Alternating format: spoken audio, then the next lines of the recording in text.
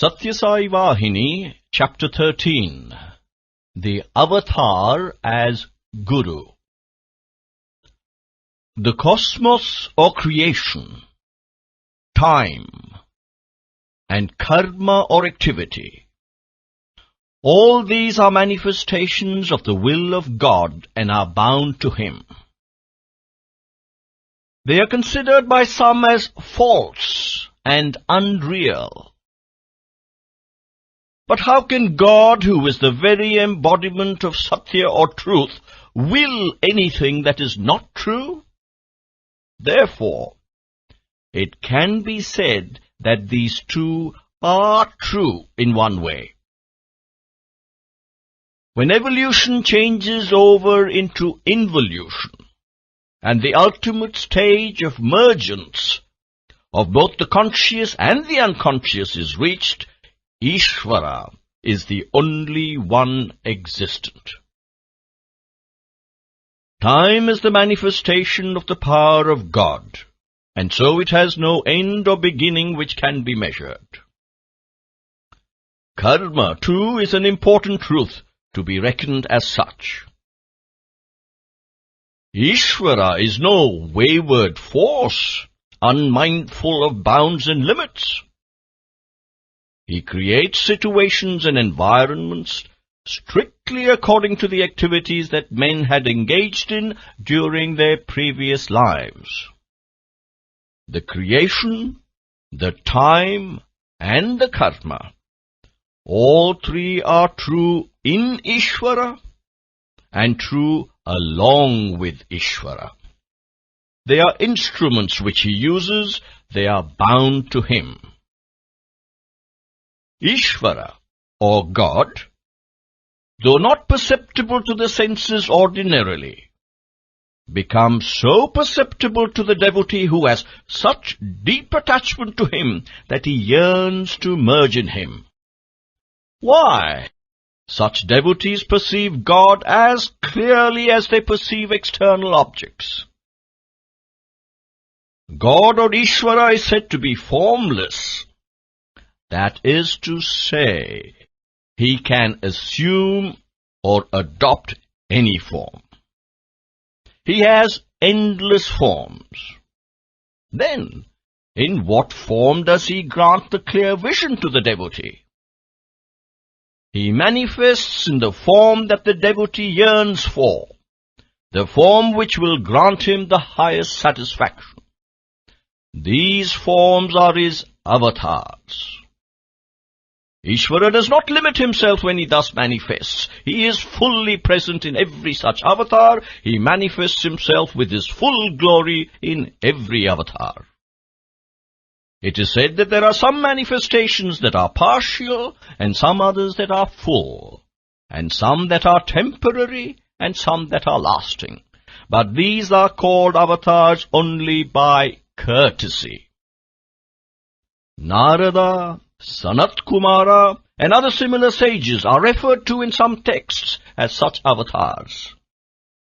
They have not got all the divine characteristics, therefore they are not worshipped. The jiva is by its very nature eternal and immortal. It has no end or beginning that can be calculated. It has neither birth nor death. It is self-illuminating. It is the knower and the knowledge, the doer and the enjoyer. Whether bound or liberated, the jiva has all these characteristics intact.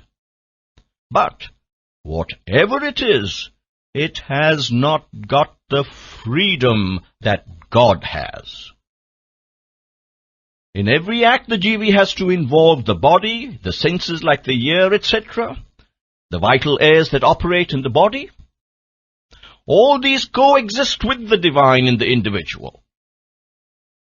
Whatever it is, the jiva is not a machine that has no will of its own.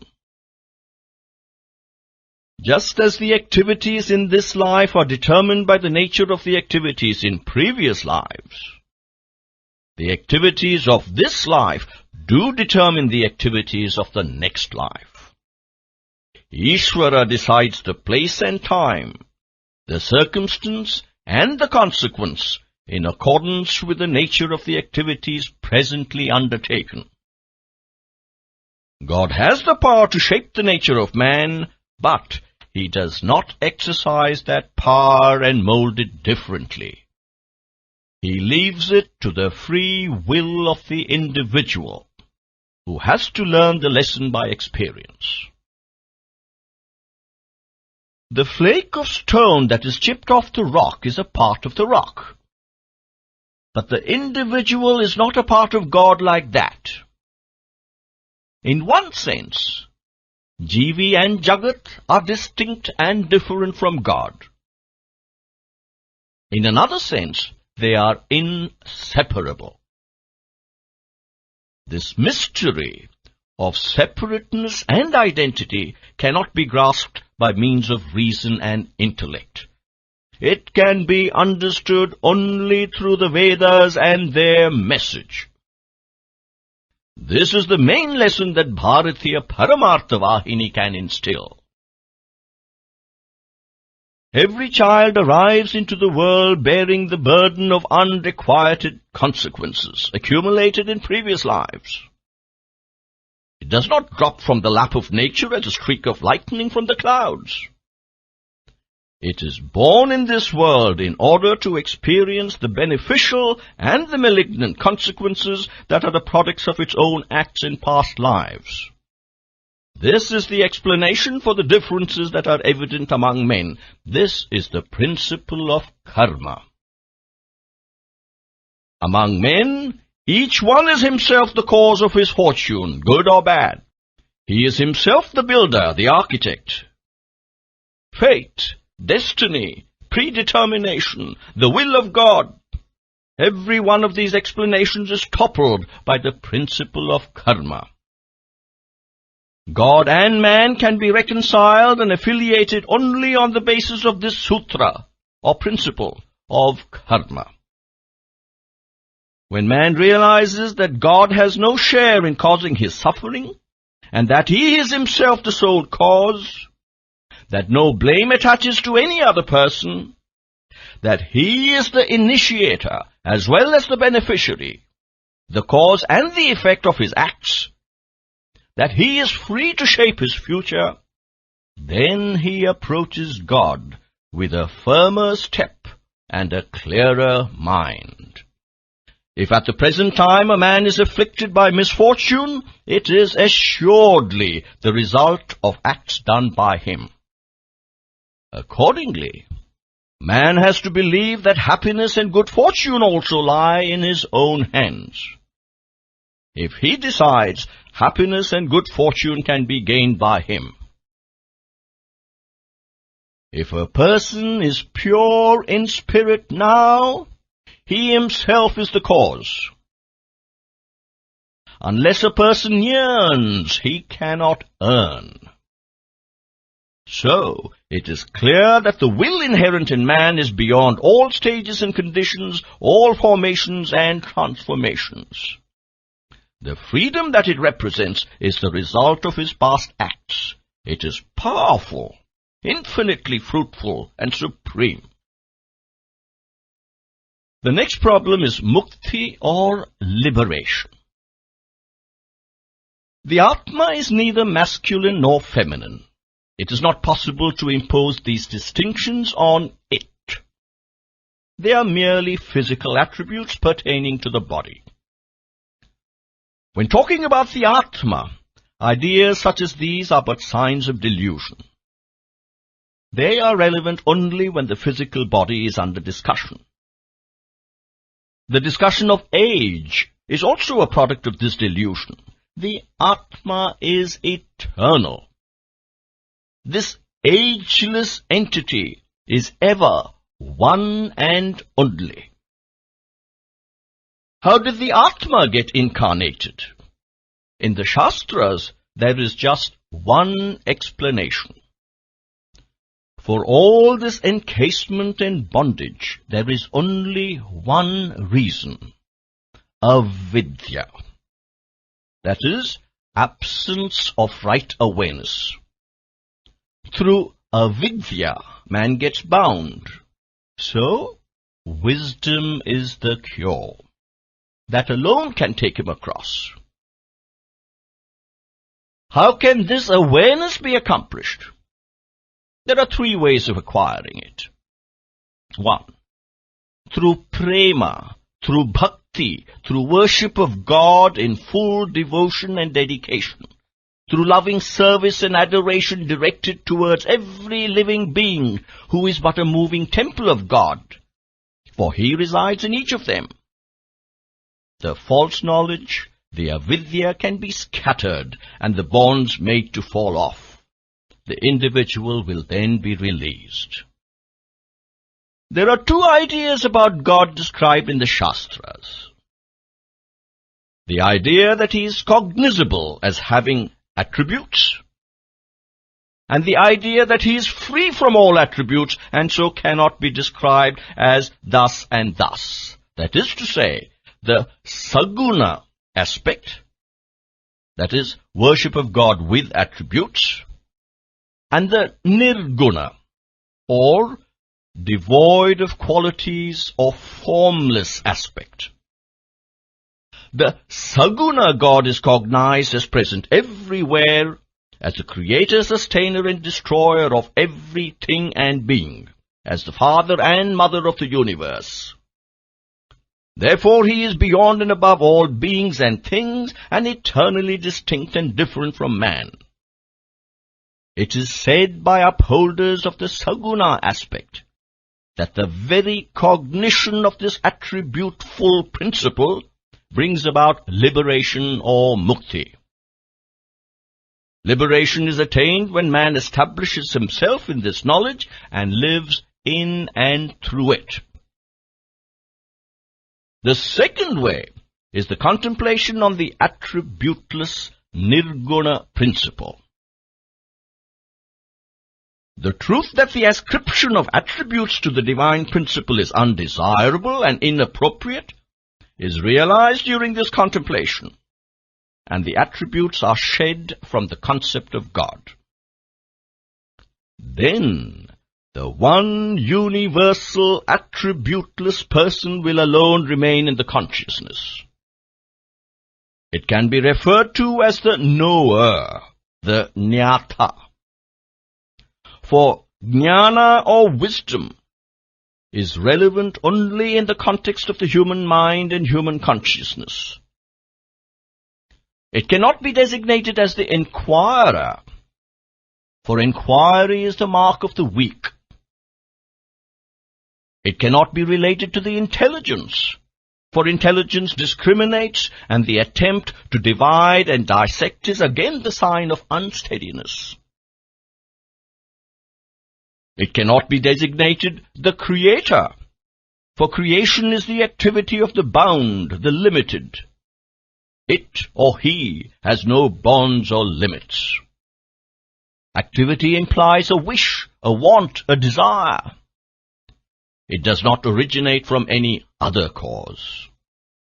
All work has as its base some inner pain which is sought to be alleviated. In the Vedas, the divine is spoken of only as that. The reference is always to that. The word he is susceptible of provoking ideas of difference, and so the word that is used to indicate that it is free from all limitations and bonds imposed by the ascription of attributes. This is the essence of the philosophy of non-dualism. This is the essence of the philosophy of non-dualism, for attributes divide and distinguish. It is the inescapable destiny of every one to fulfill himself. Every living being has to attain fullness in the end. Everyone is at present at a particular stage of the march, as a result of the activities engaged in during previous lives and the feelings that he entertained in the past. The future is being built at present, like the activities being engaged in now, and the feelings that urge and shape them. That is to say, what we do, feel, or think about at present, these are the basic reasons for the good fortune or bad fortune which is in store. The prompting to save oneself and the power to pull oneself up into liberation cannot be derived from books. This strength has to come from the individual himself. One can spend an entire lifetime scanning profoundly written books. One might earn the highest rank among intellectuals. But at the end of it all, one might not have attained even some little progress in the spiritual field. To conclude that a scholar who has reached the topmost height can therefore be considered ripe in spiritual wisdom will prove to be a great mistake. The scholar himself might imagine, as he learns more and more from books, that he is progressing more and more on the spiritual path. But when he examines the fruit of his studies, he will recognize that though his intellect has become sharper and heavier, he has not been acquiring the awareness of the Atma to the slightest degree. Most people have the skill to deliver wonderful discourses on spiritual subjects. Really speaking, everyone has failed in living the life of the spirit, the paramarthika life of aspiration for the eternal. What exactly is the reason for this sad state of affairs? Now, spiritual texts are studied to equip oneself with scholarship in the competitive race for superiority to earn one's livelihood, to pose oneself as an undefeatable upholder of some specific point of view, and generally to earn a reputation as a pandit. The scholar might write elaborate commentaries on the Gita, but as a result of all that study, if in his character, behavior, and conduct he does not prove that the Gita has soaked into him, all that panditry is but a burden he is carrying around. This is the lesson that Bharatiya culture tries to impress. The source from which this lesson emerges is the Guru, the Purusha latent in you. The study of the scriptures and other texts can reinforce the spiritual urges already in man and induce him to practice the precepts. Do not treat the learning you derive from them as so much fodder for the brain.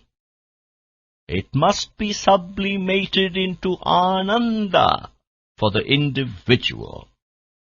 Envy, pompousness, egoism, such evil traits have to be driven out of the individual.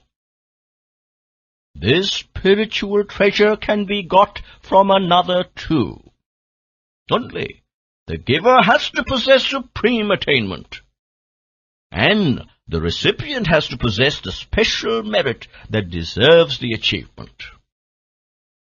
The seed may have life in it, but the soil must be ploughed and made fit to activate it. When both these conditions are satisfied, the harvest of spiritual success is assured.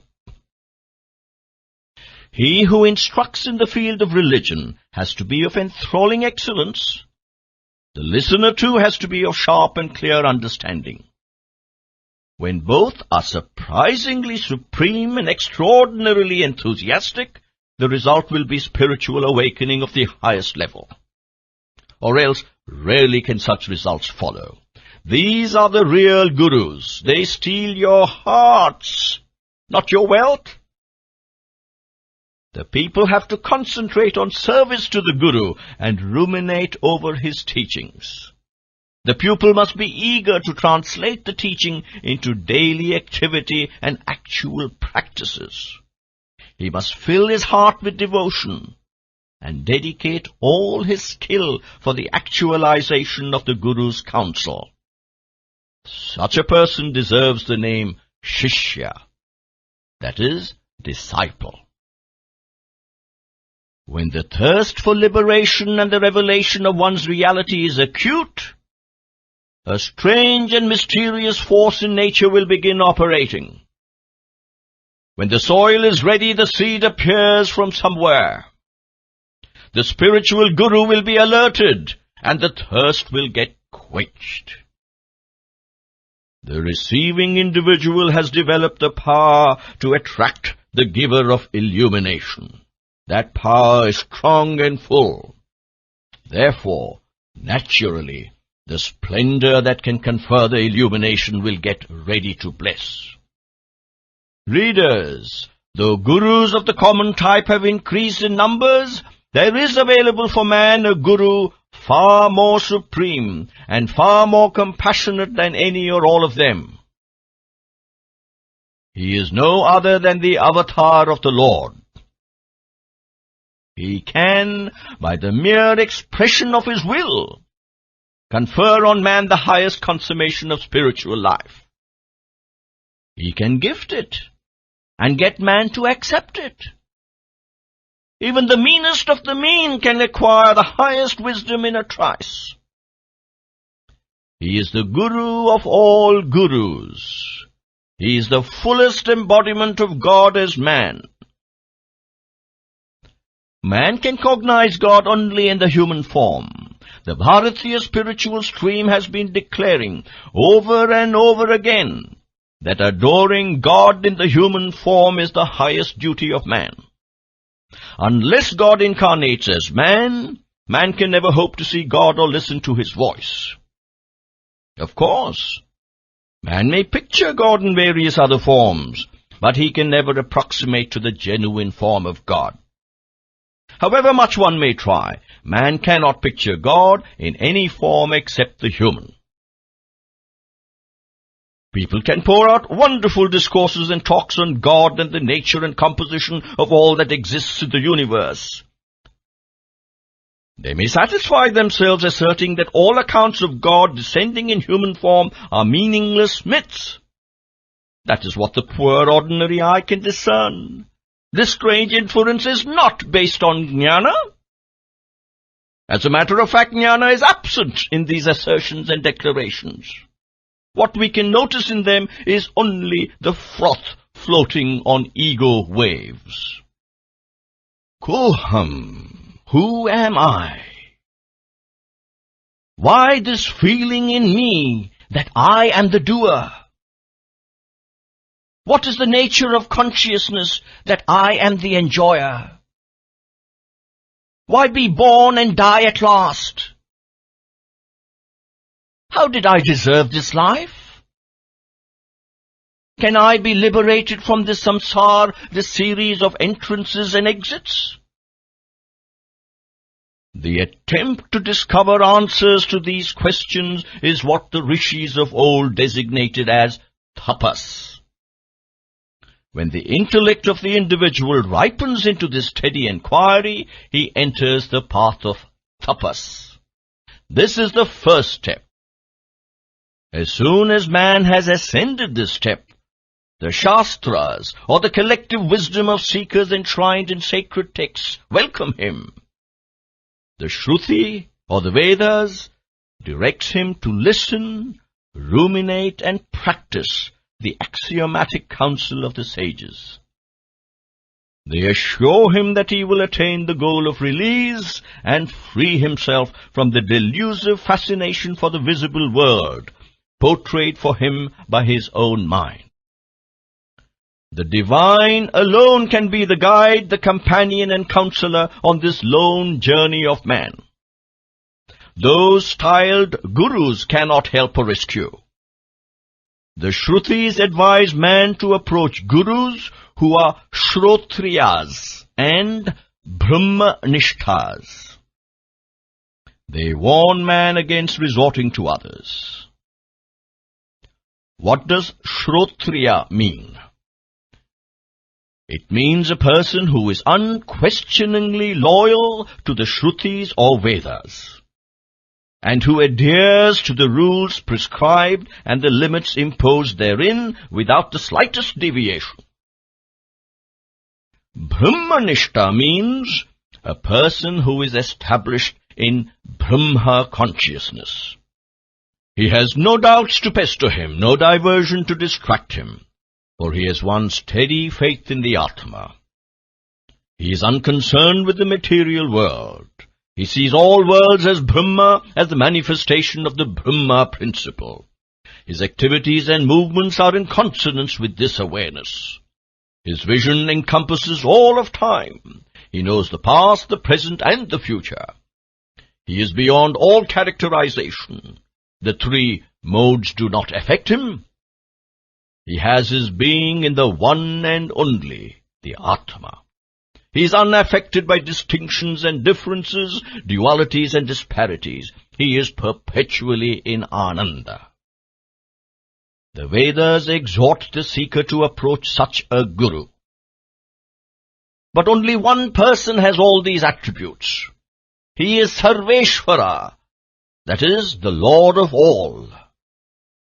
Scholars who have learnt the truth or are proficient in principles are not in the category of Shrotriya and Brahmanishta. They are not the gurus you need. The Yoga Vashishta says that Sri Ramachandra asked the sage Vashishta the question, Divine Master, is there a way by which death can be avoided? The same problem drove Gautama Buddha along the path of renunciation and forced him to give up all traces of attachment. It showered on him eternal fame as supreme among men. Prahalada, foremost among the devotees of the Lord, addressed his fellow pupils even as a boy. Friends, have you not observed some boys of our own age fall dead and get burnt or buried? Thus he drew their attention to the event of death and invited them to draw lessons from that inevitable fact. He taught them the higher wisdom. Those who have the inner urge to achieve the higher wisdom, which confers liberation, have therefore to reflect upon and investigate the phenomenon of death. Death should arouse no fear. It should not be regarded as inauspicious. You should not run away from the problem, imagining that death happens only to others, that it will not happen to you. Neither should you postpone reflections on death, judging that they are inappropriate now and profitless. For inquiry into death is really inquiry into one's own reality. This truth has to be recognized. Viveka, that is, discrimination, the special gift to man, has to be employed to unravel the reality of the visible universe, its nature and validity. The fact of death is the prime cause which originates the problem. Who am I? So that fact ought not to be ignored as unworthy of attention. You should not flee from it in fear, for if you behave so, you land yourself on the first step towards ajnana, or stupidity, and plant in your mind the seedling of the tree of foolishness. You prop up the pillars of Maya. Every mystery latent in human existence is entwined with the inquiry into death. The glory and majesty of the divine are fully revealed only when death is investigated. Among the three boons that Nachiketas asked for, from Yama, the god of death, the chief was, according to the Kathopanishad, the one relating to death. Does man exist after death? Some persons declare that he does, some others assert that he does not. Each argues as his fancy leads. Which of these opinions is true? Solve this problem for me, pleaded Nachiketas, and insisted on an answer. Yama tried to avoid his pleading. He said, Son, Nachiketas, this is an insoluble mystery. The sacred texts treat it as subtler than the subtlest. I find it impossible to make even the gods understand this phenomenon. Nevertheless, you are craving for this boon? Why should you be troubled by this problem? You are an innocent little boy. You deserve to live long, enjoying many a happy event. I shall grant you as boon enormous riches, accept them, and lead a life of unexcelled happiness. Ask for any quantity of material pleasure. They are yours. Come, ask and reach the height of joy. But Nachiketas replied, Dharmaraja, However vast the riches, however pleasant the experiences they confer, they have to receive your impact without a murmur? Nothing in creation can escape you, can they? Everything is immersed in death. Why then should I aspire for items that give only temporary relief? Grant me the boon on which my heart is set. In the Mahabharata, Dharmaraja is asked to answer the question, name the greatest marvel in the world. And Dharmaraja replied, though we see everyday people dying, we do not think we would ourselves die. What can be a greater marvel than this?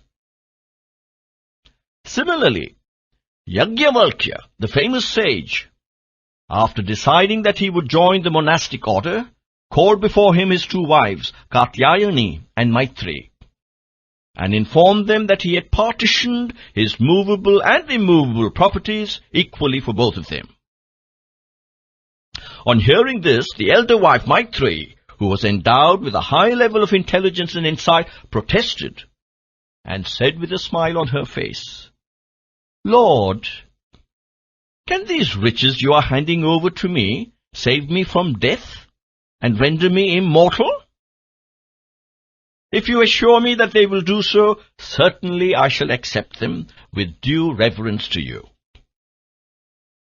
Yajnavalkya explained, riches make life pleasant and delightful by the chances they give you to live happily. Do you say that you do not need such valuable riches? But Maitreyi persisted. She said, if what you say is true, you could have continued enjoying these riches and deriving happiness therefrom. Why have you decided to give them up and become a monk? No, it is not proper to cheat us, weak-minded women, holding forth before us these delusive trinkets. How can the riches which you refuse to keep give us peace and happiness? These are temporary objects. They are liable to destruction. They entangle us still further in bondage. They foster the ignorance which we yearn to discard. They are the chief promoters of anxiety and worry. They are basically polluted, since they are not within the realm of the Atma. When Maitreyi placed before him this truth, Yajnavalkya was silenced, and not knowing how to proceed, he stood with his head bent before her. Then Maitreyi fell at the feet of her husband and said, Lord, you are master of all mysteries. You must have called us and placed before us this proposal in order to test our intelligence. I have no desire for luxury or even comfort. I do not crave for riches and possessions. Instruct me about the path that can confer eternal bliss. In fact, there is only one, the Parabrahma. The Advaita Shastras proclaim, Brahma Satyam Jagat Mithya, Jivo Brahmaiva Naparam. Brahman alone is true. Creation is a myth. The Jivi, or the individual, is Brahman itself. All that happens in the world to man is as unreal as the dream experience. They disappear and appear again. The pleasures and joys experienced in life are as mirages appearing on the desert sands of hatred, envy, and selfish greed. Now, how can those persons who believe that this mirage is real and run towards it become gurus? Will it be proper to address them as jnanis, that is, the wise? They are installed on high seats of illusory authority. They teach what they do not practice. They hold forth ideals which they themselves ignore. How can such persons be examples to seekers who need spiritual progress? They are not genuine, for they have not even an iota of the Guru principle in them. Sarveshvara, or the Lord alone is the genuine Guru. For all seekers, this is the path. Let them hold fast to this faith. Sathya Sai Vahini, Chapter 14, This and That. Every living being refers to itself as I. I am Ramaya, I am Krishnaya, I am Sita, I am Radha. Each one assumes the I as his own and uses it whenever he has to designate himself. If only birds, beasts, and other living things could speak, they too would have behaved likewise and referred to themselves as I. Besides these, even mountain peaks, hills, and trees might announce themselves as I am hill, I am anthill, I am tree, if only they could speak. When we spend some time thinking over this, it will be clear that some great mystery is embedded in this expression, I. The illiterate boor uses this expression. The sage who has secured the divine vision uses it. Even God, it is said, announces himself as I. Nevertheless, who probes into this mystery? And among those who have dared probe, how many have succeeded in unraveling it? And even if there are a few who have unraveled the mystery, how many among them have used the discovery to transform their lives? Have the celebrated intellectuals, the Pandits, the Paramahamsas succeeded in delving into the meaning and significance of this I? No. Let us see whether the exponents and commentators of the Bhagavad Gita, who can reel off the 18 chapters and the 700 shlokas in continuous stream, have grasped the full implications and importance of the word I. In the Gita, the declarations by Sri Krishna, Aham mokshayishyami, I shall absolve you. Mamekam sharanam vradha, come to me, the one for refuge. Kshetrajñam cha api mam vidhi, and also know me as the knower of the field, and the like. He refers to I, does he not? So this expression I is clearly omnipresent. It is the sign and symbol of all jivatmas. It has unlimited forms and appearances. Like the string that passes through the rosary beads, it interpenetrates and holds together all names and forms. However transient names and forms might be, the I persists without being affected. Therefore one has to know this omnipresent I, so that one can understand all that has to be known. He who has known it is the Jagat Guru, the world teacher, the Vishwa Guru, the teacher of all beings, the Sadguru, the teacher to be followed. The body is but the container, the upadhi, the sheath. Nevertheless, imposing differences and distinctions based on physical characteristics and material considerations, some are elevated as touchable and some condemned as untouchable. Some are classified as high and others as low.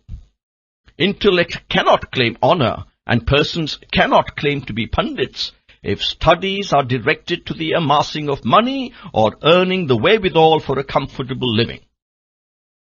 Nor can skill and excellence in argumentative scholarship be worthy of reverential mention. Really, the word I leads you to the supreme Godhead when you dive into its significance. That is you. That is I. I and that are one, is what the great Vedic dictum Tvam Asi, that thou art, declares. That is the very core of all teaching, the grandest of counsels.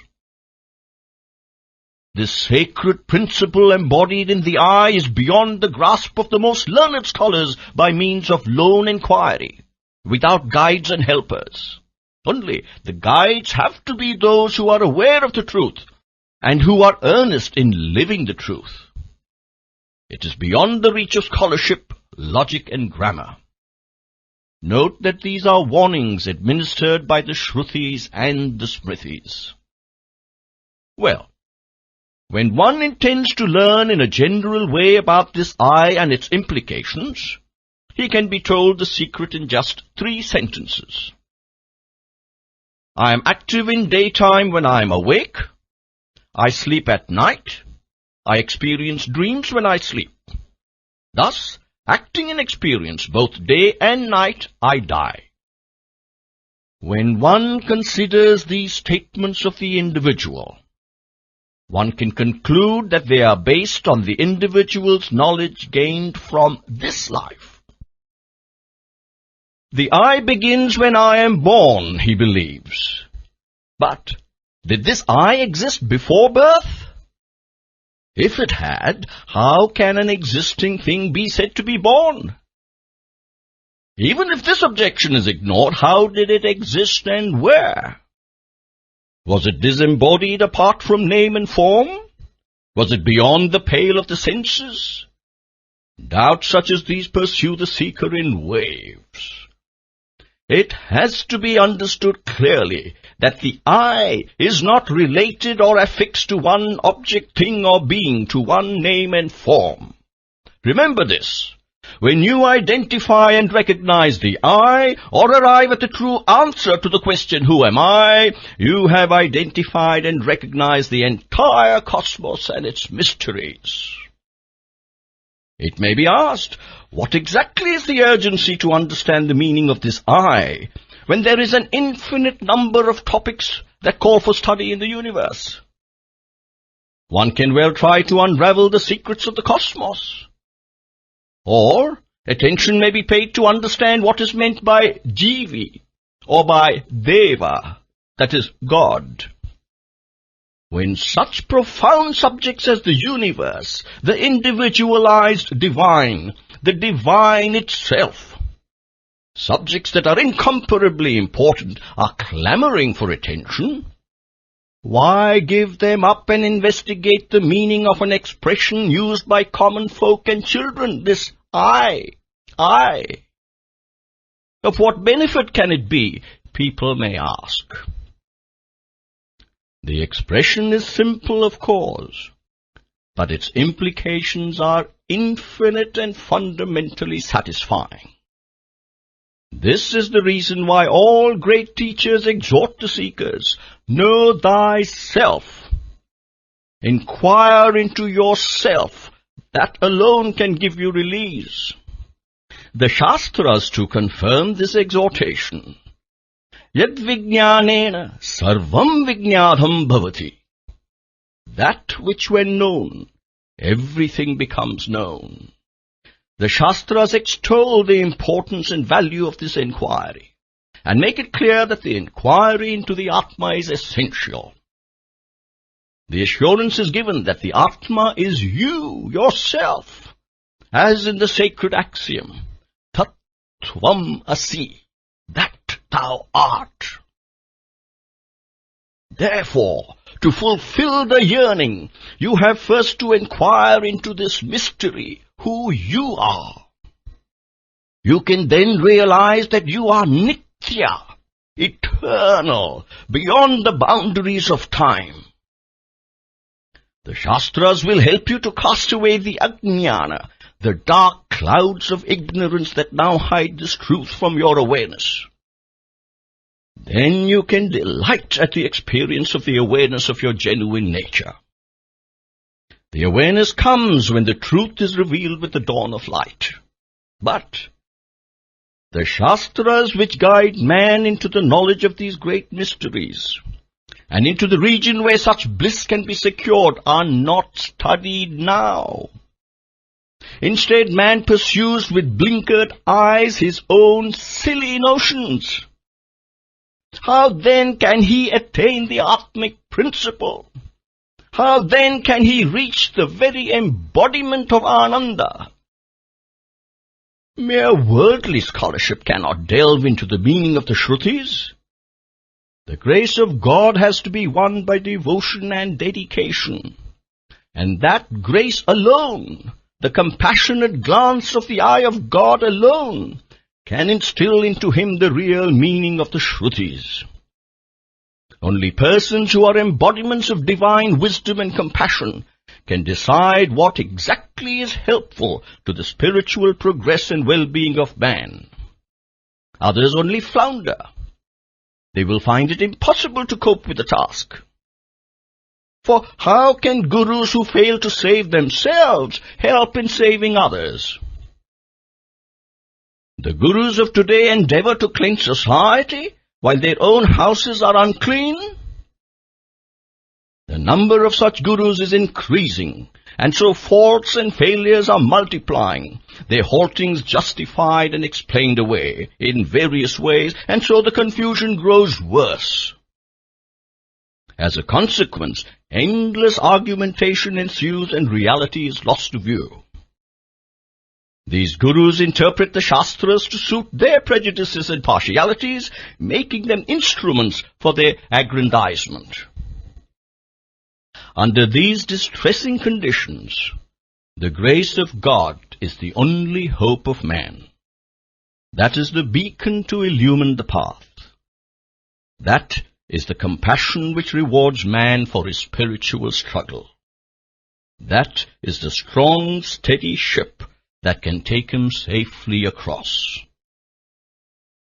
Many preceptors and teachers declare that the path of inquiry into oneself is the path of liberation for man. Swavimarso moksha. Self-inquiry leads to liberation is the assurance. That is the Atma, that is myself. I and the Atma are not different.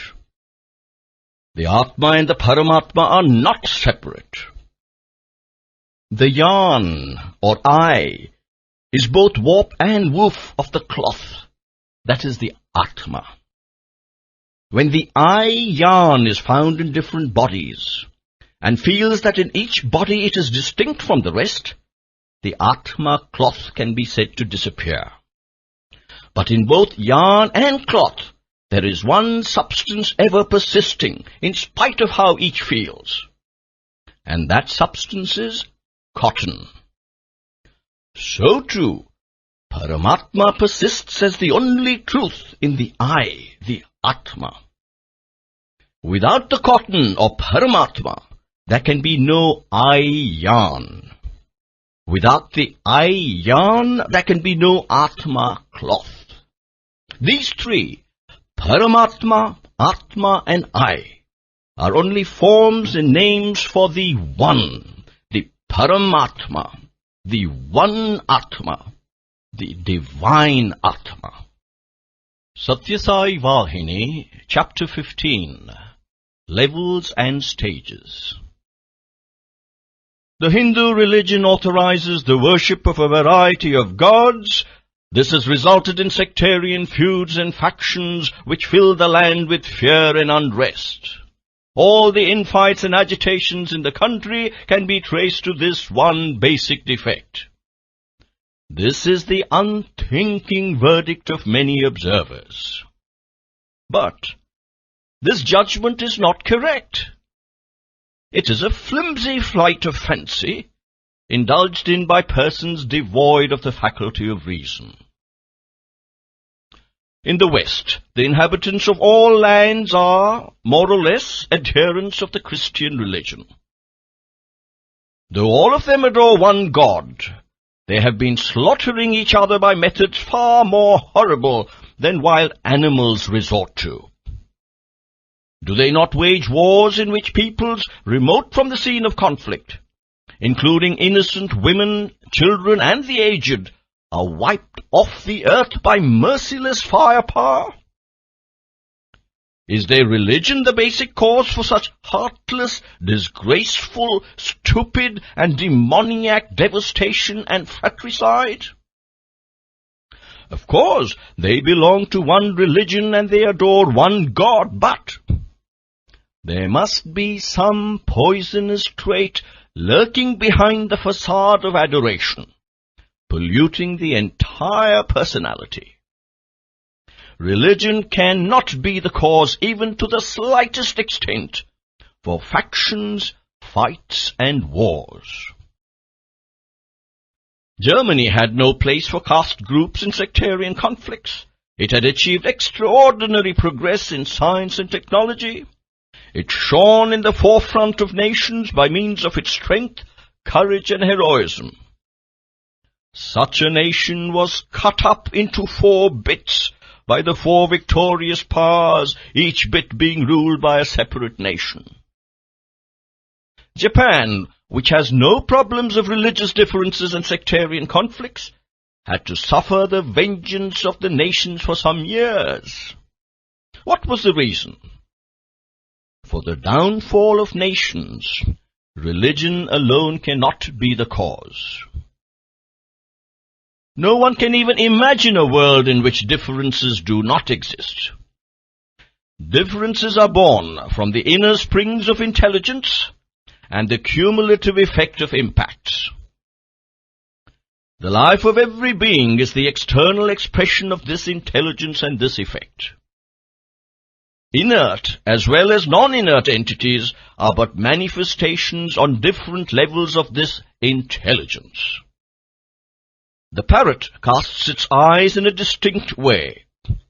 The crow does the same quite differently.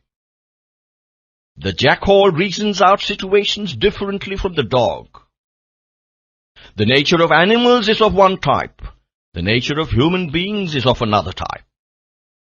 Between man and man there are differences in the knowledge gained. Not only in knowledge, but even in physical characteristics and personal charm, there are countless variations. Their likes and dislikes, their thoughts and feelings are shaped in diverse ways by the knowledge they have and the professions they are engaged in. We have no need to go so far. Even twins growing together in the same womb are not often identical. They manifest different natures. What is the reason for this? The reason lies in differences in the development of the intelligence. Therefore, at no time can mankind be free from differences. Universal equality is an impossible aspiration. The desire to have it established on earth is a fantasy. It is a search for flowers in the sky. The animal lives with the awareness that it is an animal. The bird has the consciousness that it is a bird. A woman engages herself in the activities of the world, conscious that she is a woman, so also does man. The consciousness one has until sleep overwhelms continues without change after waking from sleep. The living being continues his activities as before sleep. Man continues his activity where it was broken off by sleep. So too, man continues in this life the activities broken off by death from where they were ended.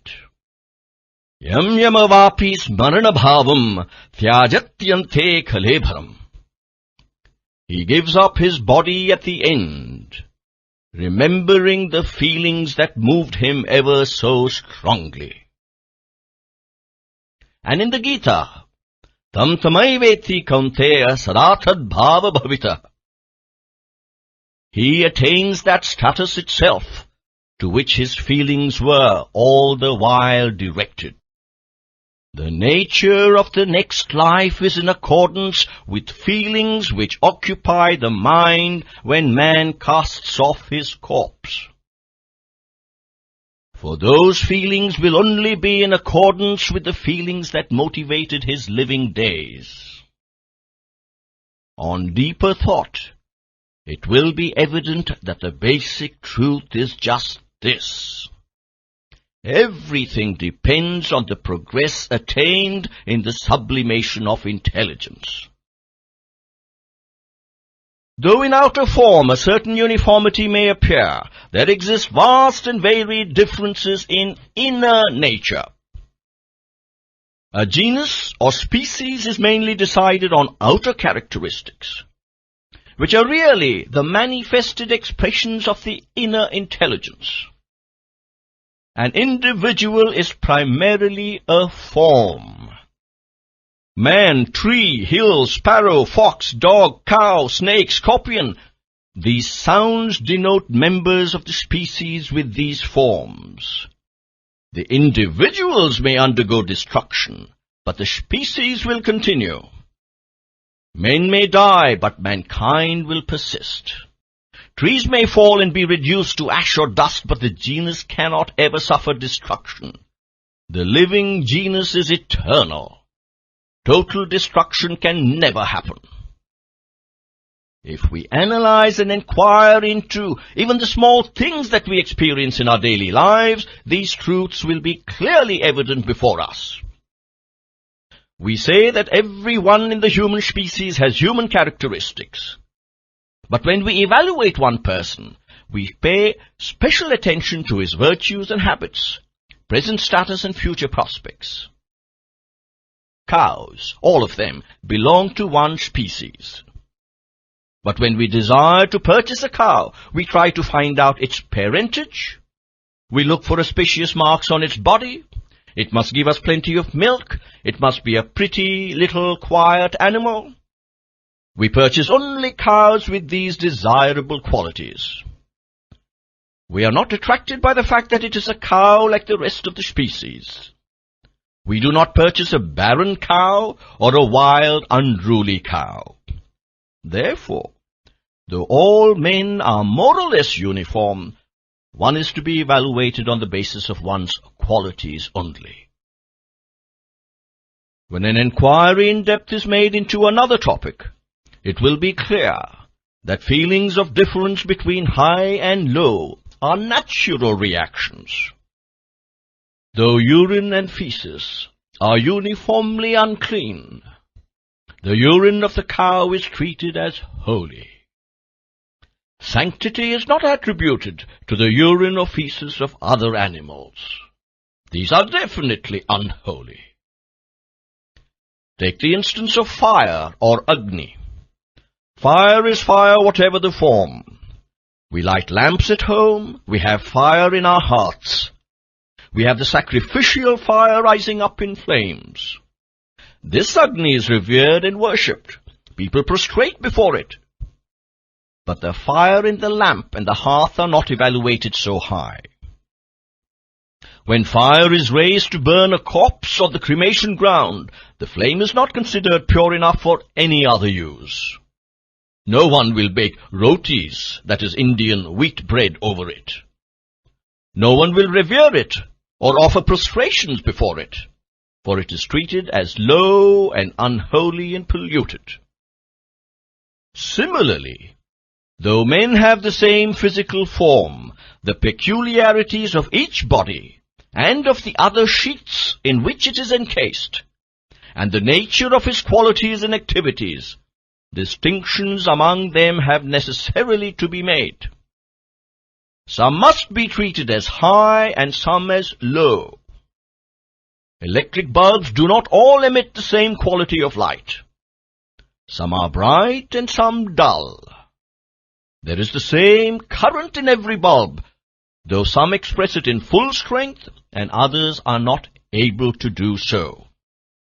We have to accept that for the world to evolve, levels of awareness, stages of excellence, distinctions like high and low, holy and unholy, religious and irreligious are essential requisites.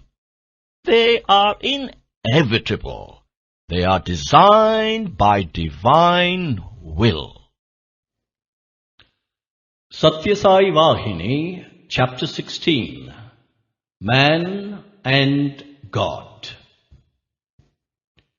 For the consummation of human evolution and the realization by man of his highest goal, religion and spiritual discipline are very essential. Religion is the link between the individual and the universe, between Jiva and Deva. If that does not exist, life becomes chaos. A cow caught on a hill, wanting to go to the hill opposite, but confronted with a flooded river in between, needs a bridge between the two. That is what religion is. Between the hill of individual life and the region of the universal, there is the flooded river of nature, with all its confusion and complexities. It is difficult to discover where it comes from, how it accumulates all that uproar, and where it ultimately ends. But fortunately, we have in every human community bridge builders who help people to cross. We may have more than one bridge, but the purpose of each is the same. The bridge built by the sages and seers of India is known as the Sanatana Dharma Bridge. It is called so because it is an eternal, everlasting bridge based on the ageless foundation of the Vedas and can be reliably used by all, in all countries, at all times. That is why it is sometimes called the Vedic bridge and the Vedic path, also as the Aryan path. All attempts to trace those who have laid this path have failed. This is the reason why they have given up the search in despair, characterizing the path as akarta, or undesigned. They assured themselves that the Vedas, or in other words, the Lord Himself has been the designer. All religions and spiritual paths laid through the ages are indeed sacred, for they have all been designed by messengers of the Lord, chosen because they are the foremost of men. Buddha, Jesus Christ, Zoroaster, Muhammad. Names such as these are known worldwide. Their doctrines, ideals and thoughts have all become so valid for their followers that their names have been identified with their religions. Since the ideal religion at that time was believed to be the message from God, and since that message was communicated and spread by Jesus Christ, His name was given to it. So also, the Buddhist religion was named after Buddha, since it was intuited and spread through him as the divine instrument. Muhammad, who heard the message of God, laid down doctrines and disciplines, and those who follow them are said to belong to Mohammedanism. Therefore, it is not wrong to say that all these religions are products of the foremost among men and the most ideal messengers of the Lord. Divine intelligence is universal and all-comprehensive. Human intelligence is confined within narrow limits. Its range is very poor. The scriptures deal with only one goal, but they indicate different paths to reach it. Each path could be a definite religion and its doctrines and disciplines considered different from the rest. So the statement that Rama, Christ, Zoroaster, Buddha, Muhammad and others are one is not valid. In the Christian religion, it is stated that individual beings were created as they are. It is said that Allah did the same. Even Zoroastrian and Buddhist religions describe creation more or less on the same lines. But Vedic religion has a different version. The individual is as eternal as God. He is a spark of God. If there are no jivis or beings, there is no Deva or God. This is specially emphasized in the Vedas. Followers of other religions are in recent times recognizing this truth.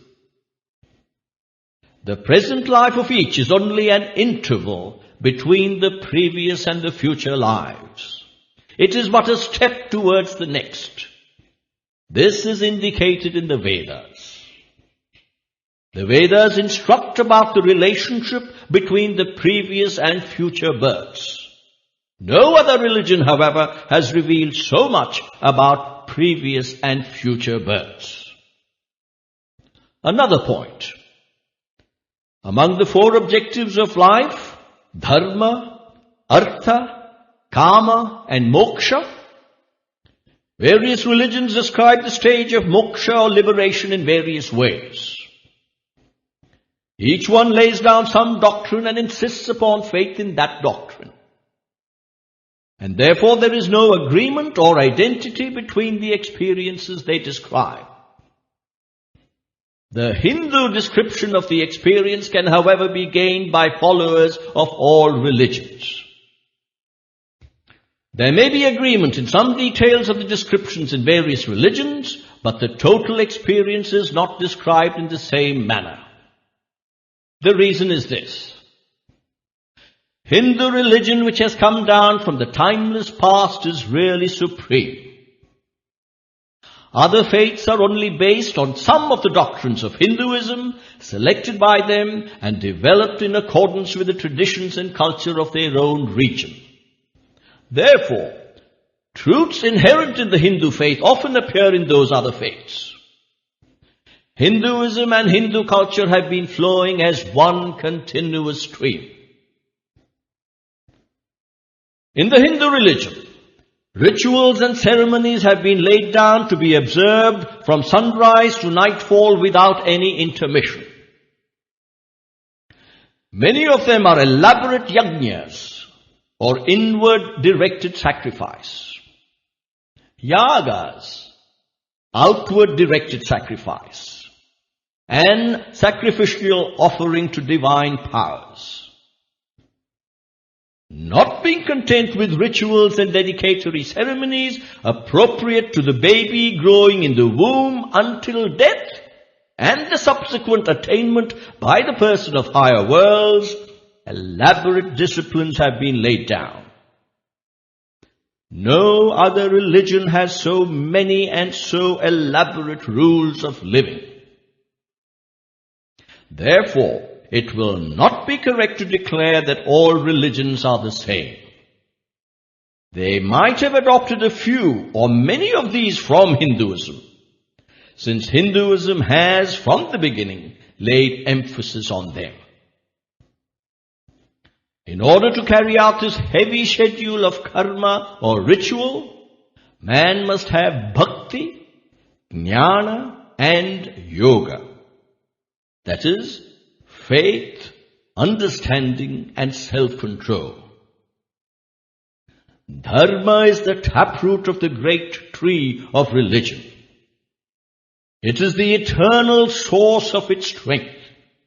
It is fed by waters of bhakti. The leaves and flowers are renunciation and other virtues, and the fruit is jnana.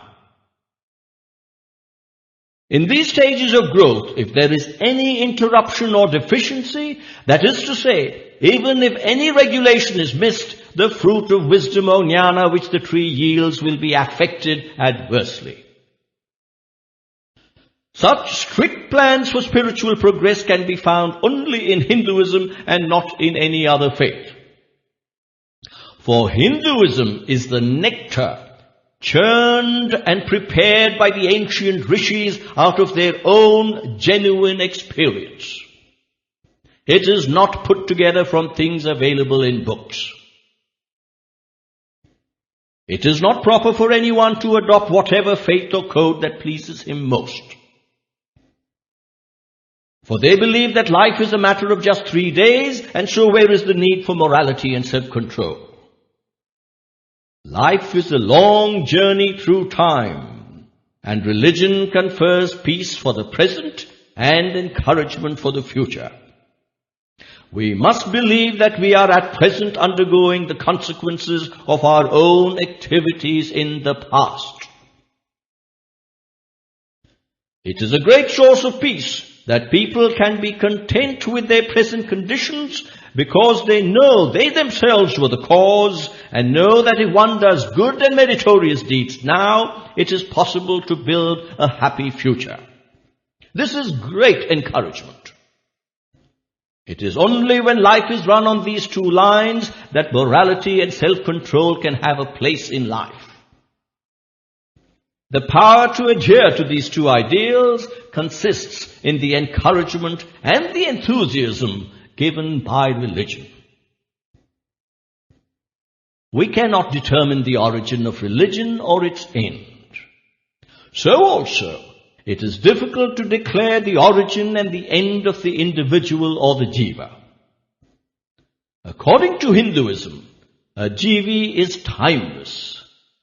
The present life is but the latest of the series brought about by its own thoughts and acts. The jivi has not come now as a result of either the anger or the grace of God. They are not the cause of this present existence.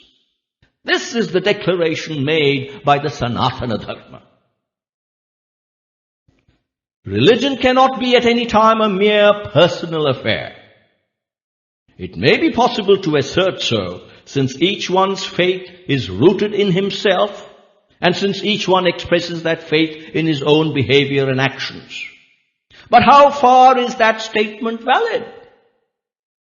It is not valid to assert that there is no God or religion or varna or caste, as many intelligent people do for their own satisfaction.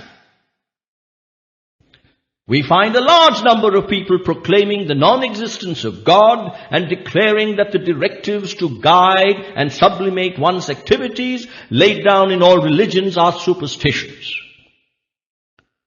These persons are not ignoramuses. They are not without education. When such individuals characterize spiritual beliefs and practices as superstition, what importance can we attach to their statements? If they entertain such convictions in their hearts, society need not complain, for it suffers no harm. But they do not stay quiet. For example, intoxicating drinks like toddy, brandy, etc. are indulged in by others. Can this be dealt with as if it is a personal affair? Do others feel happy over it? However emphatically the matter is declared personal, this evil habit does affect society subtly and openly in various ways. It demonstrates its nefarious effects in spite of everything. When ordinary persons indulge in such harmful habits, the danger is not so considerable.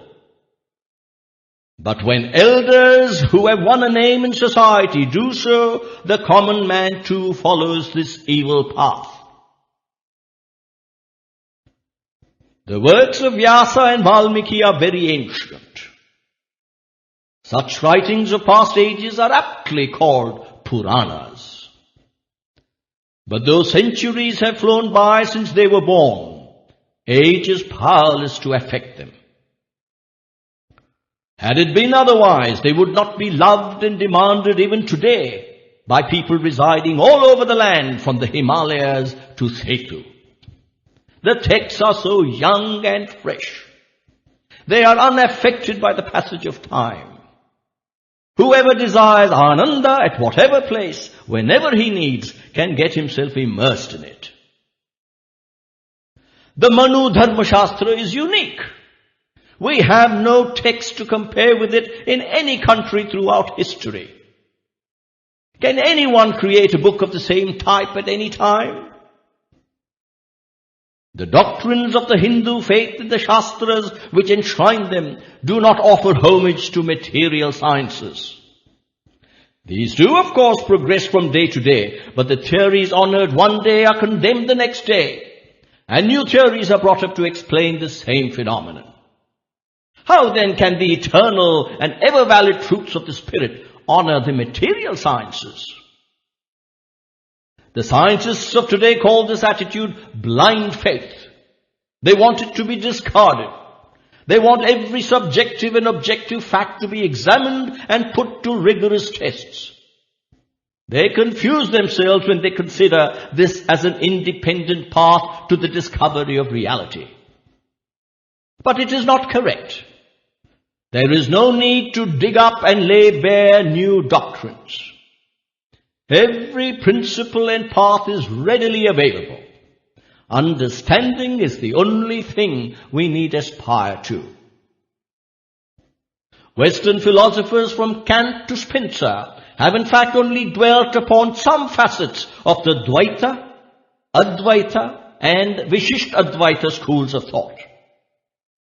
Hindus have long ago delved into these matters and reduced their understandings into doctrines and principles. Sathya Sai Vahini, Chapter 17, Color and Caste. Hindu dharma and its rules of life are based on varna or caste and ashrama, that is, stage of life. Let us take first the principle of varna in religion. The word Maya used in Vedantic discussions has generally been the target for indifference, neglect and criticism. So too Varna. Varna and the distinctions based on it are condemned as the artifices of man. Maya is condemned likewise as against all reason, for it disregards the world, calling it illusion. The Smriti declares, Chaturvarnyam Maya Shrishtam. That is, the four Varnas are created by me.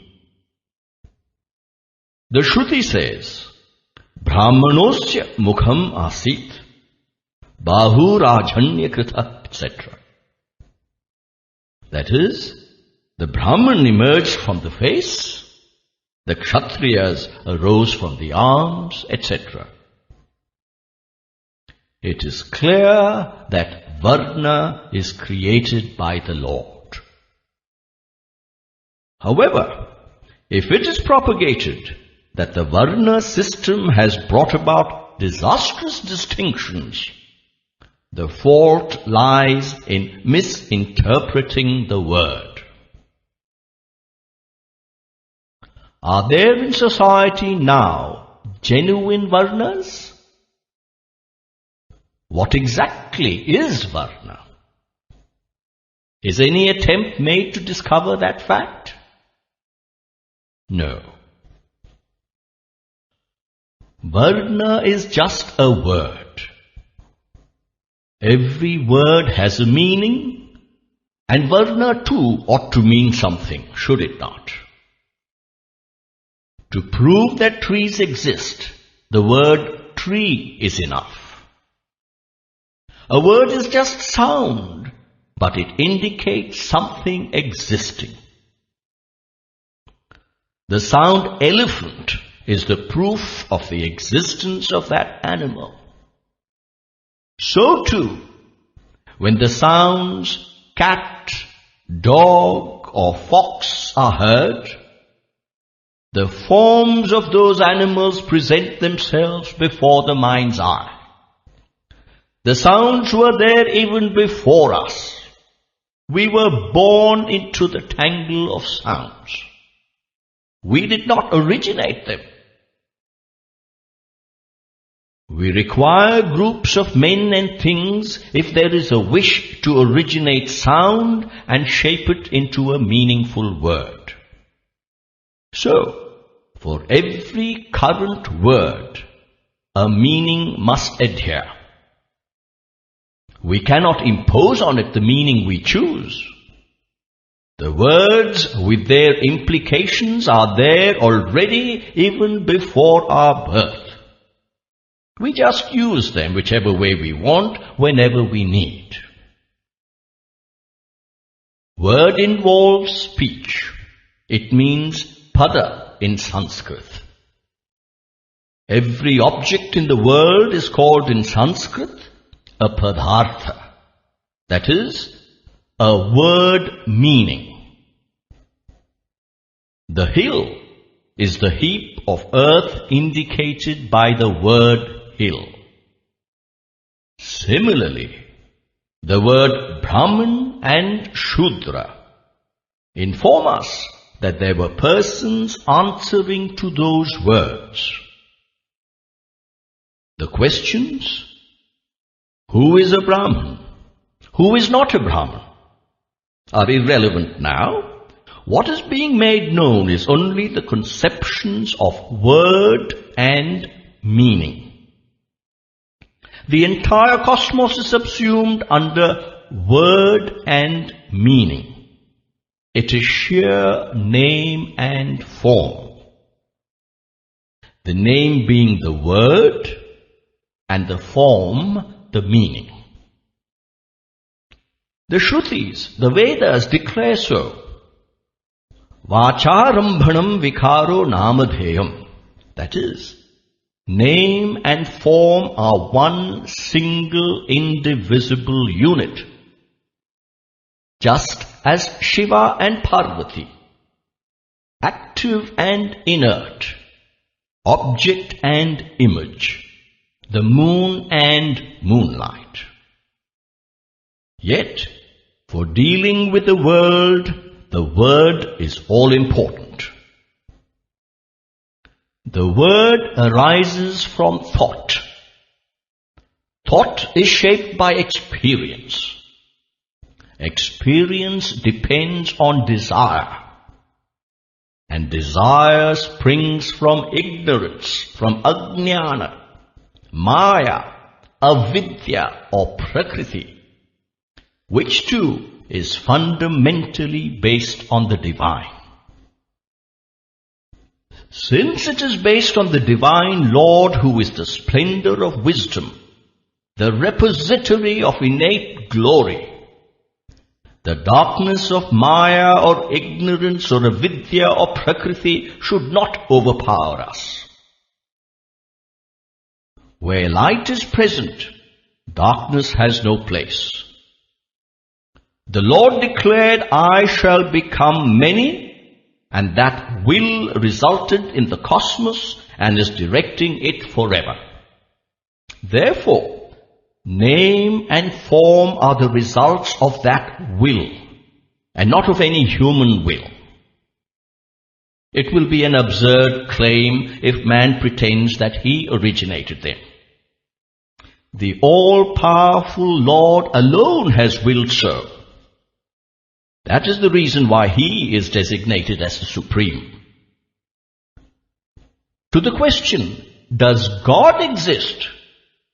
The existence of the word God is the indisputable proof. The world consists of multifarious objects and each has a name.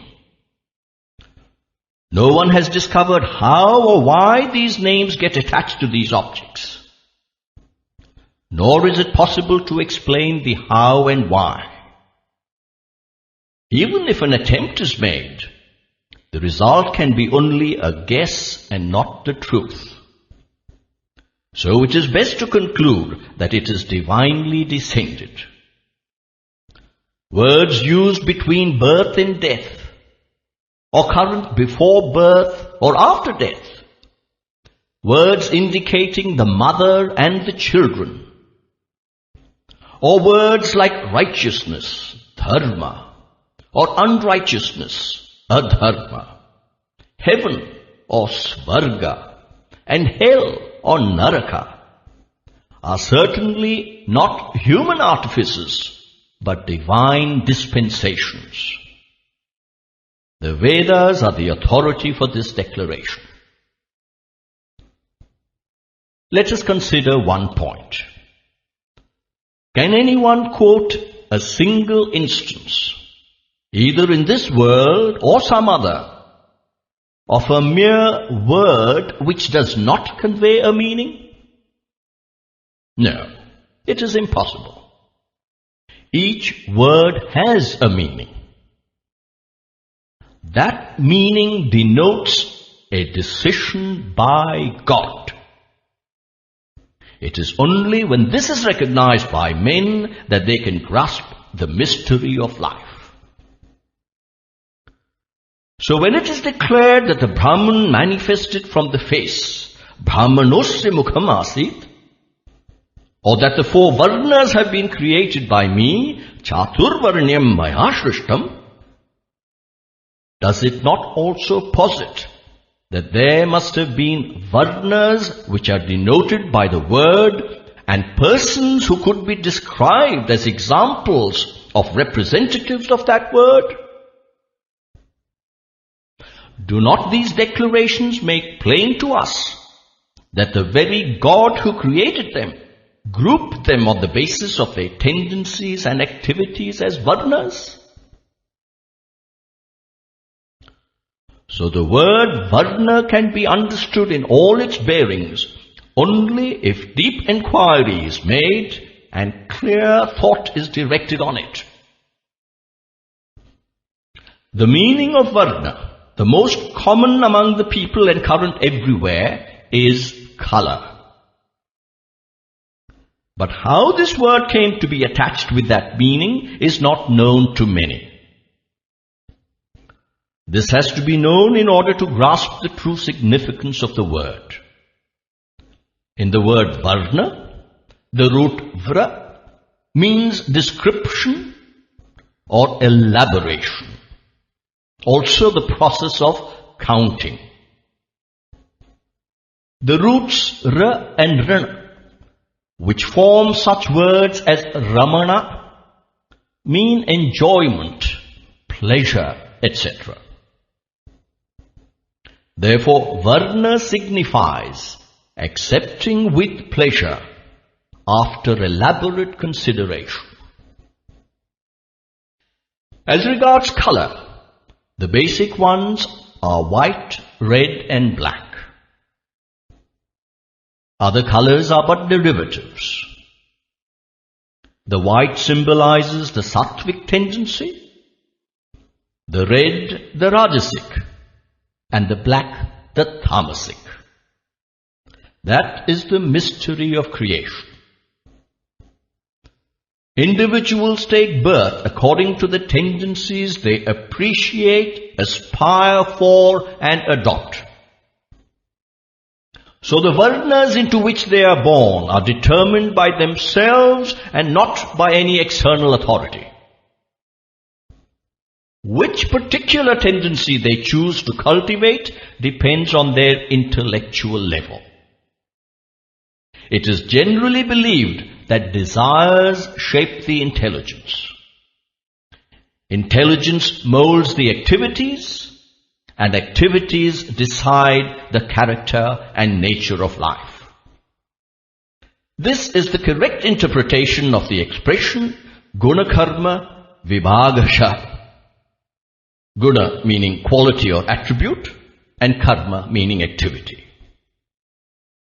While the Shruti and the Smriti texts indicate elaborately the causes that lead to the individual's birth, life and death in particular castes, religion, families and sections, persons who are unable to understand the same lay down theories according to their own limited intelligence and derive satisfaction therefrom. What else is this but sheer ignorance? Or it may be egoist pride, exhibiting that they know everything. For is not egoism itself the progeny of ignorance? The conclusion is that caste, social status, family, and even religion are determined by guna, that is, quality or attributes, and karma, or deeds. They are not amenable to human manipulation. The Vedas declare so. They posit that it has been so decided by divine will. Bharat is designated as Karma Bhumi or Karma Kshetra, the holy land of Godward activity. All men everywhere are pilgrims trekking towards the holy land of Godward activity. Karma is the sine qua non of Bharat. It holds forth the divinity of activity and turns all activity into spiritual sadhana. This is the reason for the names by which Bharat is known.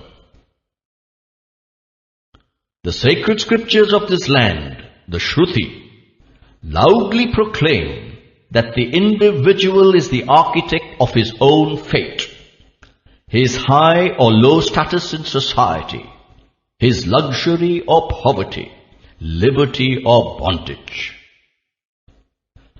Sayat kraturasmin loke purusho bhavati, tatetha pratye bhavati. That is, whatever form the person craves for now while alive in this world, that form he attains after death.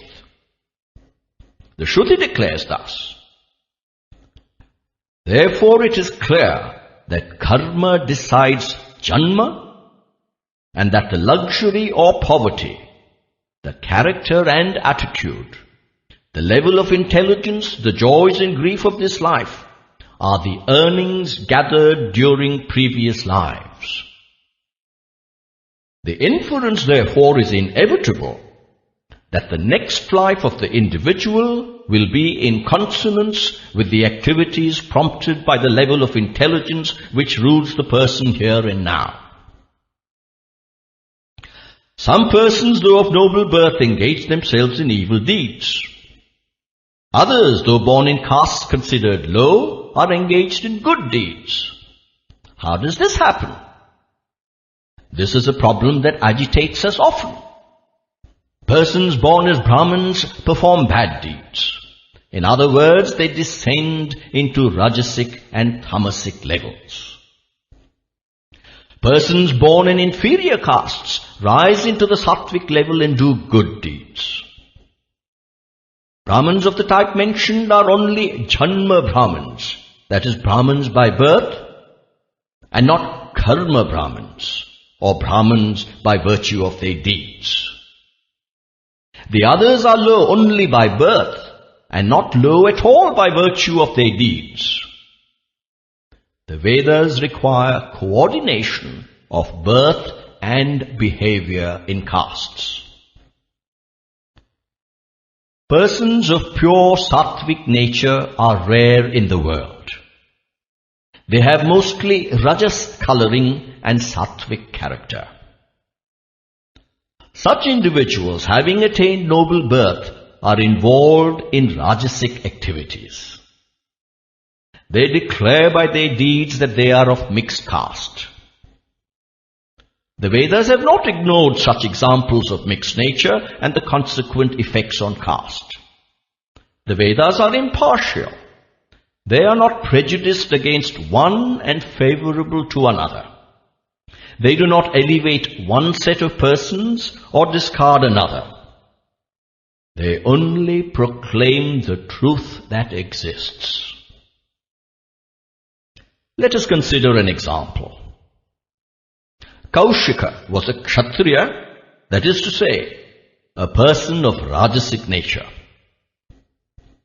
However, as the result of his deeds in previous lives, Sattvic tendencies and attitudes entered his consciousness, and he went about adhering strictly to truth. He transformed himself and sublimated his consciousness into a pure state. The mantra that he uttered, and which emanated from that level of consciousness, is the Gayatri mantra. He is known as Vishwamitra, the Mitra or friend of the entire Vishwa or world, for he became the well-wisher of the entire world.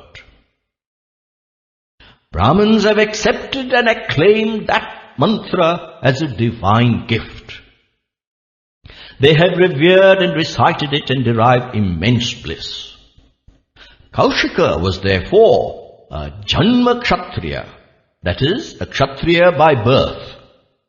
But he became a Karma Brahman, that is, a Brahman by deed. And he was accepted as such by the Vedas, which emanated from the voice of God. Thus it is clear that the Vedas proclaim the path to all mankind without prejudice, partiality, or sense of distinction. They pay attention only to the thoughts and acts of the individual. About this, modern thinkers may have some doubt. This is quite natural. Let us see what that doubt is. When it is said that divine will has laid down the Varnas, should they not exist in all lands? Surely, they should not be confined to this country Bharat, they say. But there is no rule that whatever is created should necessarily be found to exist everywhere. It is not possible to realize that expectation. It is but natural that restrictions and preferences concerning the process of living, comprising the code, have to be established with reference to each region, its atmosphere and climate, its peculiarities and specialities.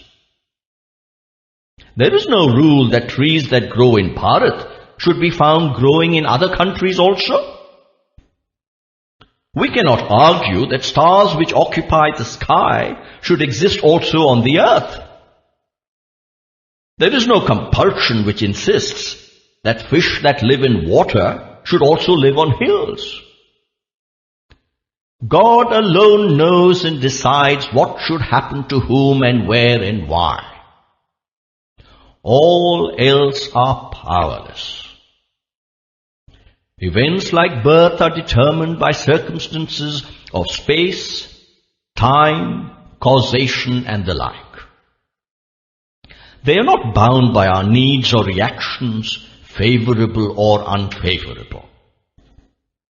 For this reason, mere observations and study of what is patent will only lead to confusing doubts about Varnas. Such doubts are inevitable, for they are bred by the ego. The core of reality is separate and distinct from the fabrications of the ego. When people start acting according to the whims of fancy and speaking whatever comes to mind, we can only characterize them as models of sheer ignorance. Sathya Sai Vahini, Chapter 18, Activity and Action. The countries of the world fall into two categories: Karma Bhumi and Bhoga Bhumi. That is, countries where the people are devoted to activities with spiritual motivation, and countries where the people pursue the pathways of the senses with no higher purpose to guide them. The categories emphasize the ideals of the people down the ages. Bharat or India is the Karma Bhumi, where the people have discovered the proper goal of all activity, namely the glorification of God, resident within and without. Karma is inevitable. It is immanent in every thought. It is of two kinds, material and spiritual. That is, Lokic, or connected with this world, and Vedic, that is, drawn from the Vedas or scriptural injunctions. Karma that merely sustains life is material. The Vedic that elevates the human into the divine is based on either the Vedas or on later texts like the Shastras or the Smriti. They can be any of the three: mental, emotional, or physical. They are also determined by the activities which the individual has adopted either in previous lives or in this. The consequences of acts done in past lives that are affecting this life are called prarabdha. The karma that one is engaged in now, which is bound to affect the future, is called agami. The stored karma that is slowly being worked out by the individual in life after life is called sanchita. The Shruti and the Smriti texts of India have thus classified karma on the basis of the consequences it creates in the life of the individual. The word karma is short and crisp. It is used freely by all and sundry. But the idea and ideals that it conveys are of great significance to mankind. Karma is not simply physical. It is mental, verbal, and manual. Each one can read into it as much value and validity as his reason can unravel. Karma subsumes every activity of man, worldly, scriptural, and the spiritual. All the three strands are, in truth, intertwined. The worldly karma entails merit or demerit. The scriptural karma is saturated with the experience of generations of good seekers. The spiritual devotes itself to the cleansing of the heart, so that the indwelling God may be reflected therein. Karma is a stream that flows ever faster and faster, turning the wheel of life and keeping it incessantly active. Karma means movement, or that which urges movement. Air moves in space. The moving air results in heat. It is the friction caused by aerial motion that makes the latent heat manifest. Living beings are able to maintain the temperature of the body so long as air is breathed in and breathed out. The quicker the breath, the warmer the body. Warmth is the characteristic of fire. Fire is the origin of water. The sun, as one can see, raises clouds. The particles of water get mixed with other elements and then hardens into earth, that is, ground or soil. The earth produces and fosters plants and trees which feed and foster man and keep him hale and hearty.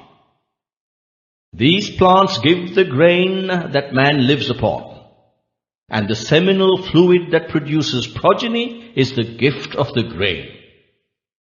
Thus is the karma of creation effected and continued. This is how the Smriti summarizes the process.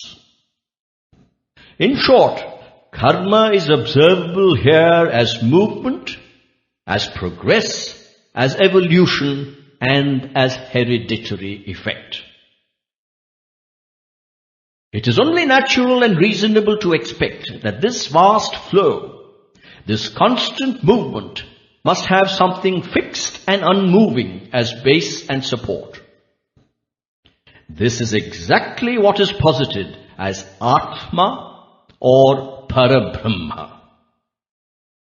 The very first vibratory movement on that base happened when Parabrahma became Parameshvara and expressed the three thirsts for jnana or wisdom, ichcha or wish, and kriya or will. That very movement was known as the primordial karma, the karma of being, transforming itself into becoming, the karma of srishti or creation. It is the importance of karma that necessitated the triple aspects of divinity. That is, Brahma, who causes creation, Vishnu, who supports and sustains, and Maheshvara, who dissolves and destroys. It is the law of karma that rules the motion of the stars, the planets, the galaxies and other heavenly bodies in space. The same law directs and controls all that happens in all the worlds. It is inscrutable in its very essence. No one can penetrate into the time or space when karma was not. What, why, when and how events do happen is beyond the capacity of man to predict with accuracy. They are laid down from eternity to eternity. Just as a work being done or an activity which is engaging one can be referred to as karma, no work being done and no activity being engaged in are also karma. On seeing a person silent and calm, sitting quiet and doing nothing, we infer that he is free from activity. How then can he be described as doing karma? What is meant by saying he is not doing any work? He is not engaged in any activity. That statement only means that he is engaged in keeping himself away from any work or activity. So, it can be affirmed that men sometimes are busy doing work and sometimes busy with keeping work away from their attention. That is to say, they are engaged in karma as well as akarma. If he is not engrossed or attached with the karma he does, and is engaged in it as his duty, as his way of worship, and if he is not attached to the fruit of his action, then he can practice akarma even in karma. This is the highest sadhana. The very first act with which the career of a living being starts is breathing and vibration of vital airs. When one thinks of it, it is wonderful how it happens. It is an amazing mystery. No human being resolves at the moment of earthly life to draw in and breathe out the air that exists around him. It proceeds without being willed or wished for. Not only man, but every living organism is evidence of this great marvel. Doubts may be raised. How can anything happen to man without his knowledge or without his resolution? It is best to answer this doubt by confessing that man cannot unravel such secrets. Even if an attempt is made to reply that nature is the cause, the question still remains, what exactly is nature? Breathing begins when life begins. It is an automatic, natural act, it is said. But all this is only saying the same thing in other words. They do not explain anything. It can as well be said that we are ignorant how it happens just when it is most essential. It is indeed surprising that the act of breathing is a mystery even to the person who breathes. When we reflect on the fact that yogis exercise their will and stop their pulse beats and their inhaling-exhaling process, we realize the power of will in inducing karma. Karma, we can infer, is not something hanging loose in mid-air. Unless we become doers, deeds do not emanate. Najati ichchati jetate, says the axiom in the Nyaya Shastra. As one knows, so one wishes. As one wishes, so one acts. The Vedanta Sutras also proclaim the same truth. Yadhyati tad ichchati. That is, that on which attention rests, that is the thing wished for. Yadichchati tad karoti.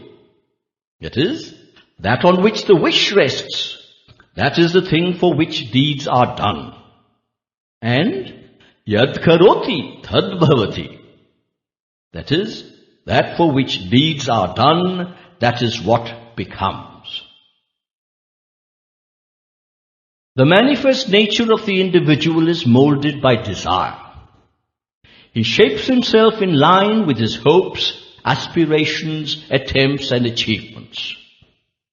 Even his own future life is designed by him through his decisions and deeds. The force that his reason exerts on him and which directs his will in specific directions is known as Prakriti or nature. When once it is discovered that one's own level of intelligence is the prime factor in determining one's inclinations and desires, then it is easy to follow the means by which one can win release from the hold of Prakriti. Karma is generally known to mean work. Transactions and actions of all kinds can be designated as work. There are no levels of work like low or high. All work is holy if it has to be done for the upkeep and uplift of life. This is the reason why karma is praised as highly sacrosanct and desirable, and as fraught with meritorious or deleterious consequences. The Hindus ascribe good fortune and bad, joy and sorrow, pleasure and pain to the inescapable fruit of karma. And so it has happened that some have labeled as idlers those who do not resist and overwhelm distress, disease and pain. This is a partial paralytic view which ignores the guiding principles and underlying philosophy of karma and knows it only as reflected in worldly material activities. This view is adopted and emphasized to help particular sections to progress, that is all. Take some examples from within your own experience. The commuter working in an office. The farmer who lives on his own toil. The porter who depends on his physical strength to gather the meager means of livelihood. The blacksmith, the potter, the carpenter, the washerman, the barber. These are conscious of the activities which they have to follow and the sense of duty with which they have to follow them. They know that their lives cannot flow smoothly when each one does not fill his assignment with dedication. Therefore, they engage themselves in their profession as best as their intelligence, skills and aspirations allow. But where is the need to prompt such people into further activity, to warn them and encourage them? We have to undertake this task only when they are unable or unwilling to carry on their duties. In the case of Arjuna, who was confused about his duty and who withheld from battle since he was befogged by a feeling of renunciation, Sri Krishna said, "You have only to concentrate on the act and carry it out as you can. To act, and only to act, is the duty imposed on you." That was the immortal, nectarious advice of the Lord. This advice is quoted by many, but it must be pointed out that this advice was given in the context of the restoration of righteousness. It deals with activities approved by holy scriptures and shastras and not with worldly, sensual and animal activities like seeking food, shelter and mates. Dharmaraja and others were immersed in worldly affairs and they were past masters in dealing with worldly situations. They were engaged constantly in following and fostering duties and responsibilities laid down for the four castes in society and the four stages of life. Why then should they be prompted and persuaded, counseled and commanded to engage in battle? Krishna advised only Arjuna to resume his bow and arrows, presenting before him many an argument.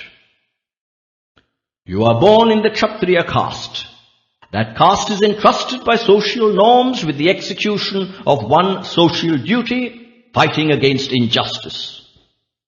Engaging in battle against wickedness is your responsibility. Do not desert that duty and discard that burden. Man is bound to the inclinations implanted in him by nature. Again, consider this. Man has to be ever involved in some activity or other. He cannot live without it even for a moment. Therefore, it is best you act now in accordance with the inclination and skill impressed on you by your ancestry and heredity. This is the lesson taught to him, the Kula Dharma, the path of the caste or class to which he belonged. Does work connote only acts by which food, etc. are procured? Aircraft, ships, factories, hospitals are products of work. They too can be said to involve only worldly material work. This type of work is important for living, and happy living here is a preparation for spiritual advancement in the hereafter. The more faulty one's activities in his worldly pursuits, the less success there will be for the individual, the society, and the nation. There can be no two opinions on these points. Nevertheless, men do not exert as efficiently and as enthusiastically for spiritual advancement as they do for worldly success and fame. This is indeed a pity. Sathya Sai Vahini, Chapter 19, Prayer. The relation between worldly and spiritual karma has also to be examined. For example, we plough the field deep and make it fit for the seeds to grow. We select good seeds and sow them in the furrows. We foster the saplings with care. We remove the weeds that hamper and harm them. We water the plants when they need. We protect the crop by the erection of fences. We keep vigilant watch and save the plants from pests. Take it that each of these crucial steps are carried out by us diligently and without delay as and when required. But how can we be certain, in spite of all these, that the fruit of our labors will reach our homes and can be stored by us for our use? The irrigation canal might go dry any day. The sky might pour down too much rain or withhold it altogether. Pests might prove too powerful to be eliminated. They might destroy the crop just when harvest is in sight. But man should not, even when such disaster faces him, collapse as if he had lost everything.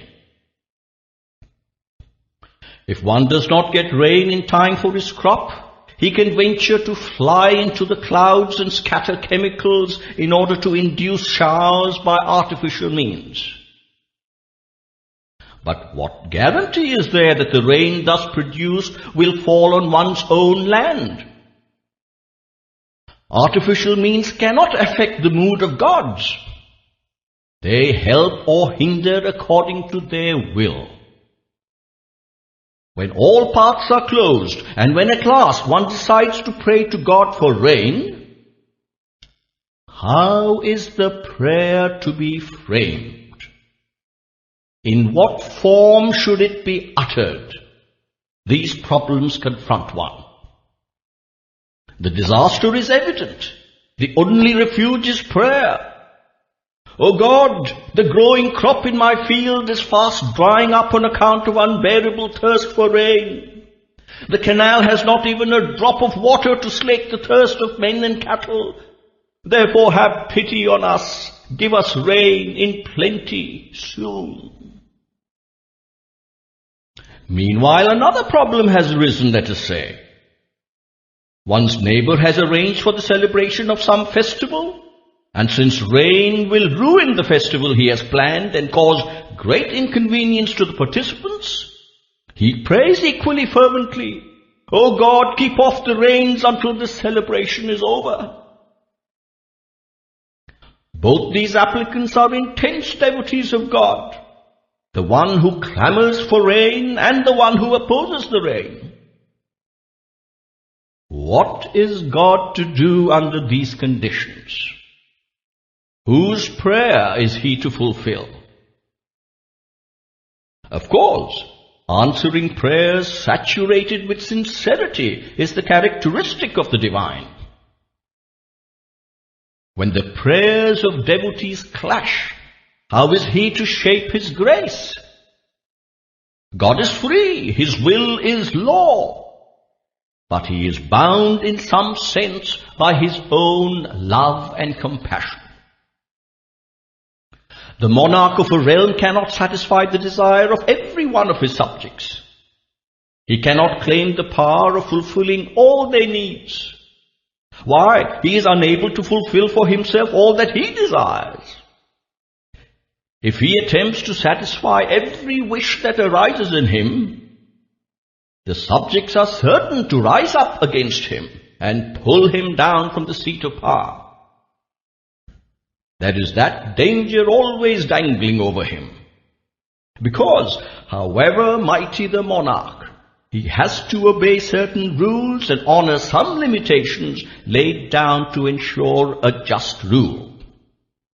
These might have been laid down by the very monarch, but once promulgated, he too is bound by them and has to honor them. If he casts them aside or transcends them or oversteps them, chaos will be the consequence. For the subjects too will exercise their freedom to cast them aside or override them. As the king, so the subjects, it is said. Yatha Raja, Tatha Praja. The person who is the author of the law must himself obey the law. He cannot stay away. The monarch must always hold as his ideal the welfare and happiness of his subjects. Their welfare and happiness are essential for his own welfare and happiness. They are so closely interrelated. To satisfy the proper and praiseworthy desires of his subjects is the inescapable duty of the monarch. It is for this reason that the monarch, in order to carry out his duties effectively and smoothly, has assigned the task to many subordinate authorities, instead of himself attending to all matters concerning the kingdom and the subjects. The rulers of worldly states have perforce to lay down hard and fast limitations and conditions, disciplines and duties, in order to ensure welfare, prosperity and progress. Imagine then how many more have to be imposed by the Lord, who holds himself responsible for the entire cosmos. For the smooth and safe working of the various facets of nature, he has to prescribe flawless rules. Just contemplate how numerous and universal they have to be. These affect every activity and inactivity in nature. Each unit must have, and has, its own peculiar restrictions and regulations. It is more or less itself within the larger framework. It has a separate head with limbs of government, coordinating duties and responsibilities and cooperating with others. The prayers of the afflicted for timely help or useful guidance are attended to by the appropriate units only. Therefore, if through ignorance or want of care, the pleading is addressed to the wrong head, what can he do? He can only cast it aside, remarking that it does not concern him, since it has been wrongly addressed to him. So, prayers for specific benefits and bounties have to be directed to the departments with which they are related.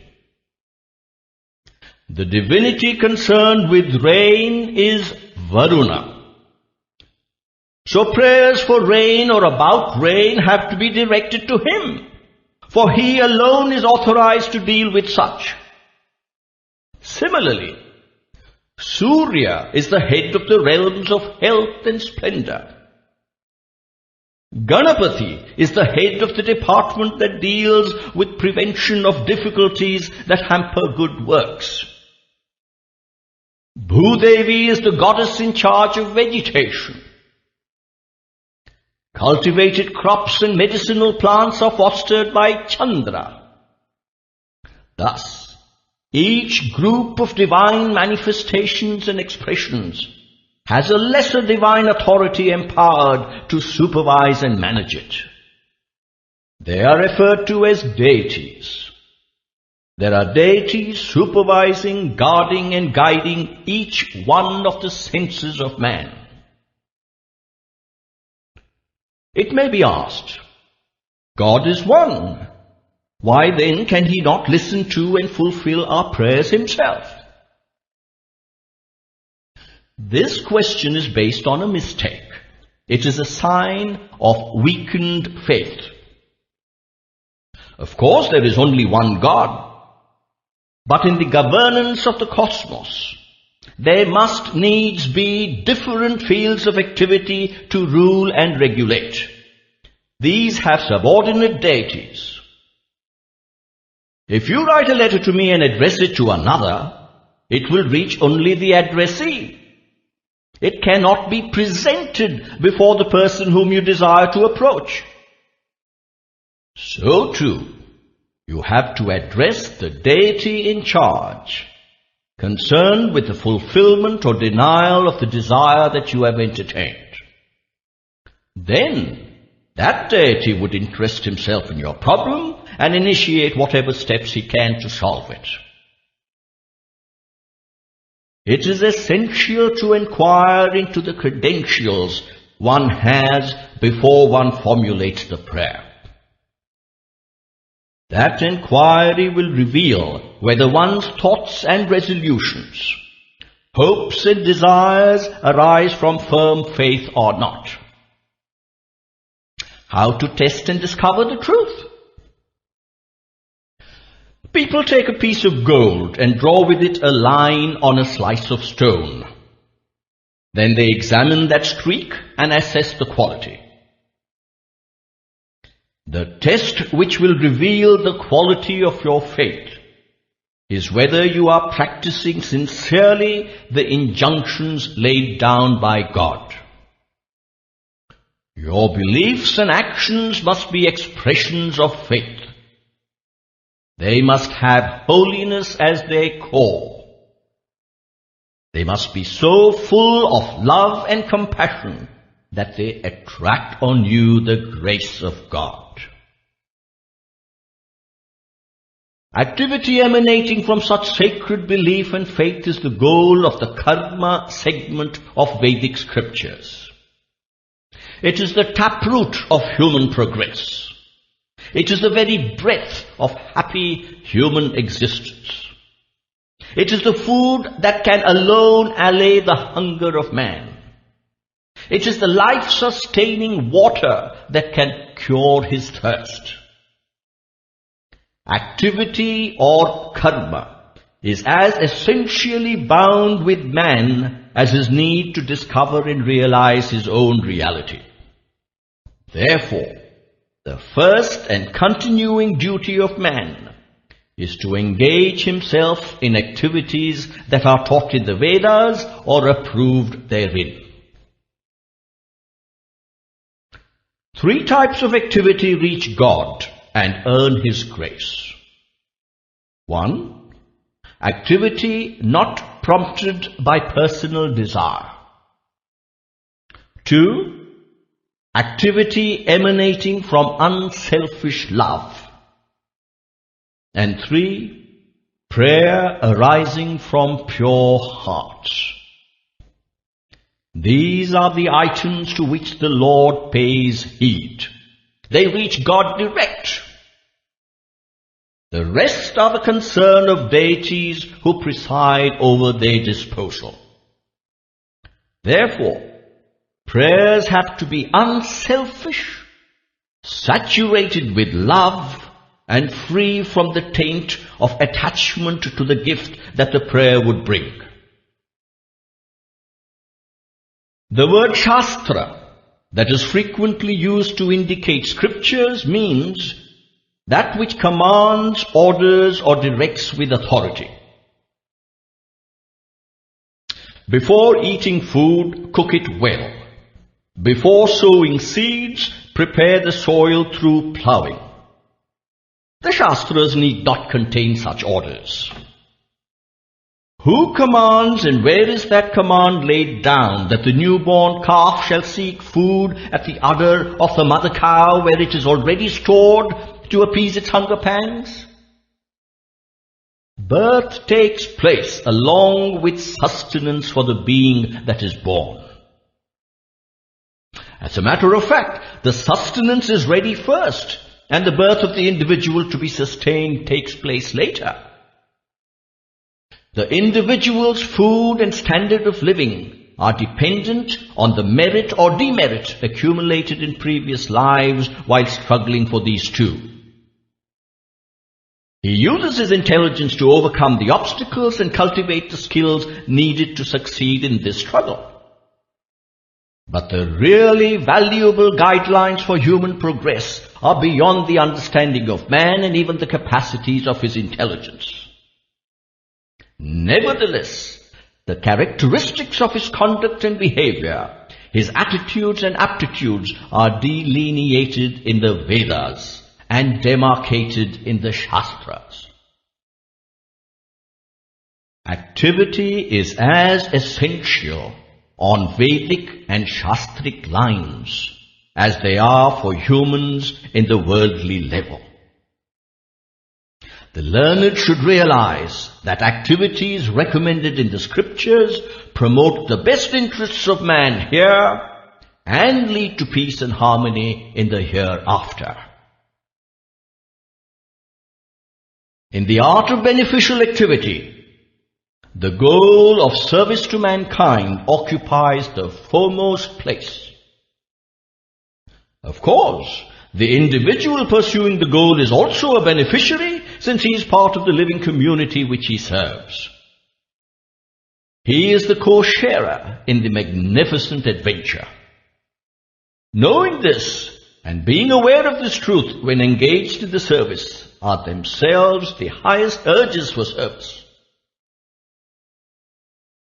Today we hear everywhere slogans like Manava Seva is Madhava Seva. That is, service to man is service to God. Or Loka Seva is Lokesha Seva. That is, service to the world is a service rendered to the Lord of the universe. Or Jana Seva is Janardhana Seva. That is, service to the people is service to the Lord of all peoples. Or Jiva Seva is Deva Seva. Service to the embodied is service to the divine. Each one highlighting the idea that the service rendered to man is worship offered to God. This idea is very true and very valid. But the method of service is not being well thought out by many. The call for service to mankind is heard and welcomed. But how and where that service is to be practiced is not reasoned out and decided. Each one follows his own inclination and impulse. The most powerful impulse is self-aggrandizement, which is camouflaged as service. In the name of service, neither worldly prosperity nor spiritual advance is furthered. More destruction than construction is achieved. Helping one, cooperating with another, sympathizing with others when they suffer defeat, disease or distress. All these must cater not merely for the individual, but also for the harmony and happiness of the world. The organization of the urge to serve and the directions into which these were channeled had prevailed since ages as laid down by the sages who were the forefathers. The forefathers believed that the very observance of dharma, righteousness and justice by the individual contributed to the welfare of the world and could be evaluated as service. The broad, circular, heavy footprint of the elephant can include and even obliterate the footprints of many an animal. So too, the imprint of dharma includes service to society and to mankind. This was the faith of the sages. High ideals are inspired by dharma. The forefathers imbibed them along with the breast milk of their mothers. Therefore, their practice of dharma was pure, praiseworthy, and productive of the highest good. It was believed in those ancient days that the festive feeding of the hungry, provision of houses for those without shelter, the construction of temples, the digging of tanks and wells were all conducive to the happiness of man. Good men who propagated such ideals were discovered and gathered, fostered and fended. Entire villages were earmarked for them and cultivable land allotted for their upkeep. The cool, comforting moonlight of the fame of these leaders and guides has lasted even unto this day, providing unshakable examples of love, compassion and wisdom in the service of humanity. Sathya Sai Vahini, chapter 20, The Primal Purpose. The very first step to ensure peace and harmony for all of mankind is for each one to observe the dharma or the code of conduct laid down for him in his own religion. If one holds his own faith and its essential principles mandatory, one can serve himself best and also serve others well. Dharma in this context means action in accordance with the traditions of the culture of the land. In every facet of the dharma of this country, the ideal of world peace and world prosperity is immanent. It is said, Atatho karma jignasa. That is, now for the inquiry into activity. Thus begins the intellectual probe into the mystery of karma, which in our scriptures extends over vast fields. For example, to give away in charity and as gift is a very proper type of karma. But one must be aware that egoism can pollute it and make it improper. It is laid down that plentiful charity now will ensure happiness in a future life, so that consideration of this advantage for oneself might well lead men to good karma. Even if many have no eye on the future, it can be asserted that most charity flows from egoistic motives. This is an all too evident fact. People feel proud that they have helped others. They are eager to be praised as beneficent and munificent. This attitude reveals their ignorance or ajnana. It springs from non-awareness of actuality, maya. In the Vedas and the Shastras, the rishis, while elaborating on do's and don'ts, emphasize non-violence, compassion, service to the world, charity, etc. as virtues to be acquired.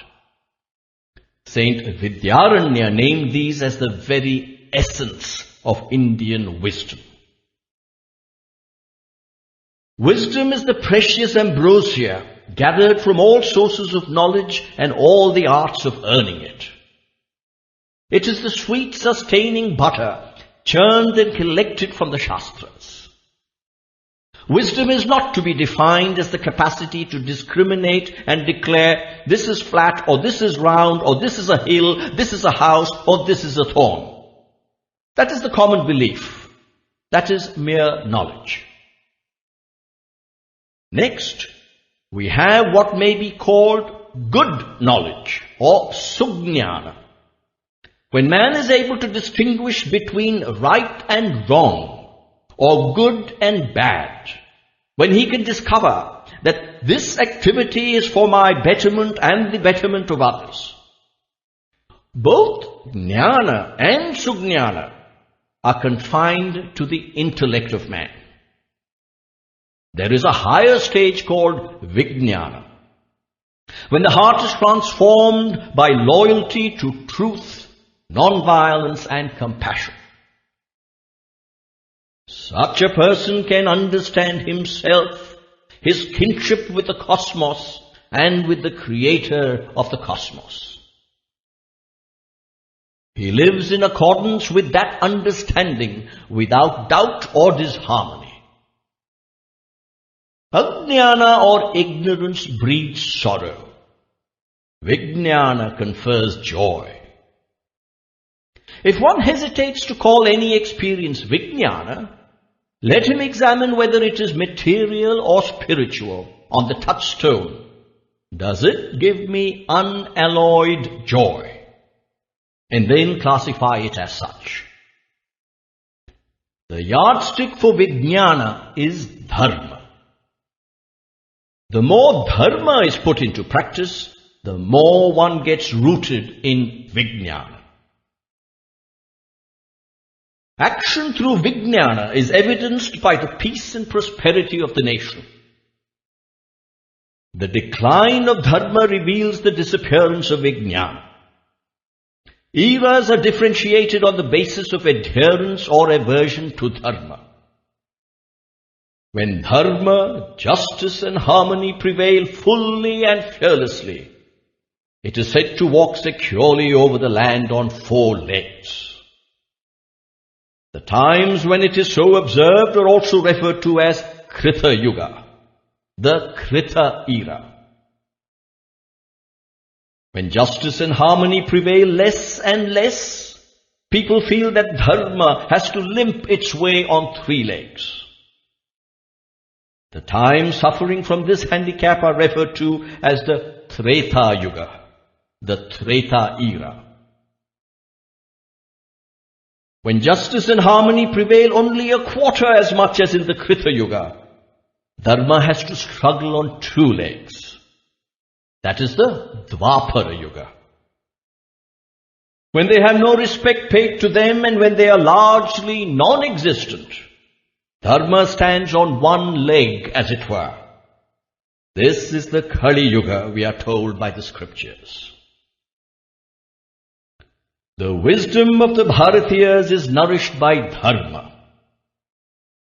Though Indian thought asserts that the objective world is basically untrue, and though it teaches us that our involvement with life and its problems is an elusive adventure that cannot affect our reality, the Shastras, which are the roots of that thought, do not advise us to discard dharma.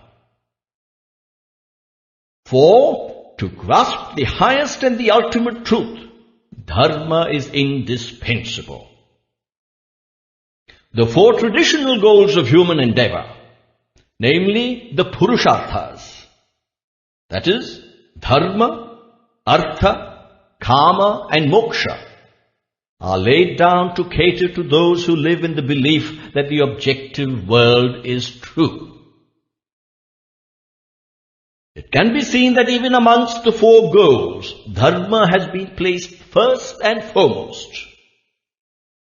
The state to be earned by the first 3 achievements is moksha, which is mentioned last. The person who seeks riches and the fulfillment of his desires along the path laid down by dharma can alone win victory. That way lies liberation, which gives man the highest bliss. Nevertheless, Since the jivi or the individualized limited self is caught in the net of desire or karma, the goals of dharma and moksha do not enter its vision or arouse any interest. It takes delight in sinking and floating on the waves of material pleasures, that is, artha and kama. This is nothing strange in persons of that nature. The search for food, the avoidance of fear, and the enjoyment of sloth and sleep, in these man and animal are equally eager and equally involved. The search for moksha and the observance of dharma, these promote man to a level of existence higher than the animal level. If that yearning is absent, man cannot claim to be human. India is acclaimed by her own people as well as by people of other countries for holding forth the ideal of Vijnana, the highest wisdom. Here there is faith that God exists in all lands. Here there is constant effort to discriminate between dharma and what is not dharma. Value is attached to justice and virtue. Compassion towards living beings and non-violence are also held high as guides to conduct. Efforts are made to distinguish between truth and untruth. Temples still flourish and are still replete with spiritual vibrations. We have in other countries many houses of God constructed by man, such as churches and mosques, but they are not so ancient and charged so long and so deep with divinity. All religions are one, declares this land of Bharat. There may be difference in the number and nature of the limbs, but the message each conveys is the same as all the rest. This is the discovery of India and her announcement to mankind. For directing their prayers to God, one person has as a symbol a stone, another has a piece of metal, a third uses wood. But all attach great importance to prayer and believe in its beneficent effects. One person turns to the east while praying, another regards the west as really sacred. The prayer of both concerns the same wants and inadequacies. This is the conclusion arrived at by Bharatiya sages and thinkers. Each faith has its own scriptures and doctrines, but one must pay attention to the special features too. For example, God is so intimately felt as one's own that prayers are often addressed to God in singular. Can you not do this? Or, are you incapable of protecting me? Or, have you become weak of hearing? This is a peculiar trait among Bharatiyas. However a person feels or thinks, he transforms himself into the embodiment of those feelings and thoughts. If he is immersed in the truth that he is God, he can become divine. However, if he is immersed in the falsehood that he is the king of the land, he will be deemed mad or traitorous. He might even be beheaded for treason. But God will not treat you as insane or insubordinate. Every being is divine. This is the final judgment of the wisdom of Bharat. Logic and intellectual investigation can give only partial accounts of the truth. Everything in creation has many phases and many angles. Reason can observe only from one angle. It can see only one phase. The intellect that has been purified and clarified through the activities or karma laid down in the Vedas can succeed in observing both phases. Without undergoing the process of purification and clarification, reason can work only within the bounds of the materialist world. So the conclusions that reason presents before us can only be partially true. But the intellect, subjected to the processes of cleansing and sharpening in the Vedic way, can serve us by presenting a picture of the full truth of the objective world. Most of the other faiths rely on principles reached by reason, not subjected to these disciplines taught by the Vedas. Bharatiyas have the Shastras, which illumine far beyond the bounds and limits of the temporary and the temporal. The universe is the macrocosmos. The individual being is the microcosmos. The first is the Brahmanda. The second is the Pindanda, the physical universe. But the basic truth of both is one and the same. That one is independent and unrelated to any other fact or thing. When that is realized in this manner, it can be called Brahman. When it enters the awareness as the universe, it is referred to as Parabrahman. The basic truth of the universe is Atma. The basic truth of the individual is also Atma. All that appear as different from Atma are of the region of delusion or mithya. Mithya or delusion implies a condition which until inquiry appears real, but on inquiry is known to be unreal. It is only an appearance, this universe and its supposed basis. An appearance caused by ignorance or maya. The power that deludes us into believing that the created cosmos is true and real is also an emanation from the Atma. When this power operates and the Atma is clothed with it, it is referred to as Paramatma. Atma is the Satchidananda or Sat, Chit, Ananda, treated as one inseparable composite. Maya too is a composite of the three gunas or natural modes or qualities. Tamasic, Rajasic and Sattvic. They express themselves in Ichha Shakti or desire, in Kriya Shakti or deed, and Jnana Shakti or wisdom. The quality called tamas creates the appearance of diversity, hiding the basic one and only. The quality named rajas explores the truth and the pleasures of wisdom. The quality named sattva is a clear mirror. It gives a correct picture of things and events that happen before it. It reflects Parabrahman and reveals Ishvara or God. God thus manifested becomes the universe or Jagat created by His will. The reflected Ishvara does not have the capacity of Maya or delusion. As the clear water of a lake has froth and bubbles on the surface, the Atma's essential nature seems to be tarnished by the deluding appearance of Maya and its product, the Jagat or universe, with varied names and forms. When the three modes of Maya are in balance and in a state of unruffled equipoise, the universe is termed unmanifest, avyakta.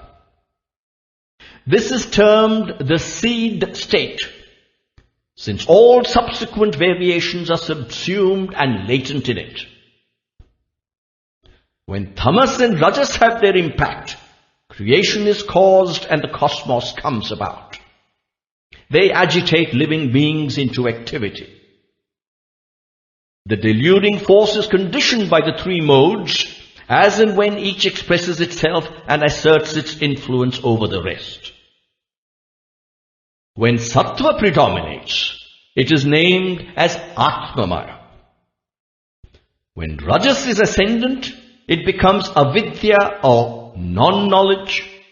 And when Tamas holds sway, it becomes Tamasi or dullness. When the Atma is reflected in the Sattvic mode, the image becomes Ishvara. When reflected in Rajas, it becomes Jiva or individual being. And when reflected in Tamas, it becomes matter. It is the mold, the upadhi, that causes the distinction between Ishvara, that is God, and Jiva, the living being, and Dravya, that is matter. When there is no upadhi or mold or vessel, all these are Atma. Since the universe is God, Jiva and matter, it can be truly described as the composite of the three modes. The universe has manifested in order to serve the highest interests of living beings and of man, the most intelligent of them all. While affirming that the Atma is reflected in the Sattvic, the Rajasic and Tamasic modes, producing impressions of Ishvara, the individual and matter, one point has to be emphasized. The mirror that conditions the image has only limited capacity. It can reflect only objects that are opposite to it. But when the mirror is either convex or concave in surface, or when its plane surface is soiled with dirt, the image will suffer contortion or fail in clarity. This, however, does not affect the object. Only the image is distorted or defaced. But the object itself is usually condemned on the basis of its reflection or image. Brahman too appears distorted on account of Maya and Ajnana or ignorance. And this distortion, which is a superimposed characteristic, is supposed wrongly to adhere to Brahman itself. The image of Parameshvara, that is the Supreme Godhead, is also a reflection in the Maya mirror. As milk turns into curds, Brahman has turned into Jagat or universe.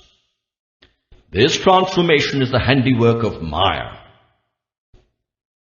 Brahman is the master of Maya and not its subordinate. It releases the Maya power and directs it. So, the personalized Brahman or Parameshvara is known as omnipotent and omniscient. The Jiva, the Ishvara and the Bhuta, elements of matter, these three contribute to the progress of the individual, each in its own way. The Ishvara or Lord is the fulfillment of all desires. All objects of enjoyment in the universe emanate from His will, and so He has no desire at all. He has manifested the universe not for the realization of any desire of His or filling any vacuum He suffered from, but for the benefit entirely of living beings. Krishna says, Name parthasti kartavyam trishu lokeshu kinchana. That is, there is no duty binding on me, Partha, in the three worlds. Creation, manifestation or emanation is the Lord's very nature. Hence the description, Leela Vinodi, that is, reveling in play, is often ascribed to Him. It is His willpower that is filling all living beings with consciousness and helping them to be alert and active. He grants to each the consequence of thought, word and deed, and is therefore described as the giver of the fruit of activity. That is, karma phala pradhata. Without the intercession of the Lord, activity cannot result in consequence. Nor can certainty arise that a particular act will result in an identifiable manner. Besides, the sages declare that karma or activity is momentary. The thought arises and the act is done. The act is followed by the fruit. It is not possible to predict when the fruit will be available or what its nature will be. Hence, we have to admit that it all depends on the Lord's command. What cannot be interpreted by our limited intellect has to be ascribed to His command. However long the interval, however many lives elapse, one cannot escape the obligation of suffering from the consequences of one's actions. There can be no place for inquiry into the origins of the act or when it happened, for one has to trace from the beginning of time itself. One cannot discover the beginnings of the Lord, the universe, the living being, activity and ignorance. They are all beyond the beginning. In the Bhagavad Gita, Lord Krishna declares, Gahana karmanogati. That is, the way of action is elusively subtle and difficult to discover. The consequence might confront the person even after the passage of many lives. The Lord is the eternal witness, the power that presides over every act. Looked at from this point of view, one has to realize and declare that the Lord and the individual are bound inextricably together. In the absence of living beings, there can be no Lord. When there are no children, how can the word Father be meaningful? So the Lord, it can be said, manifested the universe in order to provide living beings with fields of activity and in order to grant them the consequences of those actions. The five elements serve the same purpose. They also help constitute the physical vehicles of life in accordance with the quality and quantity of those consequences. There are also regions called lokas, where beings who have accumulated great merit or gathered terrible sins have to be in the hereafter. These have no relation to the regions or bodies that are visible to us. Life principle and individual principle both mean the same. Both indicate that they have emerged from absence of the awareness of the truth, or avidya. This again is due to bondage to the gunas or tendencies. The individual is marked by the presence of rajoguna, or the active, work-prone, passionate mode, though it has the seeds of the other two modes also in its makeup. The Jagat or creation itself has its origin when the truth veiled itself in avidya or delusion. The modes manifested at that same moment, and individuals differentiated according to the predominance of one or the other of the three chief modes caused by the total effect of the karmas gone through in life after life. When he is endowed more with the sattvic mode, he becomes a Bhagavata, inspired by devotion to God and engaged mostly in adoring and praising divine glory. Preponderance of rajasic traits renders him a strong, intelligent man, content to be a man with no higher aspirations towards divinity. And if he is ruled by the tamasic guna, he becomes as bound to the body and its needs as birds and beasts. The jivi or living being on account of an intellect caught in the coils of delusion, imagines that it is an effect and so bound to some cause. This non-awareness of truth has to be conquered by Atma Vidya, which urges towards this adventure and ensures success. It will destroy the distinction now believed in between Jiva and Jagat, between subject and object, between man and the cosmos.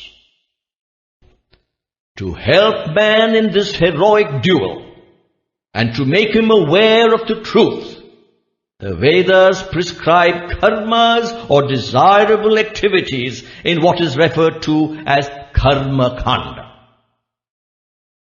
So long as one is caught in avidya, man and cosmos, the upper and lower worlds, dharma and adharma, karma, bhakti and jnana, these concepts have to be respected and one's life shaped accordingly. So long as one is established in the validity of the diversity apparent in the universe, one acts according to the limits imposed by the personalized God, the Ishvara. The universe is for each jivi its own mental picture and nothing else fundamentally. So unless one unravels the mind and its processes, the Brahma principle is difficult to understand. Those who have not understood the real nature of the sky will mistake it as a dome of smoke and dust. So too the Atma is mistaken, through non-awareness of reality, to be enclosed in and embodied as intellect or buddhi, to be involved in activity and enjoyment of the results of activity, to be caught up in the twin bonds of joy and sorrow, and to be embroiled in happiness and misery and in bondage and liberation. From the angle of change, that is, vyavahar, the higher truth will naturally appear as different, though they are inextricably interrelated. Space is one, but as a result of the diversity of vessels, it seems to be enclosed in the home, the pot, the building and the canvas. There is no truth in this sectionalized existence. It is the one space that exists in all these containers, houses, lakes, hills, etc., which are shapes and forms with distinct names attached to them and different modes of behavior and use. So too, individual beings or jivas have different names and forms, peculiarities and specialities of use and behavior. But like the string that holds the beads, passing in and through each and holding them together, the super-consciousness in all individuals is one. That is the Atma, which is mistaken as I through ignorance.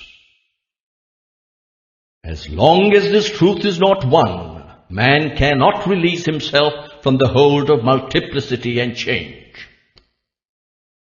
The scriptures communicate to us this reality and exhort us to realize it. What is it that if known, everything else can be known?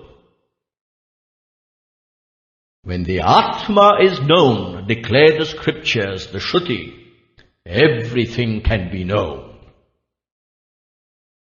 The Jagat, the cosmos, is only relatively real. It is partly false. Knowing it is unprofitable and unnecessary. It is not a legitimate purpose of life. Life is best spent and human effort best directed when awareness of the Atma principle is sought to be attained. The Shruti warns man against other vain pursuits. The Shruti texts and allied sacred literature, like Smritis, Itihasas and Puranas, do not teach us anywhere how the cosmos was created, or advise us to study and understand the origins and the process. They do not declare the absence of that knowledge as calamitous. They even assert that the task is impossible. Why worry how the cosmos was born or when it will die? Worry rather about yourself. That is the lesson emphasized by the scriptures. Know thyself. Once you know yourself, everything else will be automatically clear. You are a pindanda in the Brahmanda, a microcosm in the macrocosm.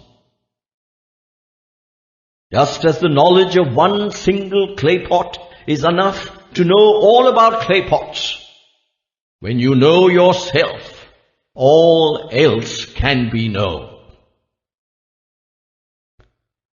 In order to persuade a child to stop weeping and regain joy, the ayah or the nurse relates a fairy tale which pleases it. The ayah's sole purpose is to calm the child. The fairy tale is only a means modelled on its intellectual level. In the same manner, the jivi, fascinated by the beginningless attraction of Maya and bound by tendencies cultivated during many lives in the past, cannot avoid inquiring into the origins of the universe which he encounters. The Shruti answers such inquiry in words that give temporary relief. For the question, how was the universe created, is on a par with the question, how is a dream created? The dream originates from sleep or nidra. The universe originates through illusion or maya. Just as the dream has no order or law, the universe also is too full of mystery and maya. There is only one, not two as often happens in a dream. This is the doctrine of Advaita. Very much like the question of the origin of creation, another problem that generally worries man is, how did this ignorance happen? The solution has been provided by the sage preceptor Vashishta to Sri Ramachandra. Rama, he said, rather than entangling yourself in the inquiry regarding how ignorance entered man, I would exhort you to be engaged in efforts to get rid of it. This lesson is directed not only to Rama but to all mankind. It helps all who do not possess the realization of the truth behind the objective world. Ajnana or ignorance is the name given to ignoring what is one's own inner experience, that the universe is an ever-changing phenomenon. Why then are we troubled by this question? Be convinced that you have this ignorance. Give up the struggle to get rid of attachment to this changing world with its concomitant birth-death cycle. It is only another evidence of this ignorance to argue whether this ajnana adheres to Brahman or emanates from the jivi. Surely, it is much more essential to concentrate on the methods by which the ignorance can be discarded. For it will certainly yield to wisdom or jnana. Jnana is light. Ignorance is darkness. Darkness can persist only until light shines. Sathya Sai Vahini, Chapter 21. The Inner Enquiry. Sage Vasishtha said to Rama,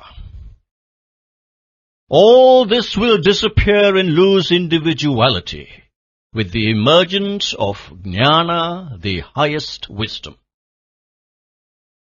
Rama, he advised, you have to understand how this non-knowledge grew and by what means it can be destroyed. There is one mystery hidden in this advice. Centuries of inquiry have failed to unravel the secret. From where did the cosmos originate? How did it emerge? If it had a personal cause, the inquiry could have succeeded. But the cosmos or Jagat is not such an object. The questions, how did it emerge? From where did it originate? Are exactly on par with the question, how did the serpent appear on the rope and cause the terror? Only the rope exists there. The serpent was imposed thereon during dusk by the defective intellect of the onlooker. That is to say, on account of the illusion created by reasoning. In other words, ignorance is the basis of the misapprehension. Brahman is the rope. Jagat is the serpent superimposed on it by reason, afflicted by illusion. We cognize Brahman as Jagat. We take one thing as another, so long as this affliction holds sway.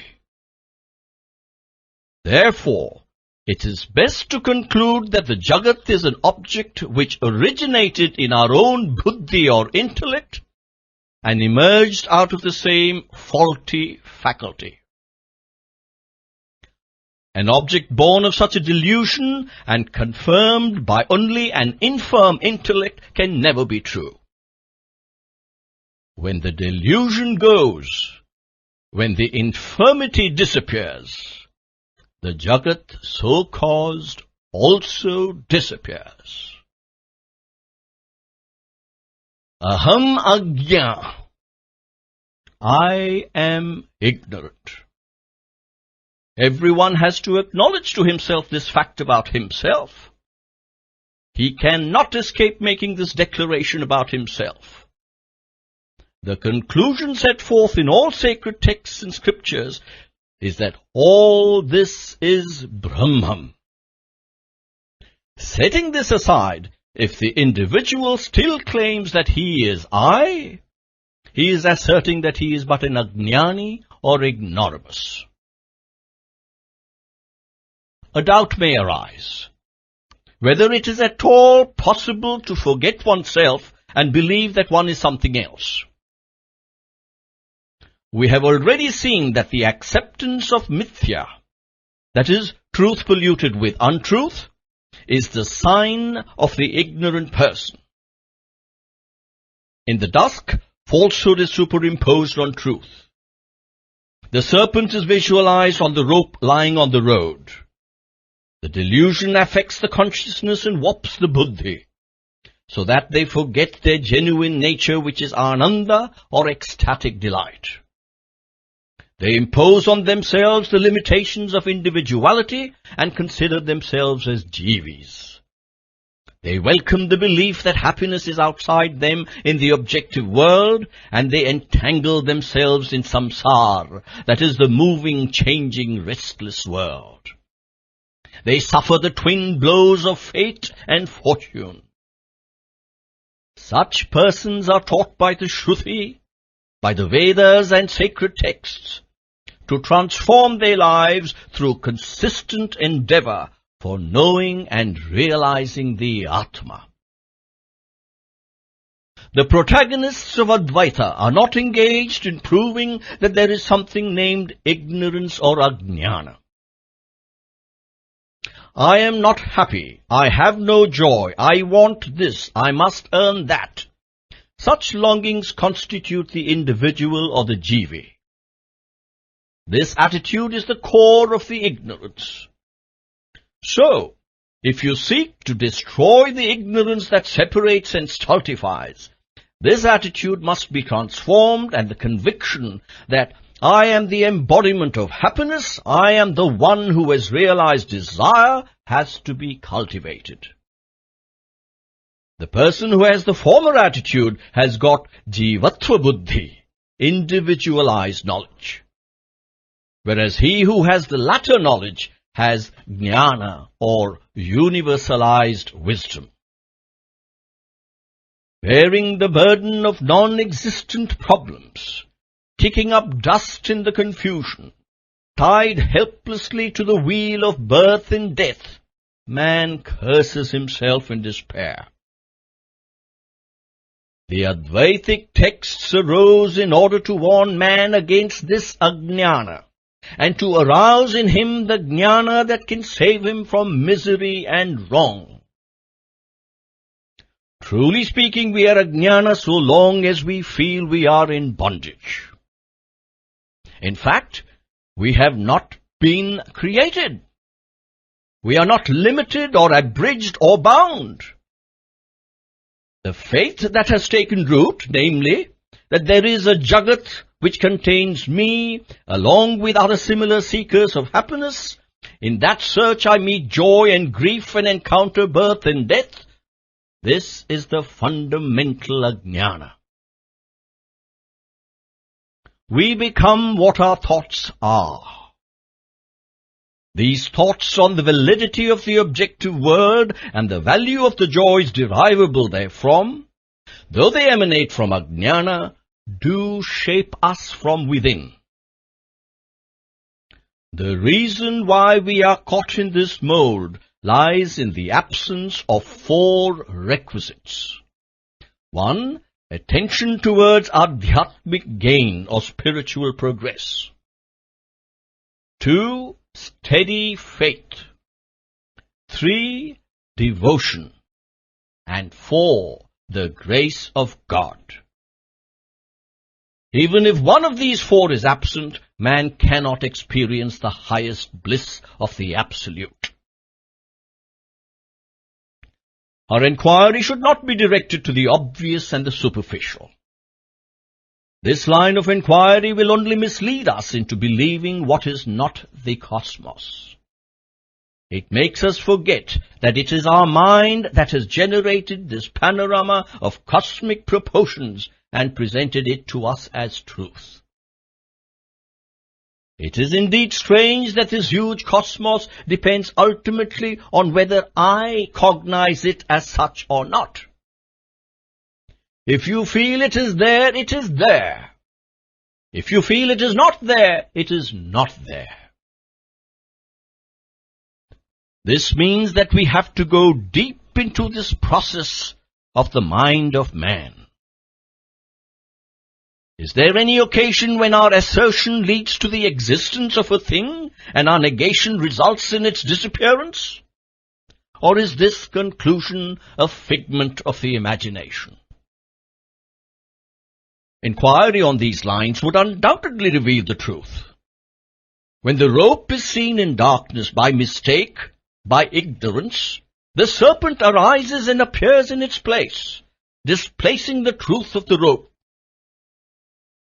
For some reason, when the truth is known and the onlooker feels, this is no serpent, it is a rope, the serpent disappears, for it was mere falsehood. So, feeling or thinking is able to create the serpent and also to destroy it. Assertion creates, negation destroys. Both are mental processes which can be classified as thoughts. Though there are diverse levels and grades, all these are but thoughts. Where do these thoughts emerge from? Are they free to emerge spontaneously? To this question, the answer is Buddhi Karmanusharini. That is, our intellect follows the lead of our activities. Thoughts arise in conformity with the attachment one develops and the results one anticipates from one's actions. The very first motive for action is, I must attain happiness and harmony. This motive arises from the ignorant assumption that the world is real. Education saw wisdom, mere wisdom bereft of discrimination, action without discretion, erudition lacking sagacity, power not justified by credentials, statements not based on truth, music wanting in melody, adoration not sustained by devotion, a person devoid of common sense and character, a student not endowed with humility, and a discourse that fails to inspire. These serve no useful purpose. In addition to knowledge derived from the sacred texts, one should gain wisdom through experience. Knowledge without personal experience is futile. Wisdom lodged within us will be of no avail if it is static. It will only assume the form of mere scholarship. If such learning is brought within the ambit of practice, it is creditable. Acquiring and holding of wealth will be of no avail if it is not consecrated and spent for the welfare of the world. Similarly, mere acquisition of knowledge from books is a futile exercise.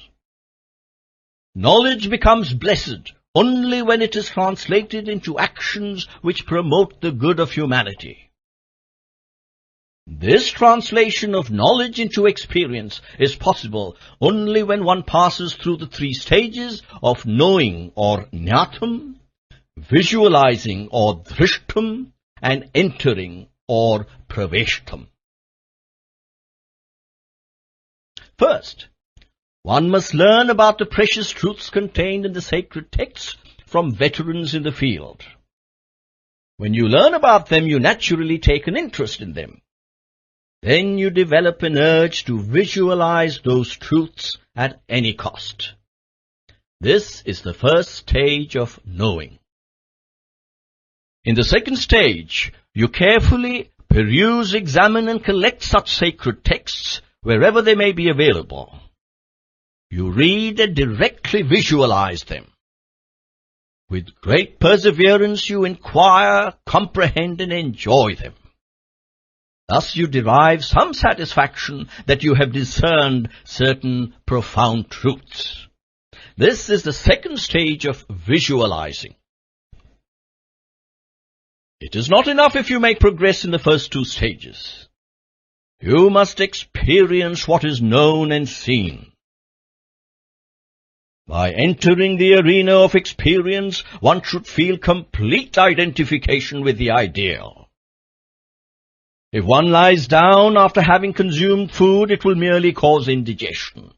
However, if one consumes daily the requisite quantity of food and undertakes some physical work, it will be digested and converted into blood and will offer nourishment.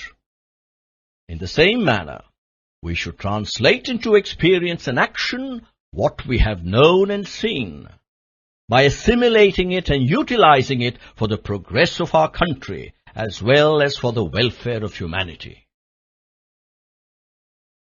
It is easy to memorize passages from books and deliver lectures. Knowledge acquired merely through the reading of books is bookish knowledge. This is quite an ordinary type of knowledge.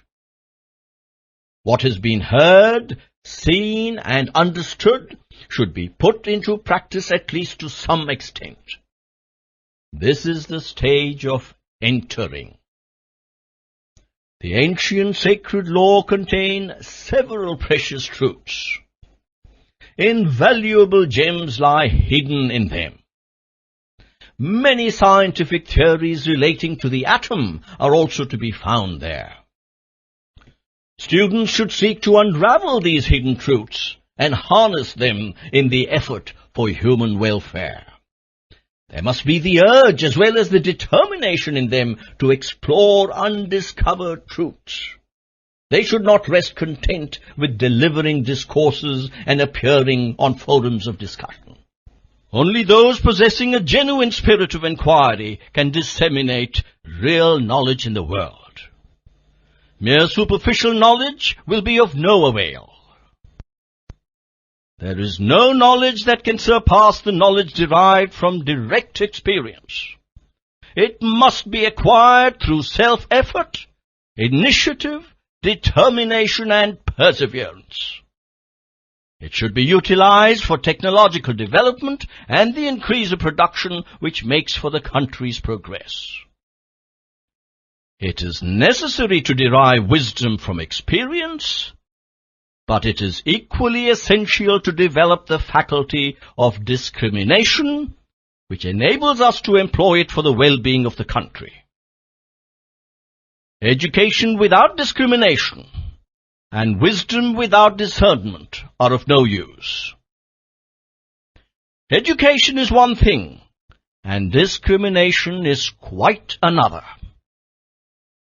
Discrimination is the faculty that enables us to distinguish good from bad, and confers upon us the ability to decide how much importance is to be given to various aspects in a given situation. Discrimination is a component of wisdom. Without discrimination, one cannot pursue the right path. It is a mark of sagacity to display discrimination in all actions. Through research in atomic energy, one may invent destructive weapons which can reduce to ashes the entire world in a second. On the other hand, the same atomic energy might help us to generate millions of kilowatts of electric power, which could be utilized for industries and agriculture, transforming the country into a smiling garden.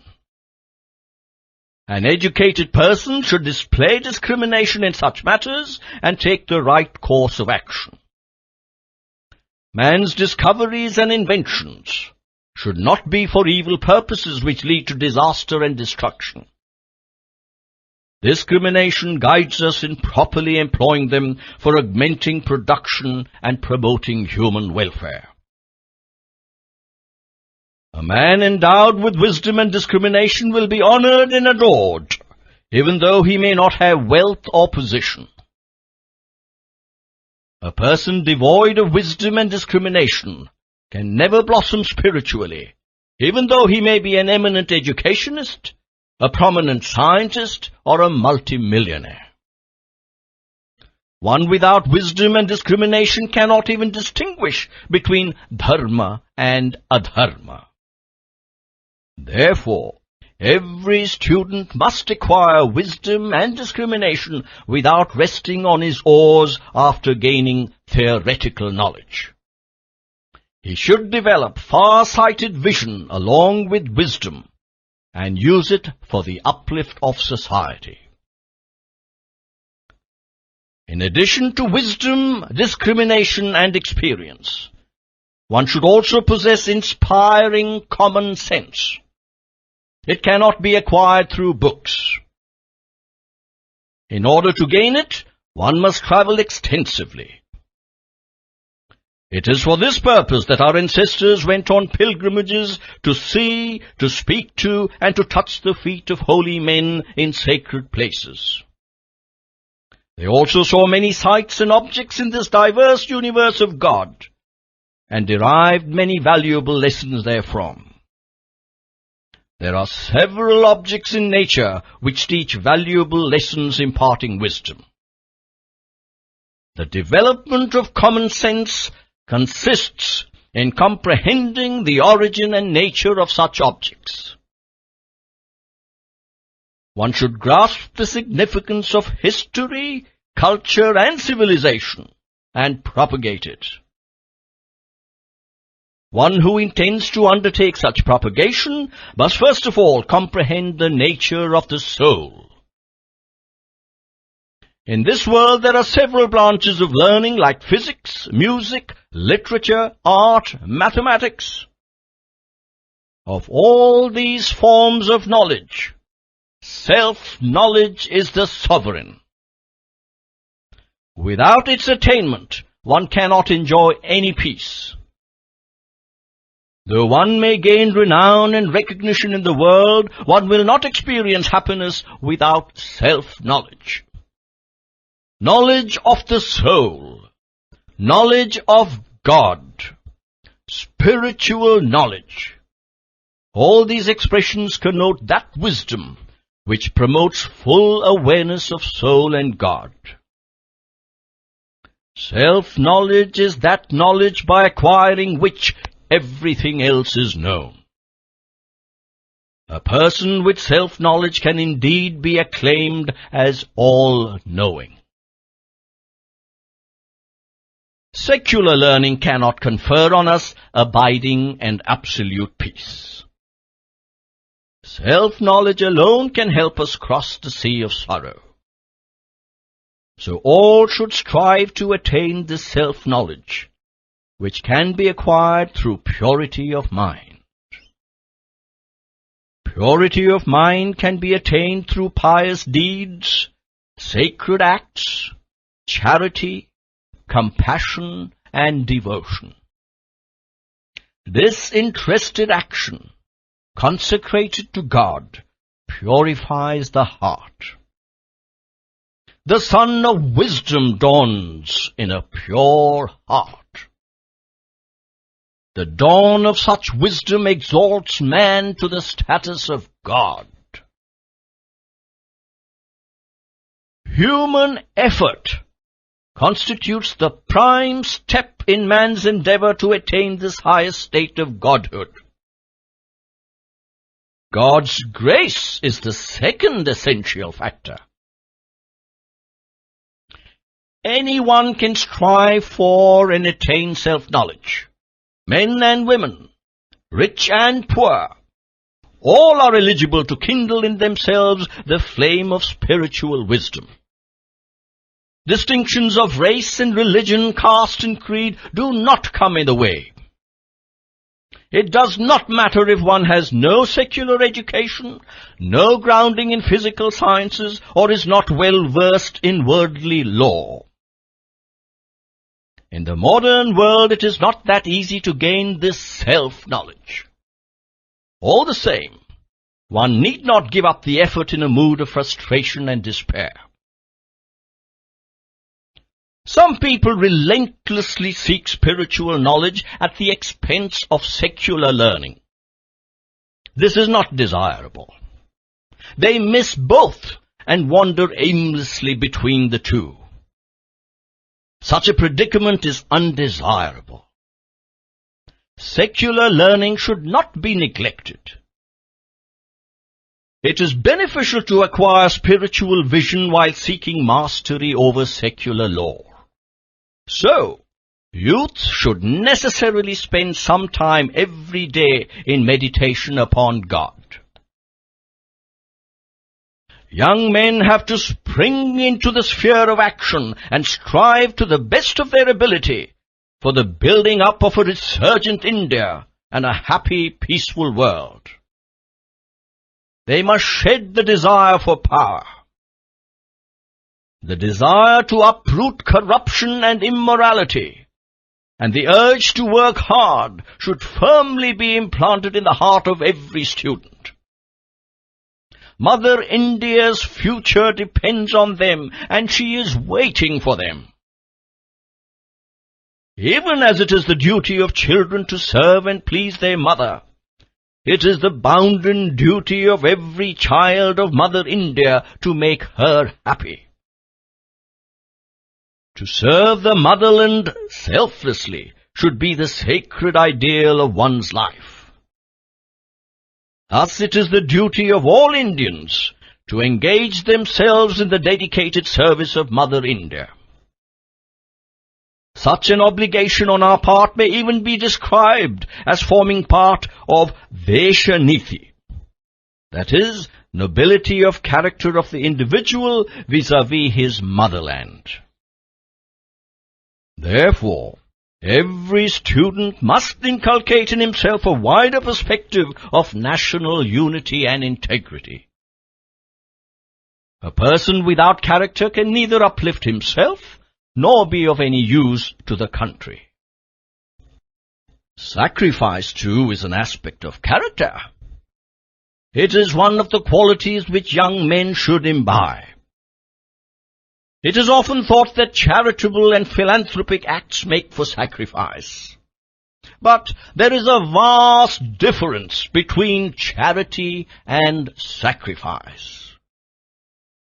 Charitable people give only a fraction of their bounty to others. Gifts of land, distribution of food, contribution of physical labor, and spreading of education and knowledge belong to this category. Through acts of charity, no man ever gives up all that he has. One is not cursed to be born penurious if one does not perform acts of charity. Going a step higher, some retain for themselves what is just and essential and give away the rest to society. Such people win the highest acclaim in the world. Our sacred texts prescribe that a portion of one's possessions must be offered to the poor and helpless. Neglecting this injunction, one should not accumulate millions of rupees in a selfish, callous, unfair manner, like an avaricious curmudgeon. Such a miser will become a victim of disaster and degradation sooner or later. It is inevitable. Wealth piled up through unfair means is the result of exploitation of the blood of the poor.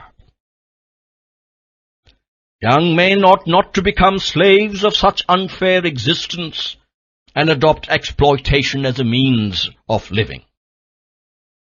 Even God will not forgive such selfish, exploitative lives. He who piles up wealth without enjoying or giving to others will be damned after death. The progeny of such people, too, will be damned. There are 4 inheritors for hoarded wealth. The first is charity. The second, the king. Fire is the third inheritor, and robbers the fourth.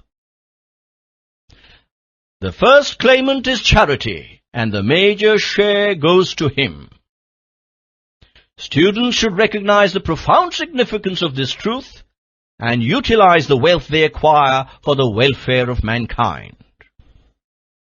Sacrifice is the highest step. One who has the true spirit of sacrifice gives to others without any hesitation or reservation, smilingly and gladly, even his dearest and highest possession. Surrendering the fruit of action to the Lord is real sacrifice. A tyagi, that is one who sacrifices, does not shrink even to give up his body, regarding it as worthless straw. Sacrifice means something more than giving up of wealth, gold, and material objects. Evil qualities like hatred, jealousy, wrath, and malice, which have become ingrained in man over many lifetimes, should be discarded. There is no happiness greater than that obtained from sacrifice. Only those who sacrifice are the children of immortality because they live forever. When we study our epics and legends, we come across numerous figures who embody such spirit of sacrifice. Emperors like Shibhi and Bali. Heroes like Dadichi and Karna belong to that illustrious line. We need today such persons animated by the spirit of sacrifice among the political leaders and students. They should forget selfishness, crush egoism, dispel desire for power, and put an end to pettiness of mind, and pledge themselves to justice and to promote the welfare of society. Unfortunately, words are losing their significance. Sacrifice, justice, righteousness, and service have lost their meaning and degenerated into business.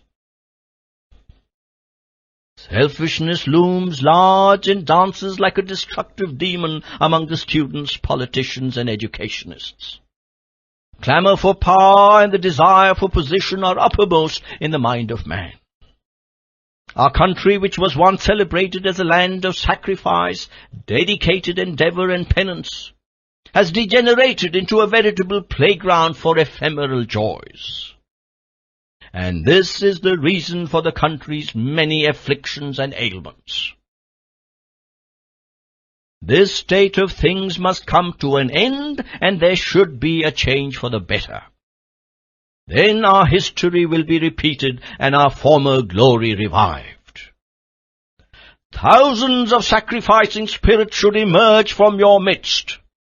Every young Indian should be enriched once more by the spirit of sacrifice. Sacrifice is sweeter than enjoyment. Sacrifice should become the aim of life. Only through sacrifice can one attain peace. Sorrows do not flee from us as long as the mind is not at peace with itself. Agonies dwell forever within us. Without the tranquility of the soul, any amount of wealth cannot be of any use. Surrendering the fruits of action with a dispassionate mind is eligible to be termed sacrifice. Purity of mind alone can confer upon you tranquility. The Upanishads have proclaimed in a full-throated voice that sacrifice alone leads to immortality. Sacrifice is the chief trait of the pure. Therefore, every student must imbibe and display the spirit of sacrifice in his life. He should not become a victim of the disease of enjoyment. Unfortunately, there is a widespread opinion circulating freely that education is for jobs and not for the expansion of illumination. This is deplorable. Wisdom is illumination. It is the aim of education to radiate that light of wisdom. Such wisdom bestows upon man real power. Wisdom enables us to recognize mutual relationship of objects and individuals and to know the precedence and antecedents of each object. How can this illumination enter man's being? By listening to and going through great books like the Vedas, the Vedanta, the Upanishads, the Quran, the Granth Sahib, the biographies of noble souls, books dealing with physical and technological sciences and psychology, one gains this light. Along with wisdom, discriminatory approach and logical thinking can be gained by reading them. One should not depend entirely on knowledge derived from sacred texts, but depend upon wisdom arising from experience. The shape and the content of education must change. Professor Gunnar Myrdal of Stockholm University, visiting Delhi in 1972, said, "The educational system of India is not progressive. It fosters the mentality that we shall not soil our hands." All Indians, especially students, should recapitulate these words. This remark pinpoints the tendency of our students to lead comfortable lives under electric fans, resting in air-conditioned chambers, avoiding manual labor, its stress and strain, sweat and dirt, without even one fold of their ironed clothes getting crumpled.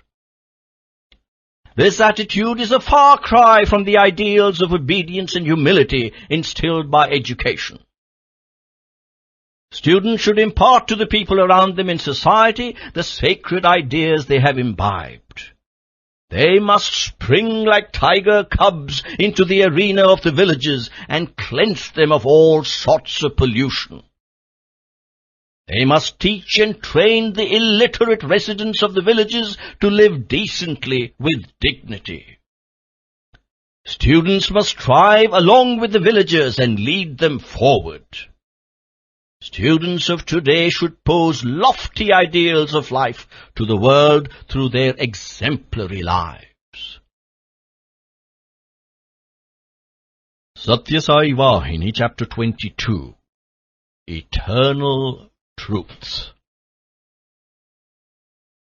The Veda is the mother of all the Shastras. The Veda emanated from God Himself as inhalation and exhalation. The great sages, who were the embodiment of the treasure gained by long ascetic practices, received Veda as a series of sounds and spread it over the world by word of mouth from preceptor to pupil. Since it was heard and preserved by generations, the Veda is known as Shruti, that which was heard or listened to. The Veda is endless. Who composed the Vedas? Until today, it has not been possible to unveil their names. Those who recited it had perhaps no desire to earn renown, for the names are nowhere seen mentioned in the Vedas. Maybe they had attached no importance to their names, or clans, or sects, or it is likely they had no kith or kin or clan. Whoever he or they may be, the sages were sure they were masters of all knowledge. For the sense of equality and equanimity found in the Veda is the innate quality of only such wise persons. So it is very appropriate to infer that the Veda was given to the world only by persons endowed with all powers. The word Veda originated from the root vid, which means to know. Vidam tu anena iti Veda. That which reveals and makes clear all knowledge is Veda. The Veda can be mastered neither by limited intellect nor by limited experience. The sacred Veda instructs all that one requires for his spiritual advancement. It instructs one in the means and methods to overcome all sorrows and grief. It instructs one in all the spiritual disciplines which can give unshaken peace. No one has understood correctly the beginning of the Veda or its end. So it is hailed as Anadi, or beginningless, and Sanatana, or eternal. Since the first and the last of the Veda are not known, it is Nitya, everlasting. The intelligence of humans is tainted, but since the Veda has no trace of taint, it is concluded that it cannot be a human product. So the Veda is also characterized as Apaurushya, that is, non-personal. The Veda is its own authority. Each Vedic sound is sacred because it is part of the Veda. Those who have faith in the Veda and its authority can personally experience this. The great sages were enriched by such experiences, and they have extolled it as the source of wisdom. These experiences are not bound by time or space. Their validity and value can be recognized not only in India, but by people of all lands. They lay down basic truths, it can be asserted. The Vedic religion originated we do not know when. Others came later. This is the difference. So if the Absolute has to be known, it is not possible to succeed with the help of the skill and strength that man has. Human intelligence can operate only within certain limits. Buddhigrayam atindriyam, it is said. The intellect transcends the senses. But the Veda is beyond the reach of intelligence. Intelligence is restricted. It can deal only with facts discoverable by the senses and experiences related to these. It can act only in the area of the visible, the viable. Mother Veda has been kind to her children, the human race. To sanctify its cravings and to uplift the race, she has posited the concept of time, and its components, the years, months, days, hours, minutes, and seconds. Even gods were declared to be bound by time. The individual or jiva is caught in the wheel of time and space and rotates with it, unaware of any means of escape. But really, he is beyond the reach of time and space. The Veda is bent upon the task of making him know this truth and liberating him from this narrowness. Mother Veda is compassionate. She longs to liberate her children from doubt and discontent. She has no desire to inflame or confuse. Wise men know this well. Gravitation has existed on earth since we do not know when. It had its origin along with the creation of the earth. The earth and the force of gravitation are both inseparable, indistinguishable. Just because it is not recognized by a few, or because it is not visible as such, it will be foolish to deny its existence in the earth. But the fact is, no one knew the existence of this universal force, though it was there along with the earth. The force was operating even when man was unaware of it. At last, after analyzing various principles and observing various experiments, the Western physicist, Newton, announced that the earth had the force of gravitation. The world accepted his statement and placed faith in its truth. But the force was operating all the time, even before the announcement by Newton. It did not start operating all of a sudden when the experiments demonstrated it. The Vedas are eternal truths. They existed even before the people of this land discovered, practiced, and experienced them. Just as Western physicists announced the existence of gravitation after their experiments, the ancients of this land demonstrated the innate authenticity of the Vedas through their own experience. Here, too, the Veda existed long before it was discovered and put into practice. Newton's laws of gravitation benefited the whole world. They express universal truths applicable to all places and times. They are not confined to Western countries only.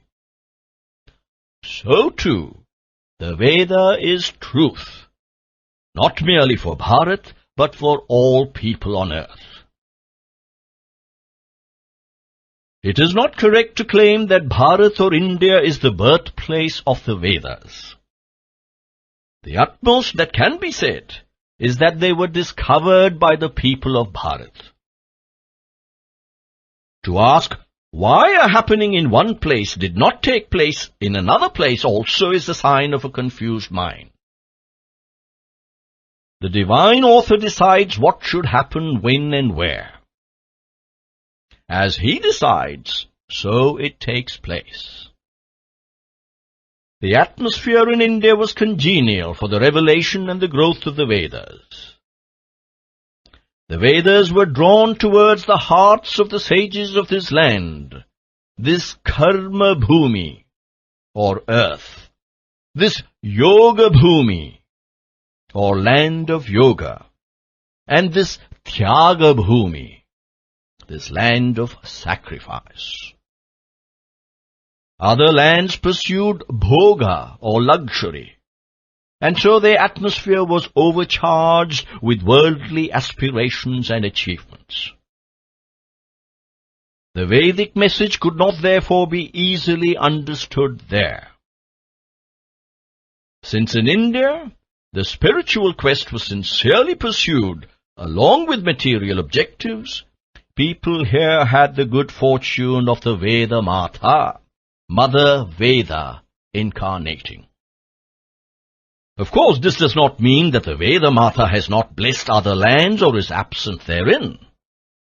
It is like the force of gravitation, present everywhere. The Veda is omnipresent. The heroic sages of Bharat were able to receive the Vedic message as a result of their sadhana of denial and detachment, as well as their capacity to concentrate and to experience the bliss resulting from practicing it. They were so selfless and full of compassion and love that they shared with those who approached them what they had heard and enjoyed. They are therefore called mantra drishta. Through the long line of their disciples, the message has come down the ages and spread all over the land. Like a continuing flood, the mysterious Veda was visualized by the sages as drishtas. The Bharatiyas, people of this country, are well aware of this debt. The scriptural texts of India, the Vedas, Vedangas, Upanishads, Smritis, Puranas, and Itihasas, are repositories of profound wisdom. Each of them is an ocean of sweet, sustaining milk. Each is sacred and sanctifying. The waters of the ocean can never be diminished in volume, however many pumps you ply to drain them. Enormous quantities of water are turned into steam by the hot rays of the sun, bundled into clouds, and returned to the earth as rain. This helps the harvesting of grain and renders the land green with vegetation. The wonder is that in spite of this tremendous uptake and downpour, the level of the ocean does not go down even by an inch. Furthermore, even though thousands of live rivers pour their waters into the seas, the level is not seen to increase. Similarly, the persons who have supplemented their knowledge of the scriptural texts with the awareness of their validity acquired by practicing the lessons contained in them are not affected by praise or blame, whatever the source and quantity. Their hearts will stay pure, unaffected, and calm. The holy scriptures of India are strongholds of such sustaining lessons. However, one can imbibe those lessons only to the extent of one's patience and intelligent skill. After mastering the texts and gaining experience in putting the lessons into actual practice, one can share the light and the joy with others. The texts of India insist on the value of actual practice and the need to confirm the truths by experiencing their impact. If a person desires to understand clearly the sacred books and scriptural texts of India, to imbibe their message, he must learn the Sanskrit language. He cannot avoid that responsibility and that duty. The very mention of Sanskrit immediately arouses in many among us a prejudicial attitude. Oh, it is the dead language of a dying culture. It is boosted by the fanatic attachment of antiquated conservatives. Contemporary modern people declaim. They condemn the language as surviving only in meaningless formulae, in fast-vanishing rituals and ceremonies, in wedding rites and other futile exercises. It is a very difficult language to learn, they say. Such beliefs have dug themselves deep into the minds of so-called modern people. These banal opinions and false attitudes have to be exorcised from the minds of men. Sanskrit is an immortal language. Its voice is eternal. Its call is through the centuries. It has embedded in it the basic sustenance for all the languages of the world. Revere Sanskrit as the mother of languages. Do not ignore its greatness or talk disparagingly about it. When you yearn to slake the thirst for nectar offered by the Vedas, you have to learn Sanskrit. In order to interpret the Vedas and elaborate their inner meanings and mysteries, the sages have left behind textbooks of complementary sciences like grammar, poetics, philosophy, and astrology.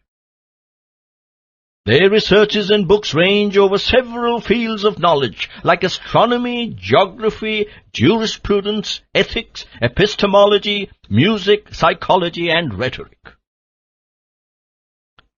Western scientists are struck with admiration at the wonder of astronomy they have unveiled and the truths they have unraveled in other sciences.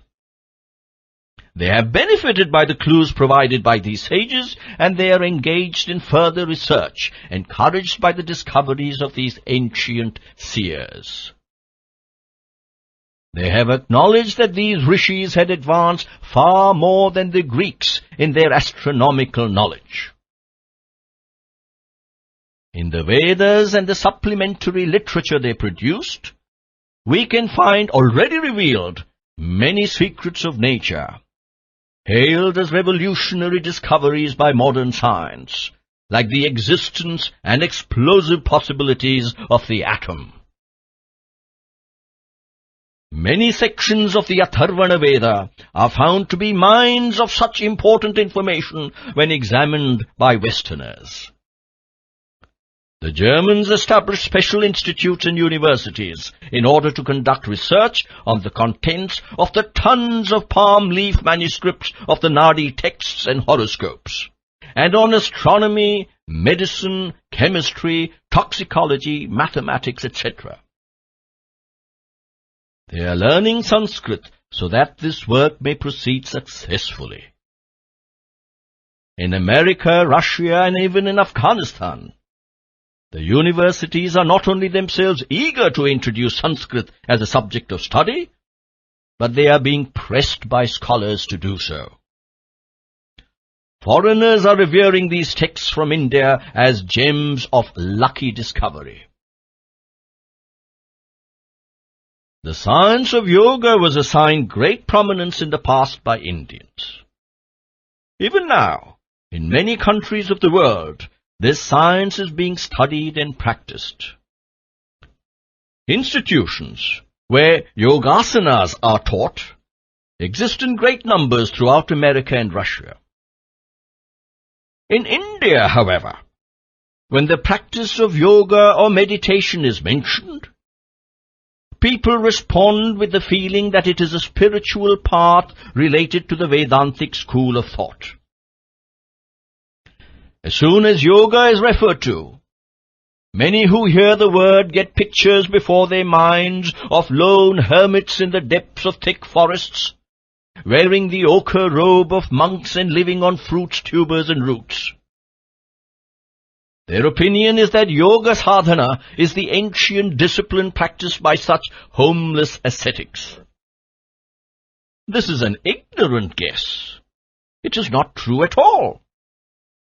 The yoga science is today being probed by physicists and others in Western countries.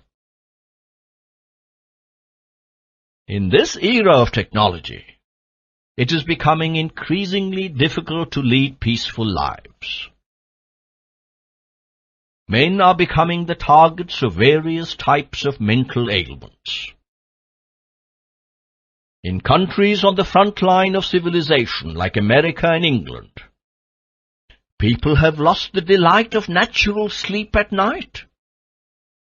They experience only artificial sleep induced by the tablets they swallow.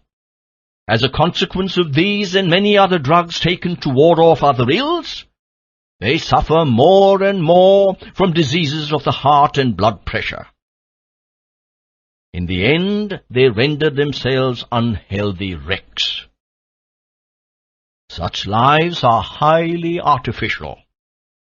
People are sunk in fear and anxiety, mentally on one side and physically on the other. They have no rest. Drugs, tablets, capsules and pills are produced in millions, but the general health has not improved. Besides, new varieties of illness have emerged and are developing fast. A few intelligent Westerners have realized that their only refuge is yoga. They have confirmed their conclusion by means of experiments, and they have taken to yoga with increasing faith. The Vedas are the oldest literary creations of man.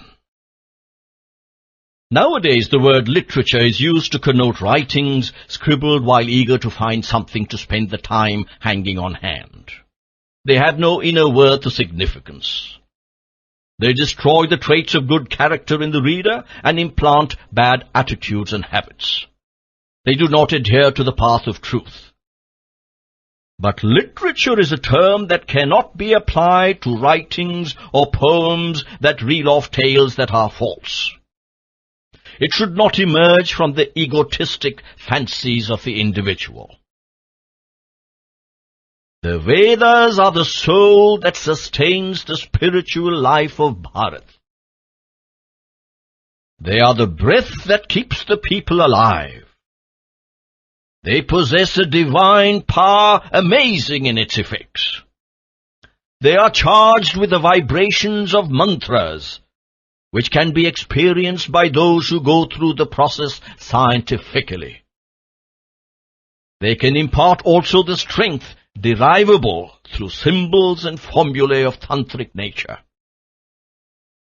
Tantra means the means and methods of utilizing the mantras for one's own good. Man has physical and material power only. His karma becomes holy and sacred when the mechanics or yantra of life are ruled by mantra and tantra. The technique of this sadhana is in the karma kanda of the Vedas. The ancient sages became aware of this and have preserved it for mankind in the 4 Vedas. Unable to grasp these truths, those who pride themselves as modern or moderns proclaim that the Vedas contain only verses and mantras which are learnt by rote and repeated by aging cronies. Not only moderns, but even those who have earned distinction as the foremost pundits, those who expound to the people gathering fame, use the Vedas for promoting their material well-being, and not for helping them on the spiritual path. They are unable to discover the sacred task for which the Vedas exist. Whenever the chance arises, they benefit by the scholarship, but they are not eager or able to use the Vedas to purify their daily lives. As a result, so-called modern people, or moderns, find it impossible to develop faith in the Vedas. When the pundits do not seek to practice the Vedas they have learned, and parade their lack of faith by not instructing their own children on the glory of the Vedas, they naturally cause lack of faith in the entire society. Many others, in spite of their ignorance of the meaning of the Vedic hymns, walk through busy places reciting the sacred texts in mechanical orthodoxy. Foreigners, especially German scholars, though they have not learnt the Vedas by rote, have realized that the mantras possess and transmit profound power. They have during the centuries carried to their own country portions of the Vedas and conducted patient and painstaking research on them. Consequently, they have unravelled strange mysteries.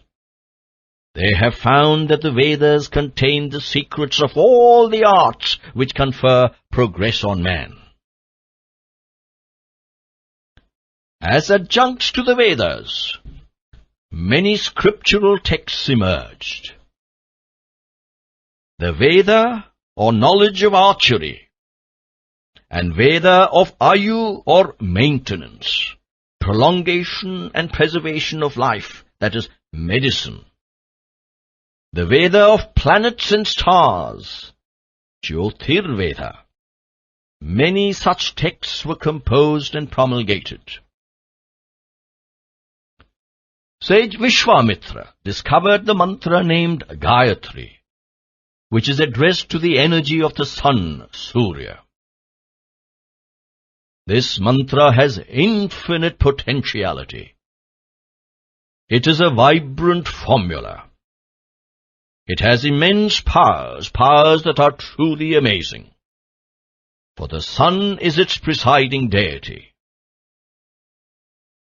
The Gayatri enabled Vishwamitra to use rare weapons which bowed to his will when the mantra was repeated with faith. Through the powers he attained in this way, Vishwamitra was able to become a great scientist and create a counterpart of this cosmos. A person who is able to increase the capabilities of his hands and his senses is now considered a scientist. But the term Vijnani was correctly applied in the past only to those who developed spiritual power and discovered the formulae for delving into the divine within.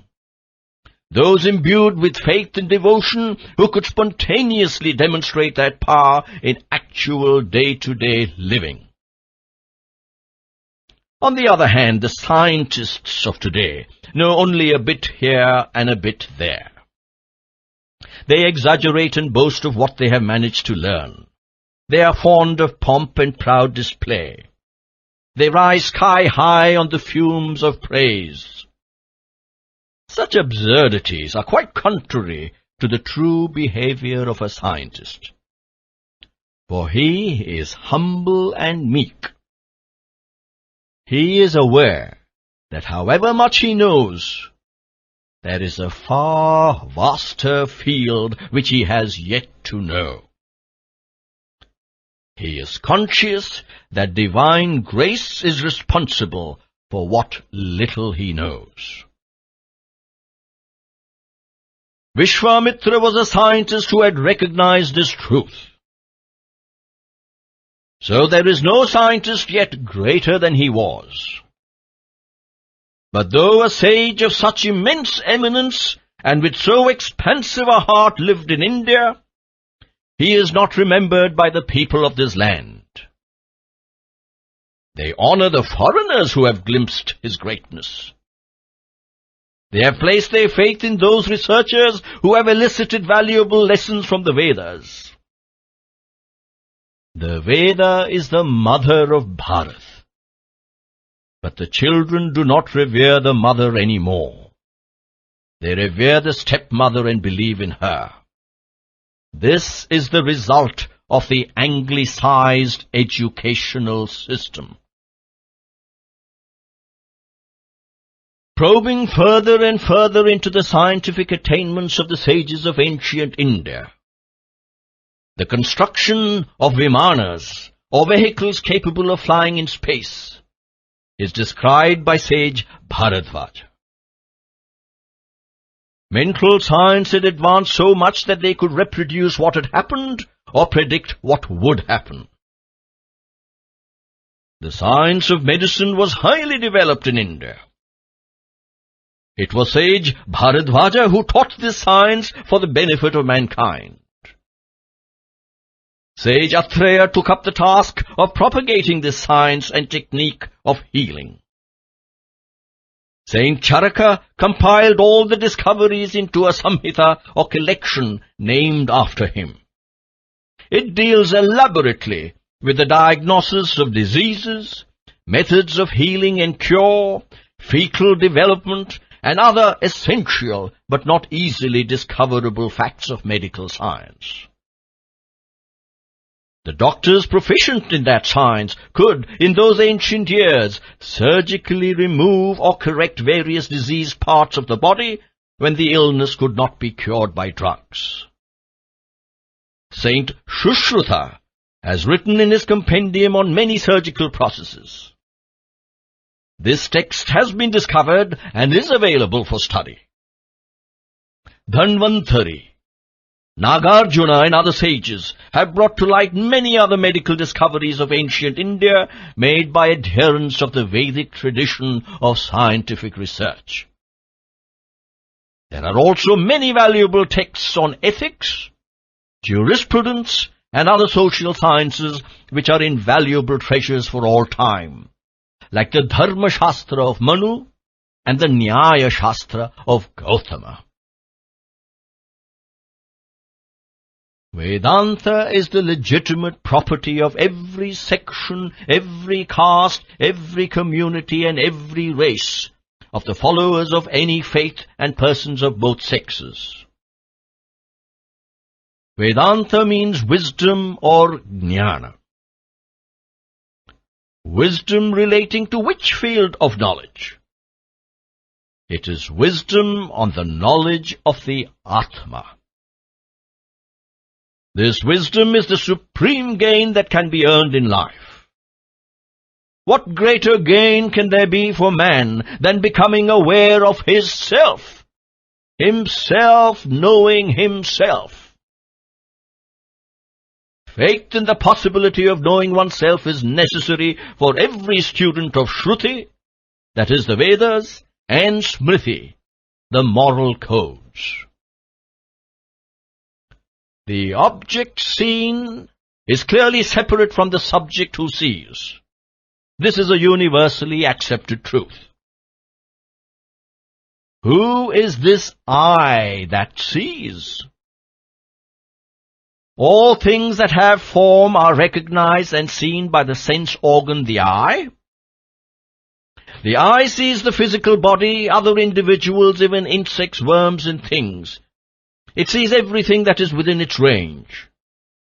The body, too, is a thing that the eye sees, along with the rest. So how can we conclude that the body is the I? Then who really is this I? Fire burns and also brightens. It burns things by heat and brightens them by the light it sheds. Fire is different from the things it acts upon. Now, who is it that knows this truth, the truth that fire and the things that it burns are different? It is the Atma. When a log burns, the fire is present and active in all of it. Similarly, the Atma pervades the entire body and enables it to perform deeds and to move itself and its limbs. The light shed by the lamp is the instrument that informs us at night. This is the cup, this is the plate. The eye is a similar instrument which informs us. This is a house, this is a thorn, this is a stone. The eye is not the Atma. In the absence of the lamp, the eye, or in the absence of the eye, the lamp, cannot cognize the house, the thorn, the stone, the cup, or the plate. Both the lamp and the eye are media or instruments of illumination. The instrument, the eye, sees the body where it is situated. The body that is seen cannot therefore be other than a similar instrument. The senses are the experiencers of hearing, tasting, seeing, touching, and smelling. When the eye is known as an instrument, the other four senses too have to be recognized as tools. All these senses are under the control of the mind, which is their master. Even this mind is being controlled and conditioned by some other master. The mind, therefore, cannot be the core of man. The intellect or buddhi examines the information materials offered by the mind. It is the instrument that judges and decides. For example, imagine a sharp knife. However sharp, it cannot cut a fruit on its own initiative, nor can it cut the thinnest thread by itself. It can do so only when it is held by the hand of someone. The intellect is similar to the knife. It is helpless without the I, the Atma, which has to wield it. Then we have to consider another equipment of man, the prana, or the vital airs. Let us consider whether we can nominate it as the I. During deep sleep, man is not conscious that he is breathing and that the vital airs are alert. Of the three states, the waking or Jagrath, the dreaming or Swapna, and the sleeping or Sushupti, though the prana is existent in all, the man is not aware of the experiences of the waking state while dreaming, nor of the experiences of the dreaming state while in the wakeful state. During sleep, the pranas do not activate the intellect or the memory. They appear to be quiescent. When the boss is active, the dependents cannot keep quiet. Since they are not uniformly active always, pranas or the prana principle cannot be considered as the I or the Atma. Now about the ego. There are two fields in which it operates, and so it has two meanings. One is self-love, ahankara, the dehatma, body consciousness, the exterior I. And secondly, the inner I, the pratyag-atma. Persons who do not know this distinction confuse themselves and assert that I is applicable to the dehatma. But this is wrong. The body, as we have seen, is a tool. It is an object. It is the seen and not the seer. How can the ego, identified with it, be the Atma. This ego also is of the seen category. It is absent in sleep and plays false in dreams. Truth has to persist unaffected in the past, the present, and the future. That which is absent in two states, how can it be true? As a result of this inquiry, it has become plain that the senses, the mind, the intellect, the vital airs, not one of these can be accepted as Atma and accorded that validity. Therefore the question arises, what else, who else is Atma?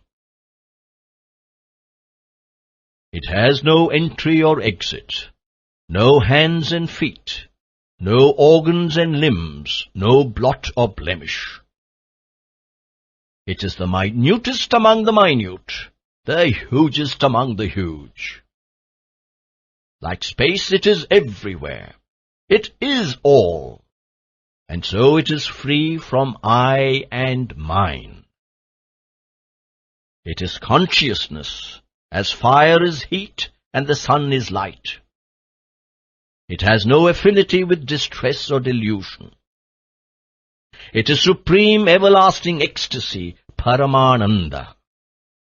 It is the core, the heart of all beings. It is the awareness in all. It is the seer of everything seen. It sees all objects seen.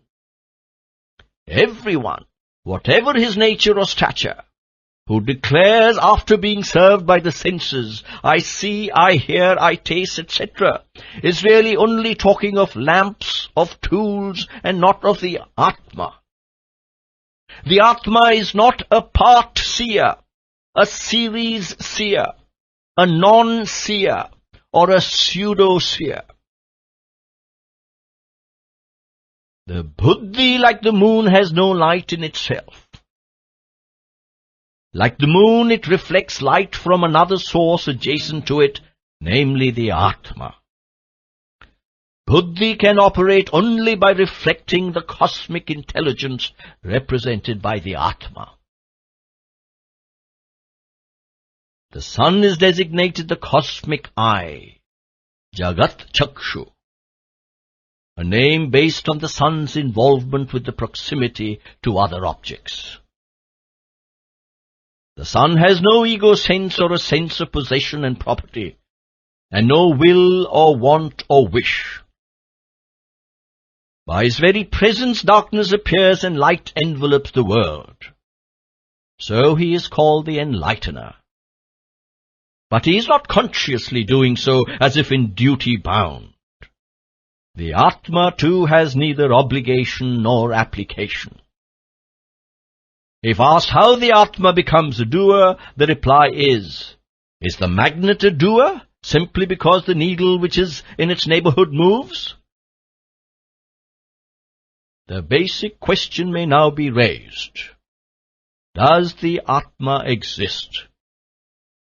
If it does, how and with what proof can it be established? There is no need to prove that the Atma exists, for if the Atma is capable of being proved by certain arguments and lines of reasoning, the existence of a person who uses those arguments and follows those lines of reasoning has to be posited. That person will again be the Atma. Of course, some men may reply that the Vedas are the authority for the existence of the Atma, and that the Atma can be experienced and validated through the Vedas.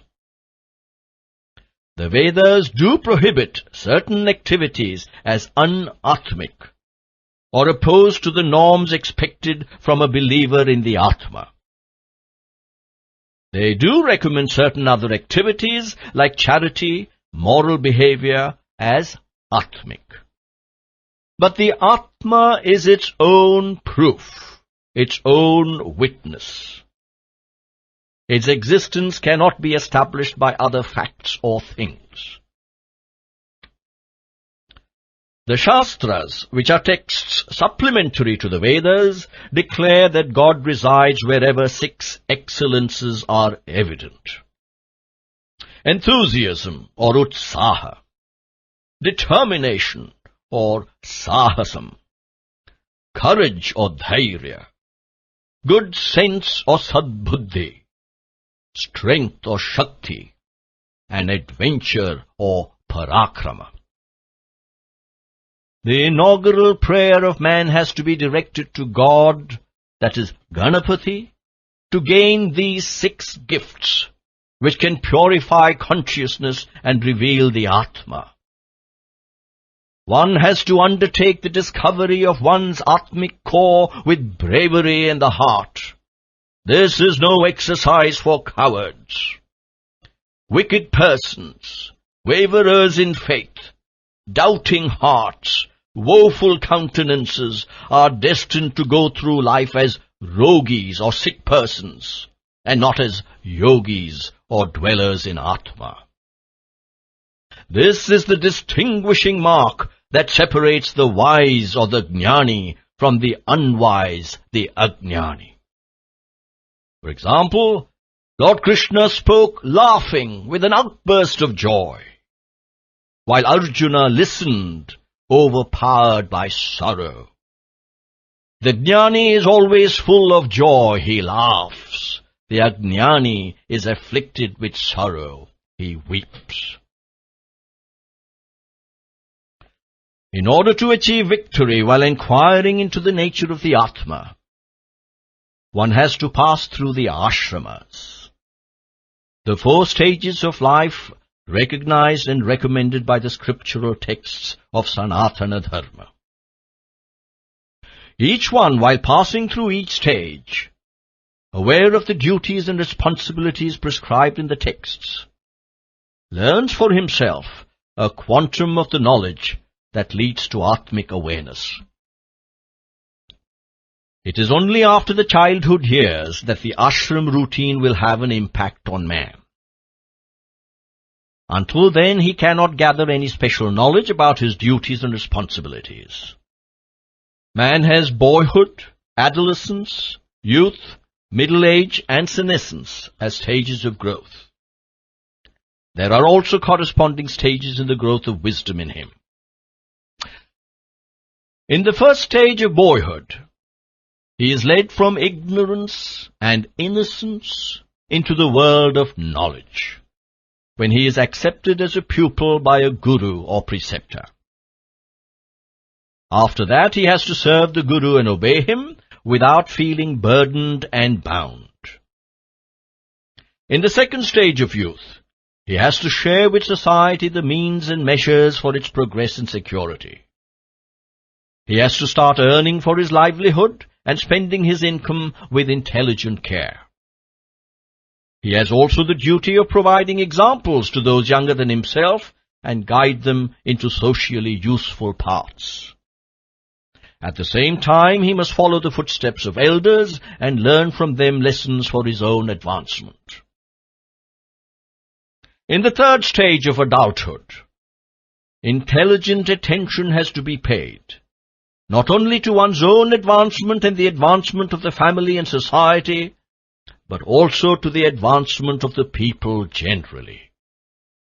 That too is the responsibility of the grown-ups, and they must acquire the skills necessary. They must have wider visions of the peace and prosperity of all mankind, and try to contribute to both, within the limits of their capacity and resources. Old age is the fourth stage. By the time one reaches this stage of his journey, he must have discovered that the joys available in this world are trivial and fleeting. He must be equipped with the higher knowledge of spiritual joy available through delving into the inner spring of bliss. Through his experiences, his heart must have softened and be filled with compassion. He has to be engrossed in promoting the progress of all beings without distinction. And he must be eager to share with others the knowledge he has accumulated, and the benefit of his experiences. Thus, occupations and resultant attitudes have been assigned to the various stages of human life. Practice is as important for confirming one in wisdom as reading is important for confirming one in knowledge. Alongside of knowledge, youth has to cultivate the good qualities of humility, reverence, devotion to God, and steadfast faith. He has to engage himself in good works and enjoy them for the sheer elation they confer. During adulthood, along with the earning of wealth and involvement in the improvement of society, attention must be paid to the promotion and preservation of virtues and to the observance of moral codes. Steps should be taken for improving one's righteous behavior and spiritual sadhana. All levels of consciousness have to be purified and then directed to holy tasks. During middle age, besides fostering the family and society, man has to live an exemplary life to inspire his children and hold forth before society elevating ideals worth practicing. No attempt should be made to belittle society and benefit only the family, for it is bound to fail. The Brahman principle can be realized only by purifying one's activity and utilizing that activity to serve oneself in all. It can never be realized so long as one relies on the caste into which he is born, or the intellectual equipment he has added unto himself, or the mastery of the Vedas. He who is born cannot escape death, sometime, somewhere. Every moment, many are born and many die. But man has to discover how to avoid death. Now, the Atma, which is the core of man, is not born. Since it does not take birth, it does not meet death. Death happens to the body with which it is associated, with which it mixes. The delusion that the body is the core, that the body is real, that verily is death. Affliction by that falsehood is the act of dying. To be free from that delusion is to attain immortality. The body it is that disintegrates, not the Atma, the soul, the self. The body is undergoing change every moment, and the final change is death, when the self changeless remains. When one believes that the changing body is oneself and starts referring to it as I, that I dies, but the real I is deathless. As intense elevating activity and fearless inquiry into one's truth are practiced more and more, the consciousness that the body is oneself can be overcome and negated. Consider the fruit of the tamarind tree. When unripe, it is not easy to separate the rind, the pulp, and the seed. So too, those who have stuck to sensual desires and to fondling and feeding the body cannot earn the awareness of the Atma. When the tamarind fruit becomes ripe, the rind can be broken off, the pulp gets detached from the seed, and the seed can be isolated without effort. Inquiry and unselfish activity ripen the consciousness, and the Atma can be isolated from the body, clear and pure. The body has 5 encasements which hide the Atma. These are grouped under 3 categories: the gross, the subtle, and the causal.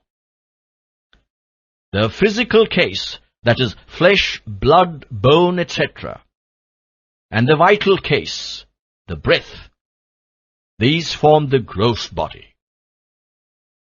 When these 2 sheets, that is, the sthula body or the gross body, fall or disintegrate, the body too falls and cannot rise. Now the word sukshma, which is generally translated as subtle, means in Sanskrit small.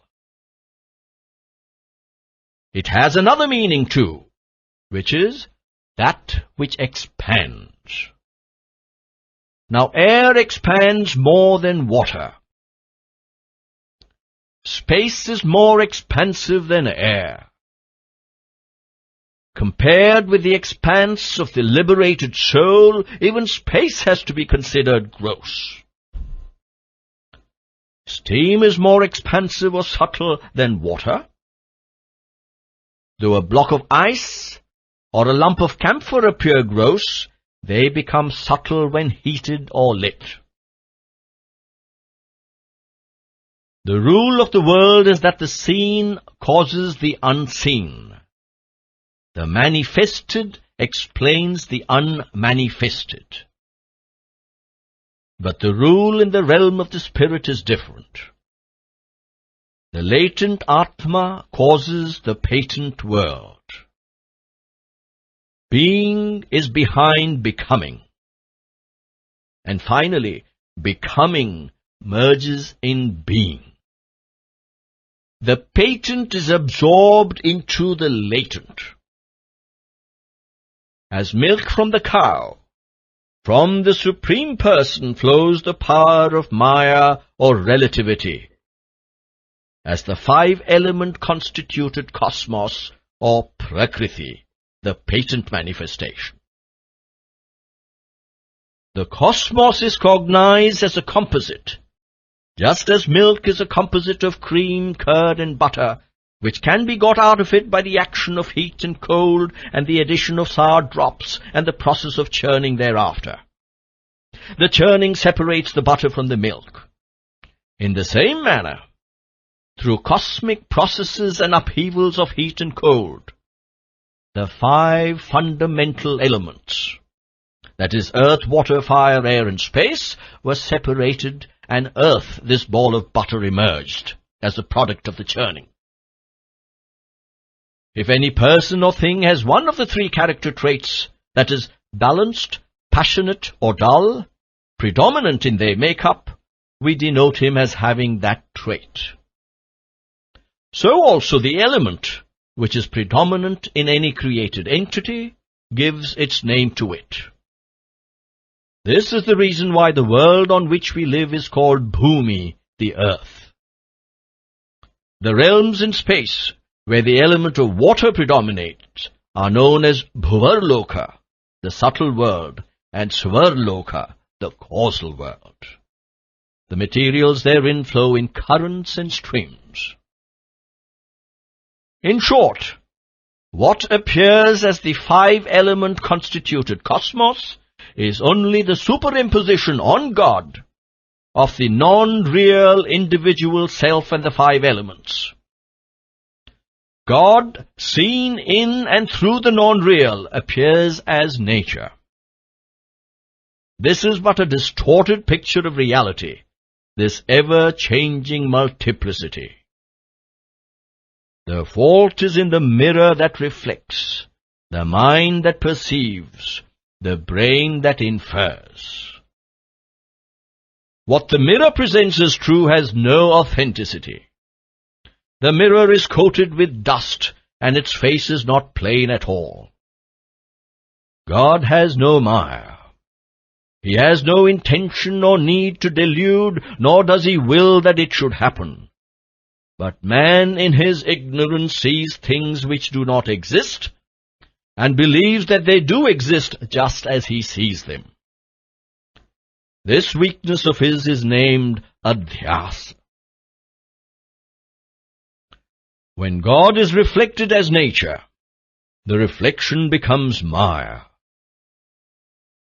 As milk curdles into yogurt, God becomes Jagat, or the world of incessant transformation, or Maya, or the image of the unchanging divine. His will causes this unreal multiplicity on the one that he is. He can by his will end it. He is the master of Maya. God is omnipresent, omnipotent.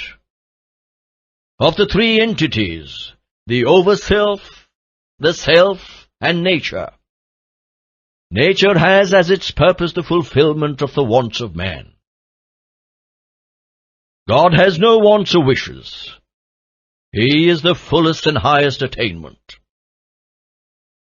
The Ananda of every being and for every being flows spontaneously from God.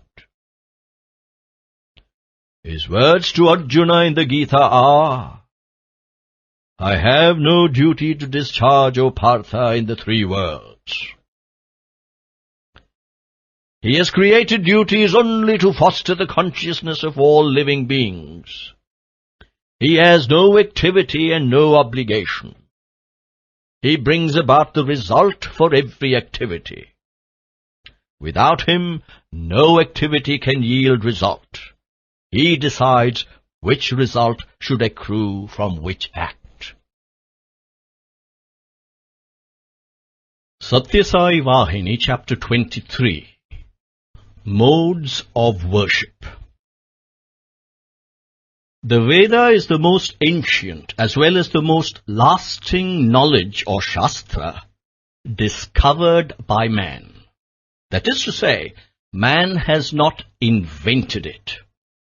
He has only recollected it in the serene silence of the soul.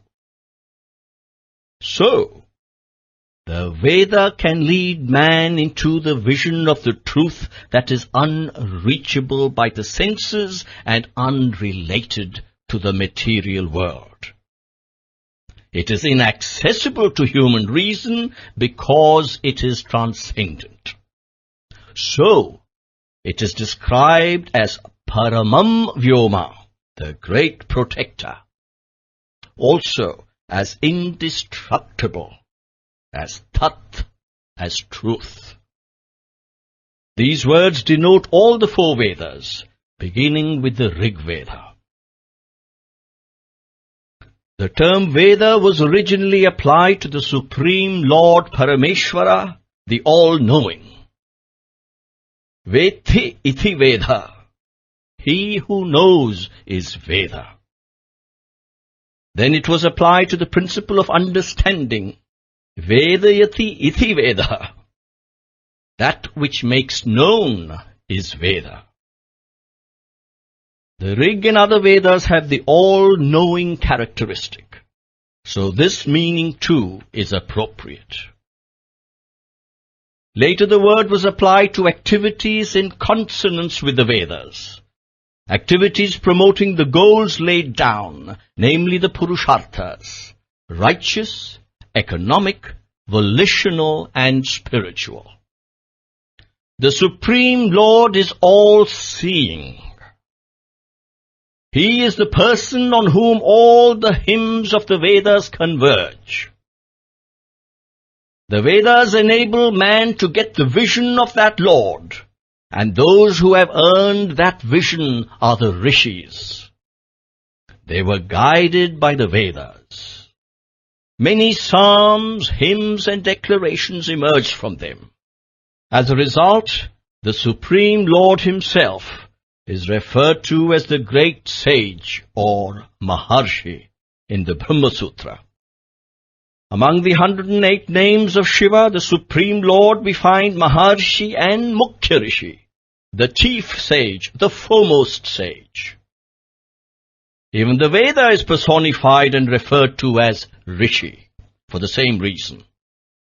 Brahman, the vast expanse, is another word which denotes the Supreme Lord as well as the Veda. Hence, all acts undertaken with no other desire than the attainment of Brahman are also known as Brahma activity, a Brahma Yagna. A Rishi Yagna is a sacrificial act with no desire to earn the fruit ensuing therefrom, designed to gain the vision of truth. While performing such sacrificial acts in yajnas, the expression swaha is used. Yajnas are pure, auspicious, sacred acts. This exclamation, swaha, used while offering oblations or reciting the Veda, is full of significance. Keshavaya swaha, offer it to Lord Keshava or Krishna. Pranaya swaha, offer it to the vital airs or prana. Indraya swaha, it is offered to Lord Indra. The expression is used in this manner. The meaning generally given is, let this be duly consumed. May these materials we are now placing in this holy fire be fully accepted and consumed, so that through this fire they can reach the deity for which it is intended, that is, Keshava, Prana, Indra. Doubts may arise. Why pray to fire for something which is inevitable? Because it is the very nature of fire to burn all that is put into it. But the scriptural meaning is different. Kalidasa, in the poem Kumarasambhavam, describes the Himalayas as Devatatma, divine-souled, that is to say, the embodiments of the divine. The scriptures distinguish the divine body and the material body, which each entity and being possesses. The divine body of everyone cannot be cognized by the senses. When an oblation is given to it, it becomes sanctified. The ahuti, or oblation, is transubstantiated into havish, a special offering of food during Vedic ceremonies. The oblation, or ahuti, is thus described in the Veda. The offering and offeree become one through the acceptance. The atta, the offerer, and the adhya, offeree. Who in this case is the offeree and acceptor? It is Agni, the divine power inherent in fire, in the sun, in the warmth of the vital air that sustains life. When, with the recitation of the appropriate ceremonial formulae, material oblations are placed in Agni with the phrase Swaha, it is not a mere exclamation. It is expiation. It is realization of the prayer which the ritual represents. The Veda is known as Chandas also. This name means pleasant, joyous. It is also associated with the kindred meanings strong, vital, shielded. Since all the attributes and characteristics can be predicated of the Vedas, the name referred to above is very appropriate. The sacred ceremonies and rituals which the Vedas expound confer joy not only on the participants, but on the entire world and even on worlds beyond. The Supreme Lord, who is the source of bliss, is known in the scriptural texts as Yajnanga, having the Vedic ritual as his limbs. Yajna Vahana, using the Vedic ritual as his vehicle. When Godhead assumes form, the first manifestation is Hiranyagarbha, the golden womb. This too is embodied bliss, having as vehicle the bird with wings of beauty, or Garuda. The Supreme Lord is also known as Vrisharatha, he whose chariot is the bull, the symbol of dharma, or righteousness. This is the reason why in temples we find the bird Garuda carved or kept as an idol before the shrine of Vishnu, and the figure of the bull or its idol placed before shrines of Shiva. Cha, or Chadana, has as its root meaning another important aspect of the Vedas, that is, shielding, fostering or promoting the welfare, the ultimate liberation of humans engaged in the unceasing round of worldly affairs. Humans are ever caught up in activities pursued with the profit available as the purpose. They have to be molded as righteous men and women at the same time. The tree of life has to be guarded to offer them fruits and shade. The Veda has to shield from destruction the activist doers, the karma lovers, from the evil temptation to court unrighteousness, and the inquiry-fond thinkers, the jnana seekers, from the evil temptation to pursue the pleasure-bound senses. Since the Veda both guides and shields, these verses are called in totality chandas. Through their role as armor or shield, they shower bliss on all who rely on them. Chadanat chandasi. By shielding, they become chandas. There is a myth about the Vedic rituals collectively known as yajna. Once, yajna fled from the gods, taking the form of a black antelope. The gods went in pursuit, but they succeeded only in retrieving its skin. That skin became the yajna, the symbol of the rite. The white, dark and tawny colors on that skin represent the Vedas, the Rig, the Yajur and the Sama, and it was adored as sacred for this very reason. It was honored as symbolizing the triple knowledge, that is to say, mastery of the three Vedas. The skin is used by the officiating priests and other participants in all Vedic ceremonials in order to invoke the protecting hymns called chandas. The three colors are believed to represent the three worlds too, and therefore he who is seated on the skin or wears it benefits the three worlds by his Vedic recitations and oblations. The master of the ceremonials at the Vedic yajna is described in the Vedic scripture as the fetus in the womb. As the fetus is safe and secure, with its fingers clasped and body prostrate, enveloped in the mother, the priest initiate must be enveloped in the antelope skin, symbolizing Mother Veda. To human eyes it is just a skin, but during Vedic rites it becomes a shield. This is the reason why, before wearing it, the initiate prays, addressing it, "You are the shield, charma. Shield me as charma." Charma, since it shields man from grief, injury and wrong, has come to mean happiness and bliss. Vishnu, the second of the Trinity, is the embodiment of bliss, and Vedic sacrifices confer bliss. Vishnu is praised as yajna itself, yajno vai Vishnu. The Lord Vishnu is the embodiment of the triple Veda. Upasana means the acquisition of the presence of the divine, the achievement of the bliss of adoration.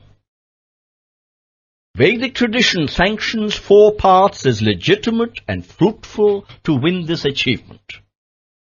They are called Satyavati, Angavati, Anyavati and Nidhanavati. We shall consider these in some detail. Satyavati. The scripture defines the divine thus: Sarva Vyapinam Atmanam Kshire Sarpitha Iva Arpitam. That is, the Atma is immanent everywhere, just as ghee interpenetrates every drop of milk. When the seeker pursues the truth with this conviction urging his endeavor, his sadhana is called Satyavati, truth-based. Maya tatmidam sarvam jagadavyakta murtinha, the Lord declares. That is, in my latent form I am in all of creation, operating the mystery. See in me all this. See all this as me. When one succeeds in this effort, the Satyavati path will lead to success. I shall be visible to you as all this and in all this, the Lord assures. The Lord promises this vision of immanence and transcendence to whomsoever that persists with sincerity on this Satyavati path. Angavati. The universal being is the fire, the wind, the sun, the moon, and all else. He is the breath that sustains life in all beings. He is the fire that illumines all. He is the rain that feeds the plants that provide sustenance. So, he can be adored either as fire or Agni, or as wind or Vayu, or as rain or Varuna, as having graciously assumed all those beneficent forms. This approach through the benign manifestations of Angas is the Angavati path. Anga means a limb, a fact, a feature. Anyavati. Picturing the many-faceted divine and symbolizing in perceivable ways the attributes that are evidenced in each facet, the seeker endeavors to acquire the presence of the divine. One form of the divine, the omnipresent Vishnu, is pictured as having the conch, that is, the symbol of the primeval word or sound, the wheel, the symbol of time, and the mace, the symbol of might and majesty. With the facet to which is ascribed the power and willingness to overcome obstacles, Vigneshwara, the single tusk, symbolizing sharpness and concentration, is associated. Ishvara or Shiva, the facet of disintegration and dissolution, has the Trishula or trident, symbolizing in its three prongs the past, the present, and the future. Lord Rama, the form of righteousness or dharma, is always pictured with the Kodanda, the bow which can send the arrow, will, straight to the target. Lord Krishna, the manifestation of universal love, has on his crown a peacock feather, symbolizing the thousand-eyed glance of grace. He bears a flute on which he plays enthralling tunes. The flute is the symbol of the egoless, desireless seeker. The facet of wisdom, pictured as the goddess Saraswati, has a veena in her hand.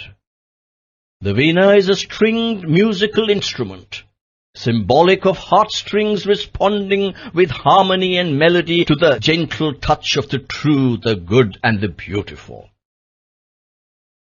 Seekers meditate on these pleasing personifications and the significance of the symbols of their attributes, and adore the divine in the delight that dwells up in their hearts.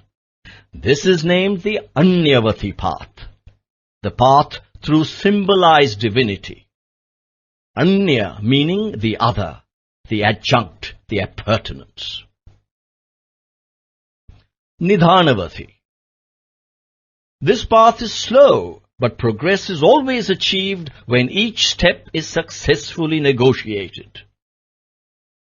Shravanam, Kirtanam, Vishnu Swaranam, Padasevanam, Archanam, Vandanam, Dasyam, Sakhyam, Atmanivedanam, Tanmaya Asakti, Paramaviraha Asakti. Shravanam is listening to the glory of God. Kirtanam, singing joyously his unique graciousness. Vishnu Smaranam, keeping in memory and recapitulating always the majesty and mercy of the Lord. Padasevanam, aspiring to fall at the feet of the Lord. Archanam, offering prayers to the image or idol of the Lord. Vandanam, offering gratitude for blessings received. Dasyam, surrendering to the will of the Lord. Sakyam, confiding completely in Him. Atmanivedanam, dedicating thought, word and deed to Him. Tanmaya asakti, longing to merge in Him. And Parama viraha asakti, agony at the slightest separation from Him. These are the 11 stages which the seeker has to pass through to win the final consummation in bliss. Hence the name for this path is slow and sure, Nidhana. These 4 paths, Satyavati, Angavati, Anyavati and Nidhanavati, are each one progressively more commendable than the previous ones, as far as simplicity and practicability are concerned. They award in the end oneness with the universal will. Of the various other upasanas or sadhanas which are mentioned in the sacred texts and practiced by seekers, pratikopasana, idol adoration, or pratirupopasana, image adoration, is included under Angavati upasana. Sarvada pani padam tat sarvatokshi shiromukham. Everywhere his hands and feet, everywhere his head and face. The Lord, Madhava, has his hands everywhere, for he is in all. He sees through all eyes, he thinks, plans and resolves in all heads. He eats through all mouths, he hears through every ear. Through one form you can adore him as all forms. This is the highest ideal. He is latent in all beings. He operates unseen in and through all. This is the Pratirupa Upasana, worshipping him as present in each. There are other upasanas, or steady worship, mentioned in the texts. Bhanopasana, ascribing to the Lord the highest splendor, the deepest compassion, the most potent power, etc., and worshipping him as such. Gitopasana, adoring him as the master and preceptor who teaches the Gita and reveals the way. The epic Mahabharata is revered as a Veda, the 5th one. It sets out the code of morality that man must adhere to for realizing his goal, both here and hereafter. It is an inexhaustible treasure chest of guidelines for righteous living and spiritual uplift. Here the Lord can be seen on the theatrical stage of Dharma Kshetra, the field of Dharma, with all the equipment and roles, the plots and counterplots, the denouement and devices for the cosmic play he is enacting in his own marvelous way. That play is the epic, the Mahabharata. In this play, the actors and actresses, the dialogues and texts, the cues and songs have been assembled by him. He is the cast, the director, the audience, all. It is Madhava who manifests himself and manipulates in everything and being. On one side, boundless material strength, urged on by unrighteous greed, and on the other, the apparently limited strength of the Atman, the ever-righteous. In the cosmic confrontation and conflict between these two forces, the Lord stands forth as the arbiter, the supreme embodiment of the victory of right over might. This is the ultimate ambrosia available in the Mahabharata, the Bhagavad Gita, the song of divine triumph. The core lesson which the epic is bent on teaching is contained in the Gita. The seeker surrendering with the words, Karishye vachanam tava, your word shall be obeyed, and the Lord admonishing the seeker, Swadharme nidanam shreya, in fulfilling the duty assigned to you lies your safety and prosperity. All work should be tested on this criterion. The path of dedication to the will of God, bhakti, should not be discarded, for it can lead you to all-round delight and bliss. Instead, if one closes his eyes and instills into himself the conceit that he is Brahman, he will miss the joy and become a victim of anxiety. When you pound husk, you cannot expect rice grains to result, can you? And Krishna is no other than the very Brahman. Advaitopasana, non-dualism or monism. The body of the cow has milk in it. The milk has ghee in it, but the ghee cannot be a source of strength to one.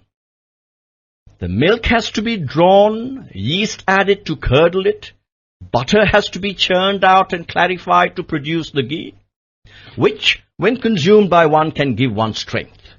So too, though God is omnipresent and omnimotivating, He has to be discovered and cognized in order to realize bliss and awareness.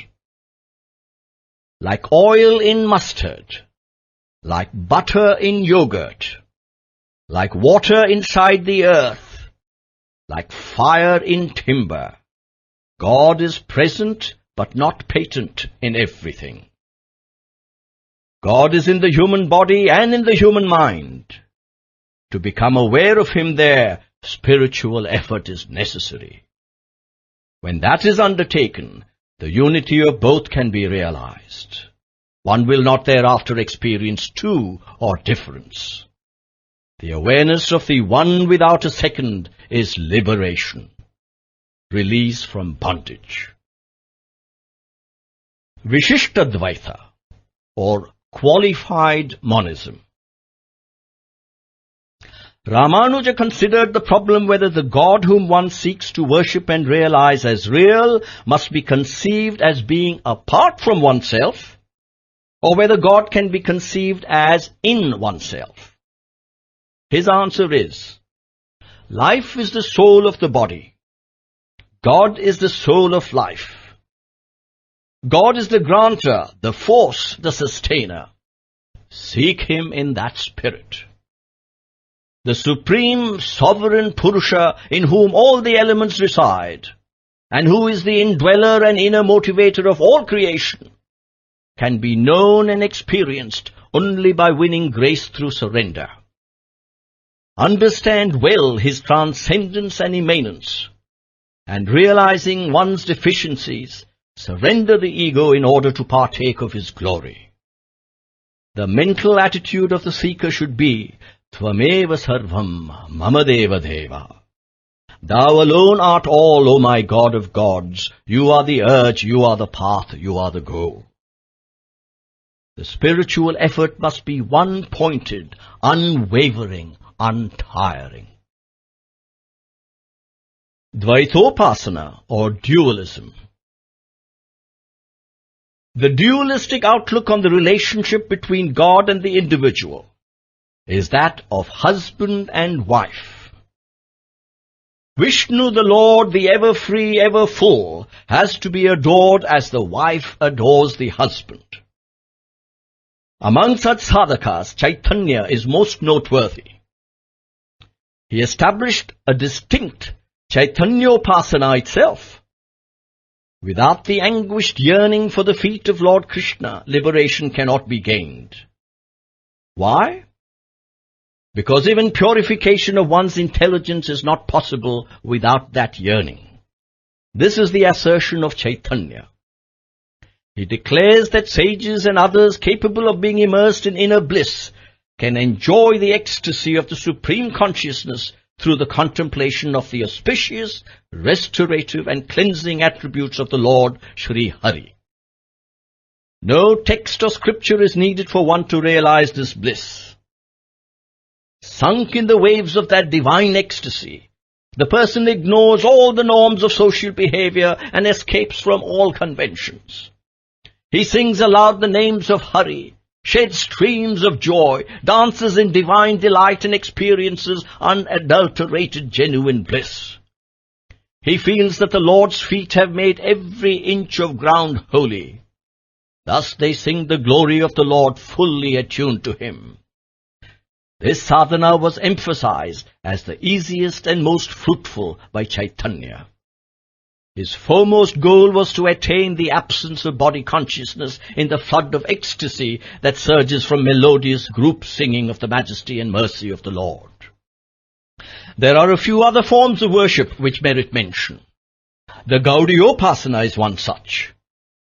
Shri Krishna, formulated and incorporated in the unmanifest immanence as Purushottama, and Radha, formulated and incorporated as unmanifest universal energy, are both visualized and known as Krishna Radha, or more commonly Radha Krishna.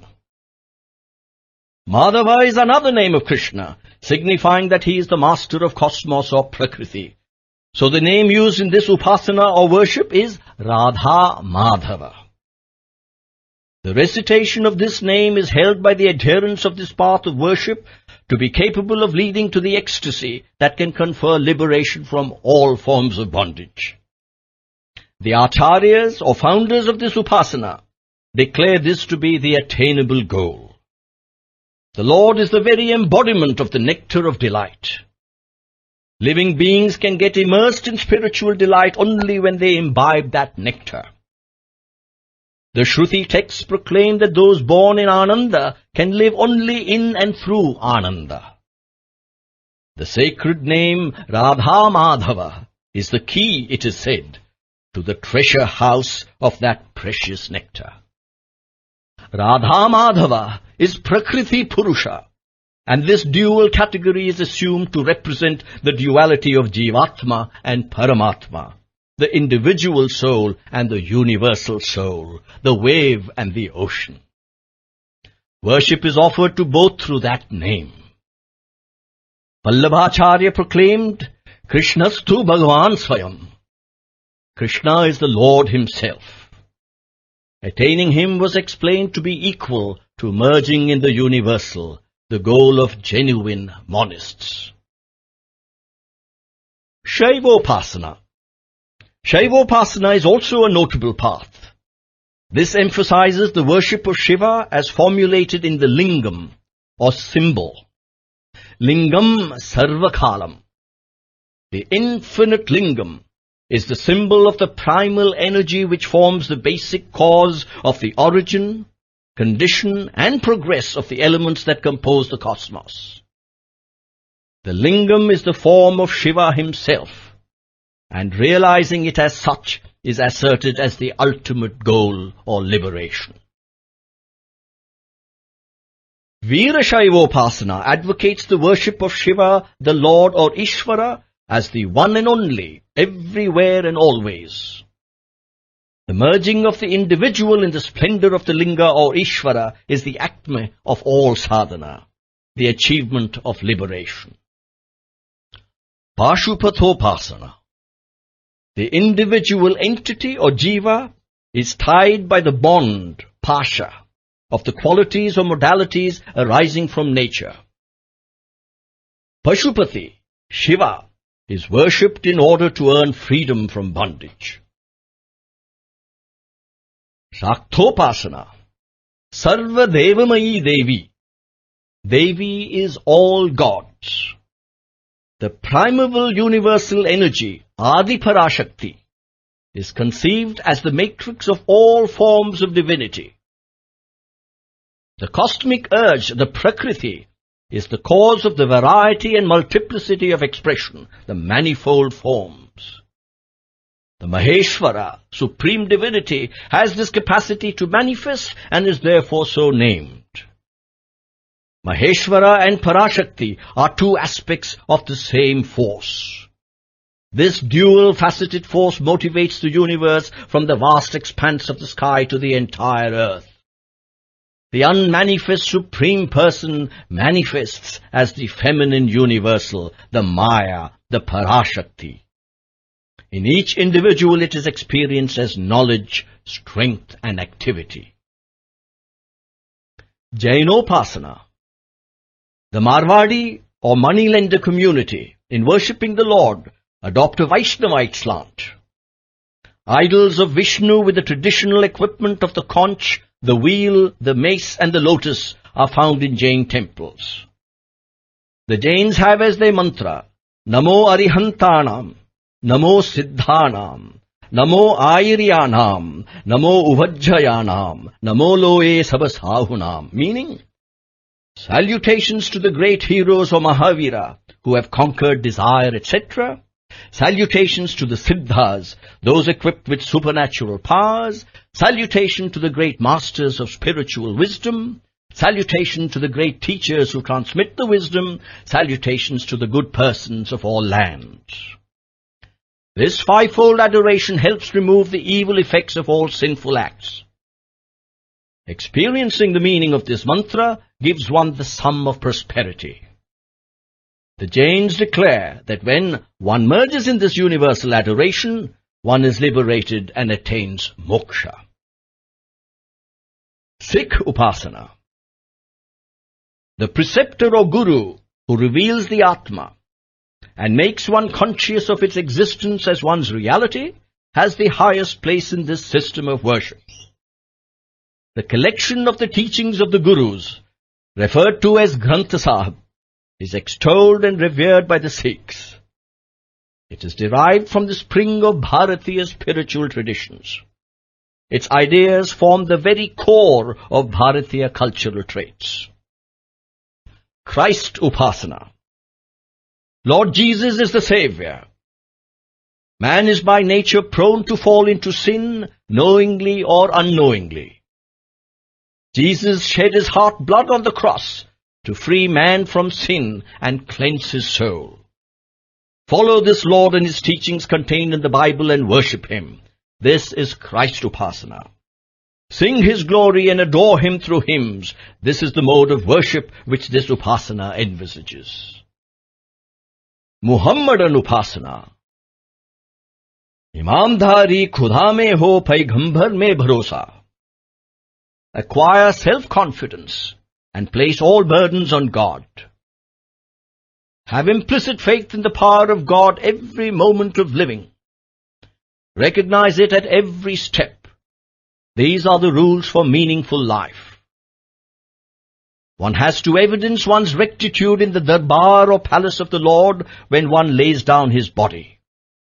So one has to follow the straight path laid down by the Lord until the very end.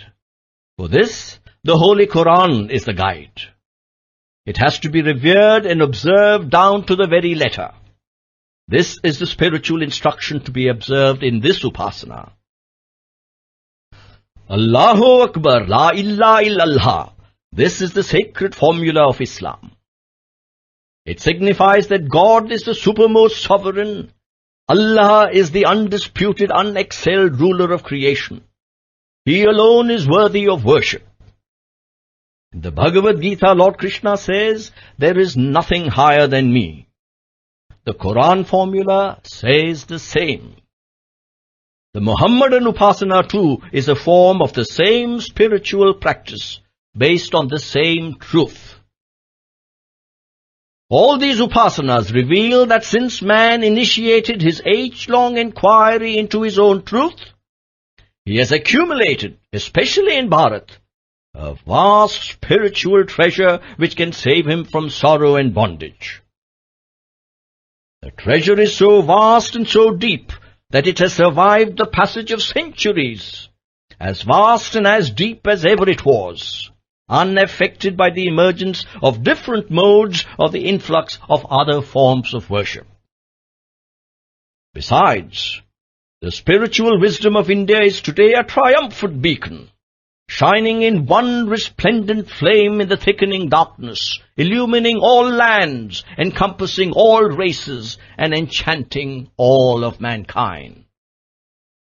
There is no fortune more splendid than being born in this sacred land, Bharat, repository of this magnificent and beneficent culture, which can save the world. Becoming aware of this blessing is indeed a spring of immeasurable ananda or bliss.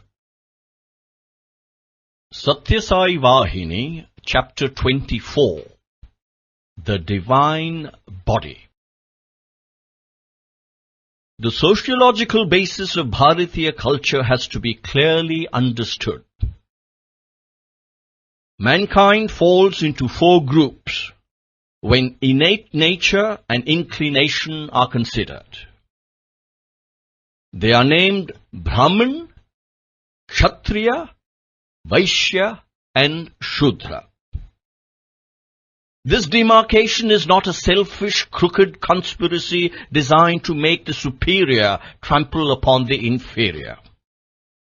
Nor is it the consequence of an envious plot to obstruct human progress. It is best to judge it as a plan to promote the expansion of human achievement by fostering the trends and traits of each person. It is the royal road for the attainment of human progress. It works only for the promotion and regulation of human activity in such a manner that harmony and social well-being are ensured. The Gita-charya, Lord Krishna, has declared, as readers already know, Chaturvarnyam maya srishtham gunakarma vibhagasah tasyakartharam apimam vidyakartharam avyayam. That is, I have created the four varnas, the Brahman, the Kshatriya, the Vaishya and the Shudra, on the basis of natural disposition and vocation of each. Know me to be author of these, as also the non-author, the unchangeable. The system of caste is thus founded on attributes and activities. The world was in the very beginning predominantly sattvic in nature, and as a consequence, all were only Brahmins. Later, through the adoption of various vocations and the development of various inclinations and preferences, types of people got demarcated as castes. The one and only Brahmin class of rishis and sages had later to be sectionalized in the interest of social justice and harmony when qualities of character varied. In the Shanti Parva, in the Mahabharata, sage Bhrigu has elaborately answered a question raised about this development by sage Bharadvaj. It runs as follows. Brahmins fond of worldly pleasures, affected by egoism, subject to anger, lust and other passions, have rajoguna mixed with their innate sattvic nature, and so they are classified as Kshatriyas. In fact, all Brahmins cannot be predominantly sattvic in nature, nor can all of them be devoted to pure ritual activity. Those who do not adhere to the sattvic ideal of truth, and who evince the qualities of tamoguna mixed with rajasic traits, those who are mostly both tamasic and rajasic, were classed as Vaishyas. The rest, who spend their lives in occupations involving violence, who do not practice cleanliness, and who are bogged down in tamasic means of livelihood, were classed as Shudras. Thus, the Brahmins denoted various castes and ensured the safety and security of human society. This is the assertion of the scriptures, the Shrutis. Those endowed with pure sattvic characteristics are Brahmins. Those with rajasic qualities, and as a result equipped with courage and heroism, are Kshatriyas, who can protect mankind from harm. Those who have neither valor nor heroism, but who are proficient in persuasive talent and the tactics of commerce, and eager to use these skills in proper methods, are Vaishyas. In this class, Rajoguna and Tamoguna are blended. The others who have no inclination for undergoing asceticism or acquiring scholarship, who do not practice sadhana, who have no physical stamina and mental courage necessary for battle, who do not possess the special skill needed for trade and commerce, are tamasic in nature, and so engage themselves in tamasic professions. These are the Shudras. They fulfill themselves by their labor through which they contribute to world's prosperity and peace. The above four castes are only limbs of one body. They are not separate entities. There is no basis to consider that one is superior and another inferior. Each performs its function so that the body can be healthy and happy, so that each can win the highest state of consciousness from its own role. So the ancient Vedic Varna organization, based on such broad ideals, was taken to be the divine plan. The plan witnessed the truth that the four castes were the four limbs of the one divine cosmic person or Purusha. This truth becomes clear when we consider the divine statement in Purusha Sukta found in the Rig Veda.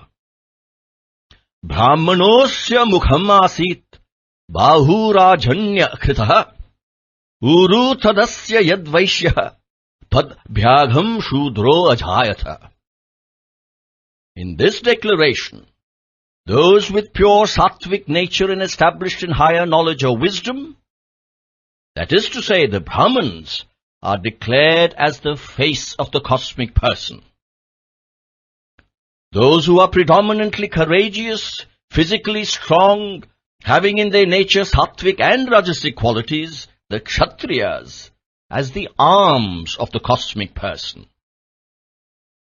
Those who have rajasic nature mixed with tamas, and are efficient in the arts of commerce, the Vaishyas, as the thighs of the cosmic person. And those who are active and engaged in physical labor, those endowed with tamas, the Shudras, as the feet of the cosmic person. The Lord is thus described in the Rig Veda as the wondrous and splendorous embodiment of such components. But this holy and profoundly significant Varna organization fell into the hands of unintelligent, selfish men with restricted outlook and narrow ideals. They expounded it in writing as their fancy dictated. Thereby they brought about great harm to the world. As a result, the system is interpreted today as a plan designed by the majority to suppress the minority. Caste is the cosmic person himself manifesting as human society. It is the visible form of the Lord, charming in every limb. It is a great pity that this truth is not widely recognized. It is the good fortune of this land, Bharat, that in this vision, the Lord, as the physical integration of the caste limbs, is promoting peace and harmony, prosperity and well-being for all mankind. Not aware of this truth, people declare that the system is only a man-made contrivance and that in fact all men are equal. They base this conclusion on external characteristics and breed agitations on the basis that all mankind is one species. Of course, it is true that all men are of one species, but distinct groups do emerge as a result of differences in character and the professions that they adopt. This is an inevitable development.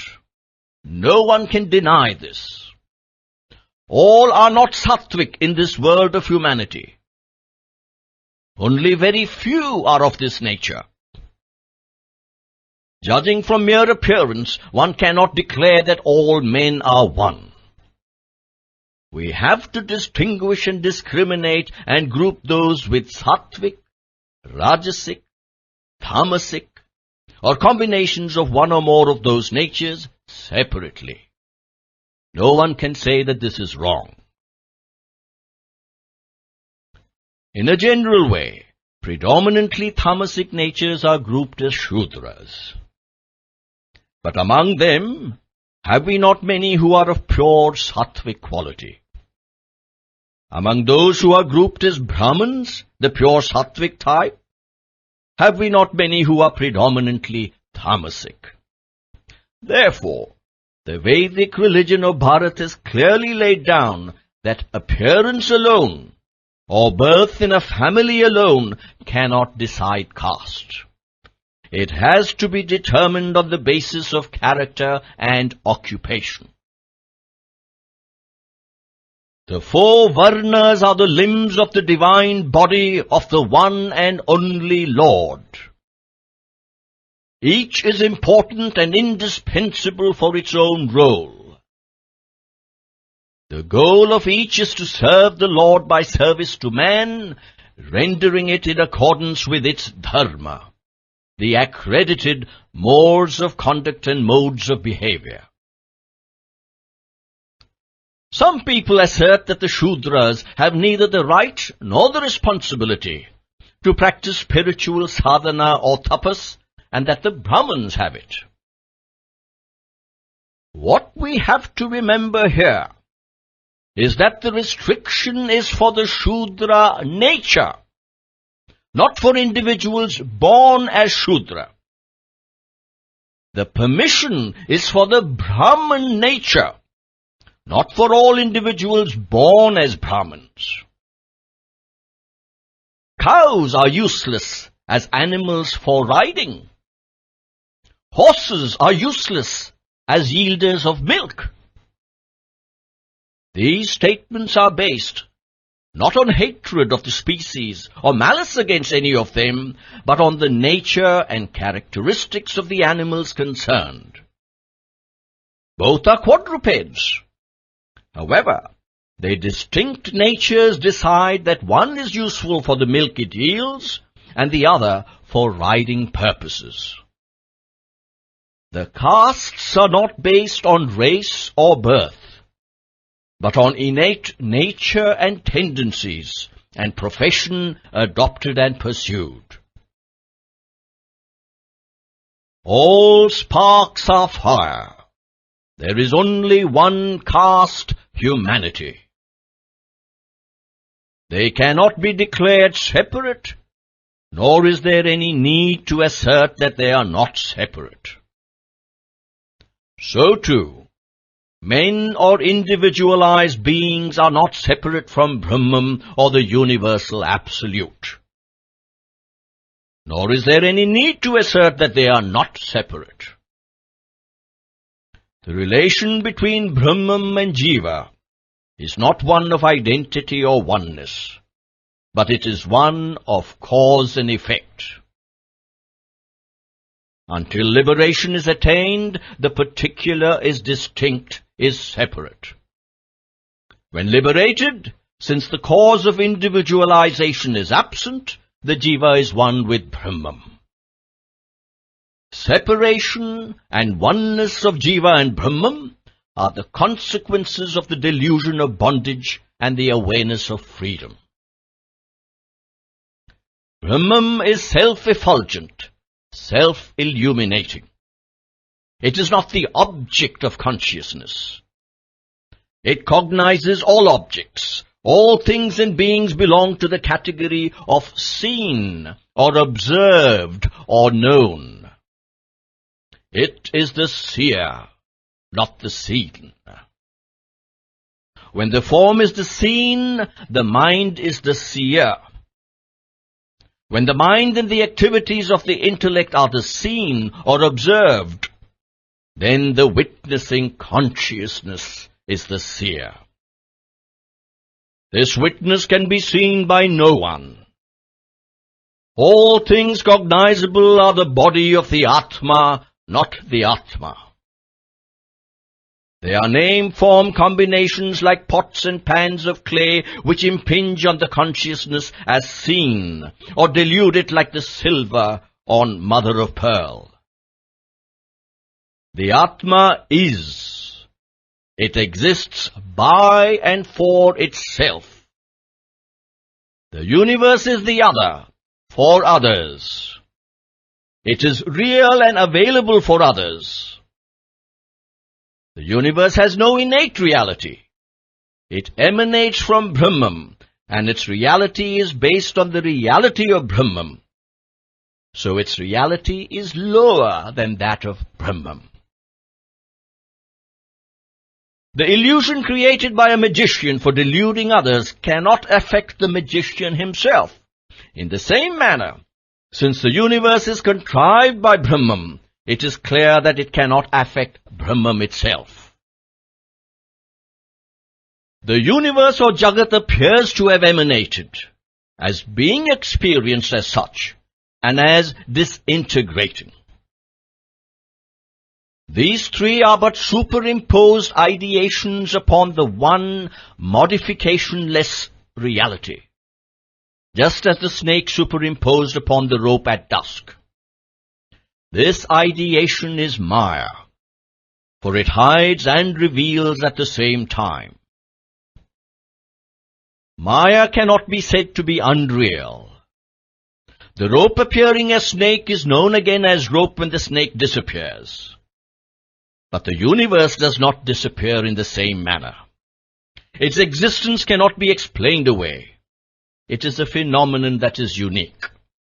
We cannot compare it with any other. We cannot dismiss it as unreal or accept it as real.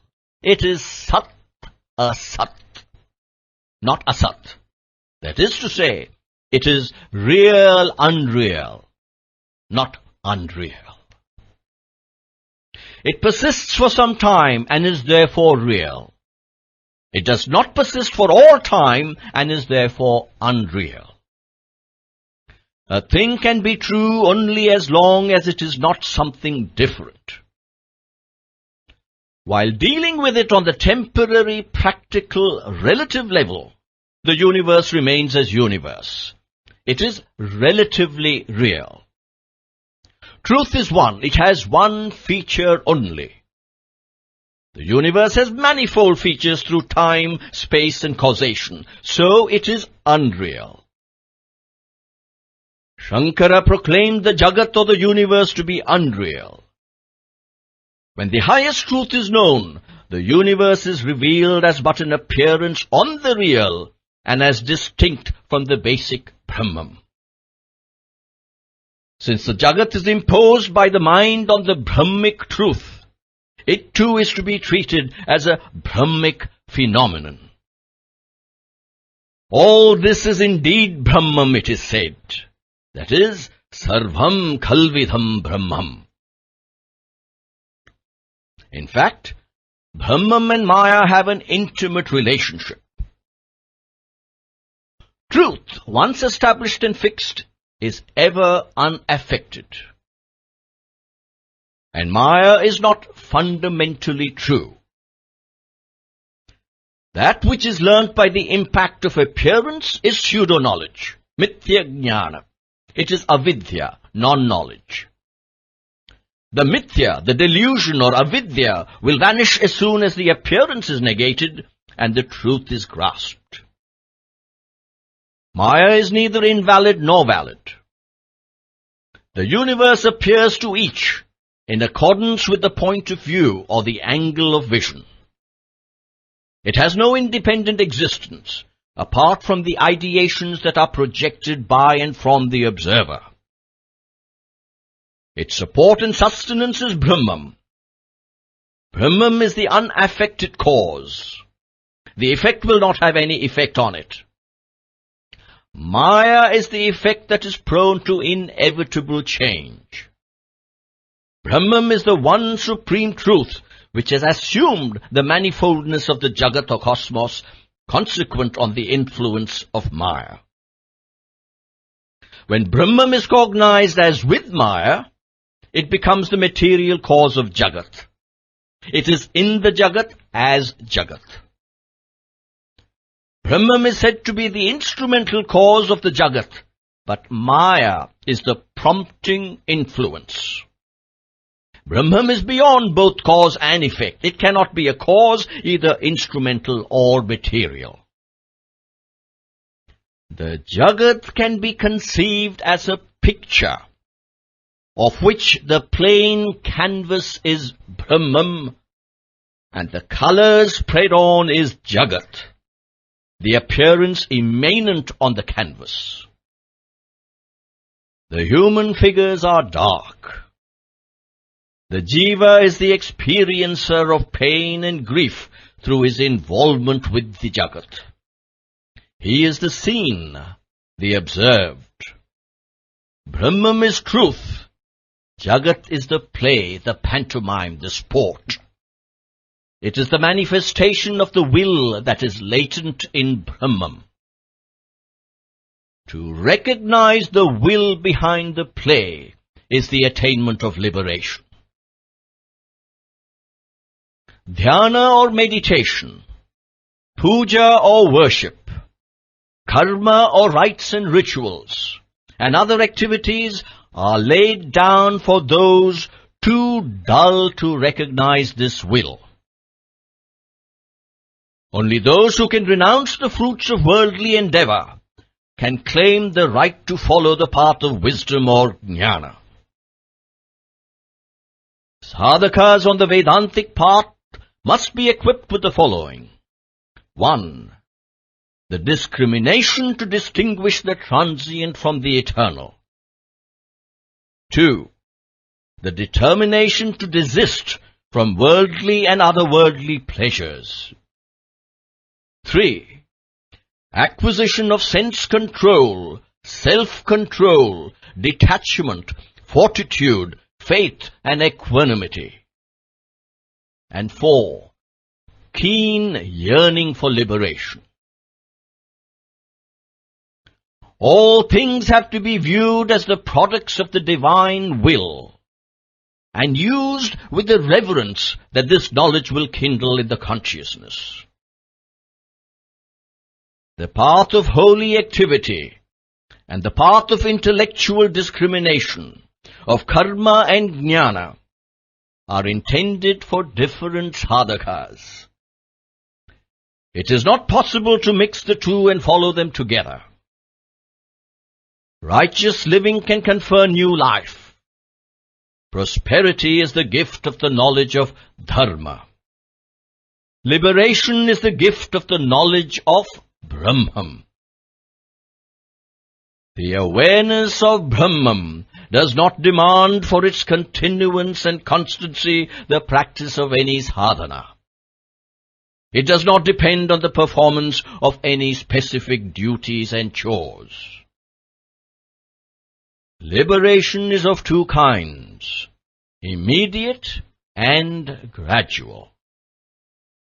The first is the result of the attainment of wisdom or jnana.